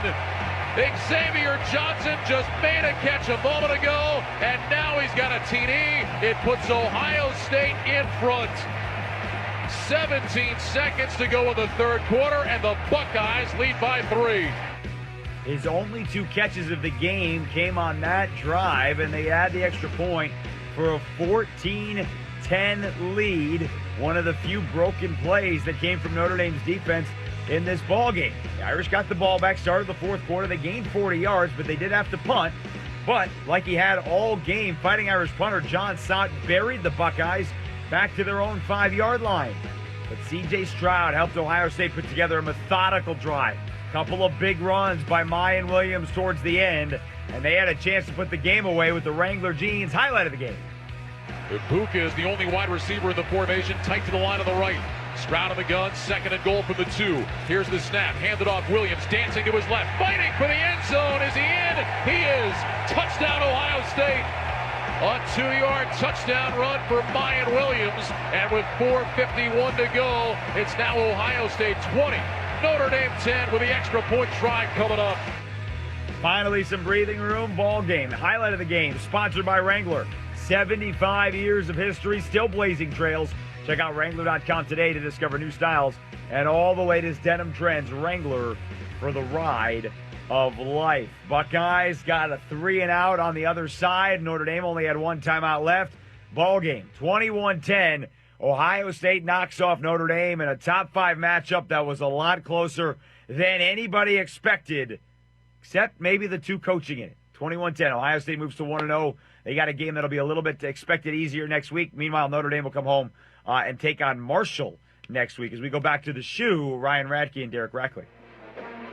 All right, Jason, thanks very much. Yeah, no doubt. Very hard-fought win here for Ohio State. And really what I think was a game of two halves, Racco. Notre Dame in the first half did really everything right. Ohio State was not great, but again, give Notre Dame credit for that in helping Ohio State not be great in that first half. But, boy, you look at the second half, and things just flipped around. Ohio State outgained Notre Dame in the second half, 246 yards to 72 yards. The Buckeyes had 15 first downs in the second half. Travion Henderson, 10 carries, 55 yards. That's just in the second half. C.J. Stroud was 13 of 17 in that second half. It was more Buckeye-like after halftime. Yeah, it's almost like Ryan Day went into the halftime break and he just kind of told guys, hey, breathe, like exhale. It's all right. This is a football game, and we all know what we need to do. It's just like everybody was probably playing tight. It's one of those situations where guys were probably so excited. Top 5 matchup coming out at the shoe, 103,000 people. They were tired of hitting on each other during training camp. They finally got an opportunity to come out, and they just couldn't put everything together. C.J. Stroud was a little bit low on some throws. They didn't make some plays defensively that they could have made in the first half, and they just didn't play up to their expectations. And they didn't necessarily look like that high-powered offense that we saw last year, but it's a new season, right? They made the plays that they needed to in the second half. The defense played a lot better. I think if you want to look at one area, that's one thing that they needed to improve this year. Their defense needed to get a lot better. They ended up holding Notre Dame to 253 total yards and only 76 yards on the ground. You're going to win a lot of football games when your defense does that for 60 minutes. And Notre Dame 3 of 13 on third down. Remember last year Ohio State allowed first downs on almost 42% of opponents' third down conversions. That was down near the bottom of the Big Ten. It was 96th in the country. So obviously better numbers there in their first game under Jim Knowles coming over from Oklahoma State. Questions for Ohio State offensively? You talk coming in about who's going to step up behind Jackson Smith and Jigba. Didn't play a lot tonight. He got hurt. Emeka Egbuka had a pretty good game. But I think that is still a question mark going forward for Ohio State. Yeah, I think Egbuka showed that he can be that guy opposite of Jackson Smith and Jigba if and when he is healthy and gets back on the field. As you mentioned, 9 for 90 and a touchdown. And you're right, I think it's probably still up. Marvin Harrison's probably the guy they want to step into that role. They want to see him to be that guy that in any given game, he can end up with 10 catches for 165 yards and a couple of touchdowns. Quite frankly, all of the wide receivers on this roster are probably capable of doing that. Xavier Johnson, as we mentioned, got that nice touchdown early in the second half. He's got the ability to do it too. They just need somebody. They got spoiled, right? Garrett Wilson, Chris Olave, the last few years, 2 of the best to ever do it in an Ohio State uniform. So now they've got to find those next wave of wide receivers. All right, for Notre Dame, defense, I think, pretty much as advertised. We didn't see Isaiah Foskey really get to the quarterback tonight. I guess credit the Ohio State offensive tackles for that. But defensively, look, you hold Ohio State below 400 yards and 21 points. I think any Notre Dame fan, any Notre Dame coach would have taken that coming into the ball game tonight. Offensively, a lot of question marks. Tyler Buckner started out really well, was not great in the second half, just 2 for his last 10 throwing. What did you make of what you saw from the Irish on that side tonight? Yeah, I think that there's still a lot to be desired there. I look at the run game because that's one area that Marcus Freeman said that they have to establish the line of scrimmage. They've got to be able to run the football and they got to be able to stop the run. That was his goals going into the game. And I feel like if you can run the football, it sets up offense for the rest of the game. What happened with the run game for Notre Dame? 30 carries, 76 yards. They did have 1 touchdown, but they just averaged 2.5 yards a carry. That's not winning football. That's not going to set your offense up for explosive plays in the passing game. They've got to find a way to be more consistent, more dynamic running the football. They need running backs to have 10, 15 carries and approaching that 100-yard mark, if not more. Chris Tyree, 6 carries tonight. Audric Estime with 9. Logan Diggs with 4. A lot of hype around Tyree. He seems to me to be more of a hybrid wide receiver running back, third down type guy. Can be effective. They're a great athlete. It looks like they want Estime to be that guy that could handle the bulk of the carries for them ultimately going forward. Yeah, and it just didn't happen. And again, you got to credit Ohio State's defense and what Jim Knowles was able to do, making some adjustments. And I'll tell you one thing, I don't want to switch this back to Ohio State too much, but I was really impressed by Michael Hall, the defensive lineman for Ohio State. He made a lot of plays in this game and showed that he can be one of the upper echelon interior defensive linemen in the country if he continues this type of play, causing havoc up front, really stopping the running backs in their tracks. And that's the reason why you saw guys like Estime and Tyree not able to break loose. Did we answer a lot of questions tonight, or do questions still remain for both these teams going forward? I think questions still remain, and the only reason I say that because it wasn't answered. It wasn't answered by performance. Obviously, we know all of the guys that are going to be big contributors for Ohio State, but it wasn't necessarily like, oh my goodness, breakout performance. Oh my goodness, breakout performance. Still want to see a little bit more. Rack, great to be with you, buddy. Miss doing it every week, but next week you got a great one coming up down in Austin, Alabama and Texas. That's going to be fun. Let's do it. Notre Dame will host Marshall next week. Ohio State has Arkansas State coming in for game number 2 of the 2022 campaign. Ohio State wins the top 5 matchup tonight, 21-10 over Notre Dame. Let's send it back to Jason Horowitz now in our Westwood One studios. And Rye, if you guys are wondering about those two opponents next week for the Buckeyes and the Irish, both put up big offensive numbers today. Arkansas State beat Grambling 58-3. Marshall scored 55 in a win over an FCS opponent as well. Don't know what that means, but those teams will come in 1-0 against their respective opponents next week. All right, a lot of interesting stuff around the country tonight. A great finish down in the Swamp. Billy Napier, in his debut for Florida, gets a big-time finish. We'll fill you in on all of that when we return. Ohio State beats Notre Dame 21-10. This is Westwood One's coverage of NCAA football. Central Florida, it's time to up your standard of driving. RC Hill here from RC Hill Mitsubishi. Are you sick of driving a car you hate? Raise the bar in a nice new car and lower your monthly payment at the same time. Used cars from just $69 per month. New cars from just $129 per month. Raise the bar and I'll get more for your old car. We'll pay up to $5,000 over appraised value for your clunker. Is your credit score lower than you like? We will help you get approved. That's what makes us your car dealer next door. Give it a try. I'm raising the bar and making my best offer ever. Like brand new Mirage's 43 miles per gallon lifetime warranty. And introducing the all-new 2022 Outlander in stock and ready for delivery. Plus check out our certified used cars. Monthly payments from just $69 per month. Trade-ins will pay over appraised value. So get here quick. I'm RC Hill, your car dealer next door. Central Florida's first choice for new Mitsubishis. Visit me at rchill.com. That's rchill.com. Credit requires bank approval. Mirage 9900 72 months. 2.9 APR, $9 down. $249 payment plus tax tag fees. Max trade incentive based on purchase. Looking for fun things to do in Orlando and around Central Florida? From entertainment to sports and more, the Orlando Sentinel's weekly Things to Do newsletter has you covered. Sign up at orlandosentinel.com/newsletters. That's orlandosentinel.com/newsletters. Paid non-attorney spokesperson. The Settlement Specialist, LLC, is responsible for the content of this ad. Attention, this is an important message for anyone that spent time at Camp Lejeune, North Carolina. If you or a family member lived, worked, or served at Camp Lejeune at any time between August 1st, 1953 and December 31st, 1987 and developed a serious health condition, you may be entitled to significant cash compensation. Call 800-517-1246 now to see if you qualify. That's right, studies have found the water at Camp Lejeune was contaminated with toxic chemicals for decades, causing serious health conditions such as bladder, breast, or kidney cancer, Parkinson's, leukemia, and non-Hodgkin's lymphoma. Congress has approved and President Biden has signed a new law allowing anyone that spent time at the base affected by injury to seek the justice they deserve. Billions of dollars have been set aside by the government to compensate victims. If you or a family member lived, worked, or served at Camp Lejeune during this time and developed a serious health condition, you may be entitled to significant cash compensation even if you were denied a disability claim in the past. Call 800-517-1246 now to see if you qualify. Hurry, time is limited. Call 800-517-1246. That's 800-517-1246.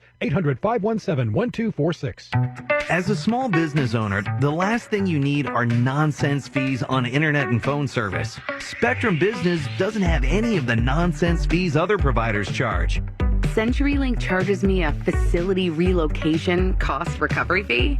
I have AT&T, and I'm paying an administrative expense fee.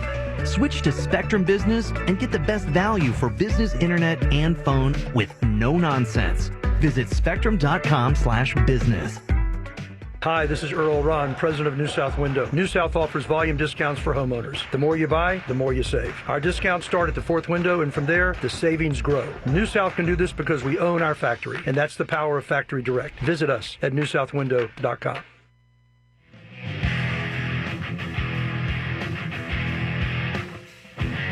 (21-10), number 2 Ohio State over 5th-ranked Notre Dame. Jason Horowitz, glad to welcome you back to Westwood One's coverage. College football from our Progressive Insurance Studios. Get renters insurance to protect the things that make your place a home, including coverage for theft or damage. Visit progressive.com today. All right, opening weekend of a college football season always brings a mix, right, of games that you think going in aren't going to be interesting at all. Some of those turn out to be shockingly entertaining. We'll give you more on that in a second. Some of them are like this one, ones that top 25 matchups. Number 3, Georgia, 11th ranked Oregon was one of those. The defending national champions taking on a team from the Pac-12 that has been towards the top all the time for the past decade and change. And, oh, by the way, Georgia's former defensive coordinator, Dan Lanning, now the head coach of the Ducks. Could not have been less entertaining if you were somebody other than a Georgia fan. 49-3. Bulldogs with their largest ever win over a ranked opponent. They scored touchdowns on their first 7 drives. Crushed Oregon. They move on. They'll take on Samford before opening up SEC play against South Carolina. Ducks will go back to Autzen next week and take on Eastern Washington before saying hello to BYU. You did expect Utah and Florida to be interesting today. Number 7 Utes, their highest preseason ranking in school history. Gators in their first year under new head coach Billy Napier. This was a great back and forth all game long. Florida had a 1-point lead at the half and got a goal line stand to open the third quarter. That would come back around again late in the game. Gators scored with 1:25 to go to take a 3-point lead. Needed another stop inside the last 20 seconds. Rising out of the shotgun with Bernard off his right hip, looking to throw, guns it for the end zone. Intercepted! Amari Burney just intercepted it 1 yard in the end zone. The Gators are going to win the football game on a takeaway by Amari Burney. Florida's Sean Kelly from Learfield on the call. Took a knee and won it, 29-26. And the Pac-12, these are narratives that people talk about all the time, but they are now 1-8 against the SEC the last 10 years in those opening week games that people focus on. And the Pac-12 is a team that was ranked in those 7 times. Meanwhile, for the Gators, Anthony Richardson, 11 carries, 104 yards. The quarterback, 3 touchdowns. Also had 168 yards through the air, including the game-winning touchdown. Number 23, Cincinnati, on the road at 19th ranked Arkansas. The Bearcats coming off a trip to the college football playoff. But a ton of guys in the NFL. Razorbacks were coming off their first season finishing in the rankings in a decade. First time hosting a ranked opponent in week 1 since 1974. And Arkansas has a great quarterback as well, and he showed it today. Now KJ pumps once, wanted to go deep, throws it in the flat. Instead, the Knox got a block. There he goes. Touchdown, Arkansas, down the sidelines. What a block over on the edge by Keytron Jackson. Jackson made the block, and that's a touchdown for Trey Knox. Arkansas's Chuck Barrett from Learfield on the call, held on for a 31-24 win. KJ Jefferson threw for 3 scores, ran for another one. Razorbacks open up SEC play next week against South Carolina today, who, by the way, needed a second half comeback at home to beat Georgia State, but Spencer Rattler, the Oklahoma transfer, did just that. Number 1, Alabama took care of Utah State 55-0. Bryce Young, the reigning Heisman Trophy winner, 5 touchdown passes in the first half. He then ran for 1 in the second half as well. Next week, they'll take on Texas right here on many of these same Westwood One stations. Longhorns today beat Louisiana Monroe 45-3. The Lincoln Riley era got started for USC with a 66-14 win over Rice. 14th ranked Trojans. Plenty of offense from Oklahoma transfer Caleb Williams, their quarterback. They also had 3 pick sixes in the win against the Owls. The guy that replaced Lincoln Riley, Brent Venables, led number 9 Oklahoma to a 45-13 win over UTEP. Dylan Gabriel, the transfer from UCF, threw for 233. Oklahoma's got a couple of weeks to get ready before traveling to Nebraska to renew that old rivalry. Remember, Baylor's the team that last year won the Big 12. Today, the 10th ranked Bears open up with a 69-10 win over Albany. Next week, they will travel to number 25 BYU, who opened up today with a road win at USF 50-21. Cougars led 38-7 at the half. You knew it would be a good day. They had a 75-yard end-around touchdown run from Puka Nacua on the opening play of the game. All right, number 13, NC State on the road at East Carolina. This was one of those that you thought going into the day might be a little bit tricky. The Wolfpack coming into the season ranked for the first time in 19 years. Gave up a touchdown that was potentially the game tire with 2:58 to go. But kicker for East Carolina, Owen Daffer, missed the extra point. So NC State got an opportunity. Could they put it away with the offense? The answer was no. ECU got in position to try to win it with a field goal. 41-yard field goal attempt by a sophomore, second-year starter Owen Dapper. from the left hash. Here's the snap. It's a good one. Placement. Here's the kick. It's got the distance. It is no good. No good. He missed it. NC State's Gary Hahn from Learfield on the call. The 13th-ranked Wolfpack survive on the road, 21-20. Meanwhile, North Carolina looked like they were running away from Appalachian State on the road. They were up by 20 themselves entering the fourth quarter. Yet App State scored 40 points in the fourth in a loss. Here's how. They tied the game at 49. North Carolina retook the lead. App State tied the game again inside of the last 30 seconds. North Carolina, though, stopped App State's two-point conversion. Ball game, right? No. App State tried an onside kick. North Carolina recovered and took it for a touchdown and the extra point. So back up 8. Mountaineers scored again and then again missed the two-point conversion. 63-61, North Carolina the win. Appalachian State 62 combined fourth quarter points, one off the FBS record. Mountaineers next week will hit the road to take on number 6 Texas A&M. The Aggies today 31-0 over Sam Houston State. 8th-ranked Michigan off the college football playoff last year opened up 51-7 home winners against Colorado State. They held the Rams to just 219 yards of offense. Number 18 Wisconsin beat Illinois State 38-0. Next week the Badgers welcome Washington State. Iowa beat South Dakota State 7-3. Again, this is one of those games you go into week 1, you're like, nobody's going to pay attention to this. Wrong. 7 came by the way of 2 safeties and a field goal. Iowa's offense just 166 yards. Next week they'll play for the Cy-Hawk Trophy against Iowa State. Number 16 Miami, no problems opening up against Bethune-Cookman 70-13. The Mario Cristobal era is underway just fine. Number 20 Kentucky, home for Miami of Ohio. The Wildcats coming off their second 10-win season in 4 years. It's the second time they've ever done that in school history. It was just a 3-point game at the half. They opened up in the second half with a bang. With the wind at his back, kick goes to Brown, but he's going to come out of there from the goal line. 15, 20. Can he get outside? He's got space. 30. Yes, he can. Up the far sideline at the 40. Look out! He is going to go to the house for the first time since 2009. Kentucky takes the kickoff back for a touchdown. It was Derek Locke then. It's Barry and Brown tonight. Tom Leach on the Kentucky Sports Radio Network. That started the second half off well. They beat Miami 37-13. Number 21 Ole Miss, 28-10 winners over Troy. Meanwhile, 24th ranked Houston, a team from the group of 5 that people think they've got enough to make a run and maybe be in that Cincinnati category when the year is over. They survived today on the road at UTSA in a great ball game, 37-35 in triple overtime. Cougars get the win over UTSA. Remember, Roadrunners last year had 12 wins defending Conference USA champs. Houston, though, with a big one on the road, and next week they will hit the road to take on Texas Tech. So an interesting opening week of the season. Obviously, a lot going on, and it's not done. Florida State, LSU tomorrow. Clemson and Georgia Tech at the Mercedes-Benz Stadium in Atlanta on Monday. So still a couple of big games coming up the next couple of days.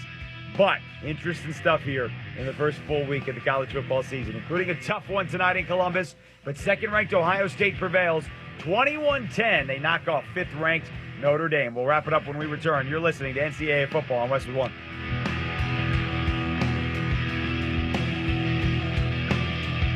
What's your favorite live event? A rockin' concert? An action-packed game? Or an evening of hilarious stand-up comedy? Whatever it is, enter for a chance to win tickets in the 5-Hour Energy Live Sweepstakes. 5-Hour Energy is giving away $100 StubHub gift cards that you can use for live music, sports, or entertainment. Just buy any 5-Hour Energy product, take a picture of your receipt, and upload it at 5helive.com. See website for official rules. No purchase necessary to enter or win. Kick off your fall with Labor Day savings at Lowe's. Save $50 on a Lowe's exclusive Charbroil Performance Series 4-burner gas grill, just $2.99. Plus, get 3 1-cubic-foot bags of Stay Green garden soil for just $10. Stay Green provides time-released nutrients based on the amount of moisture in the soil, so plants get what they need when they need it. Shop Labor Day savings now at Lowe's. Offers valid through 9/7 while supplies last. Soil offer excludes Alaska and Hawaii.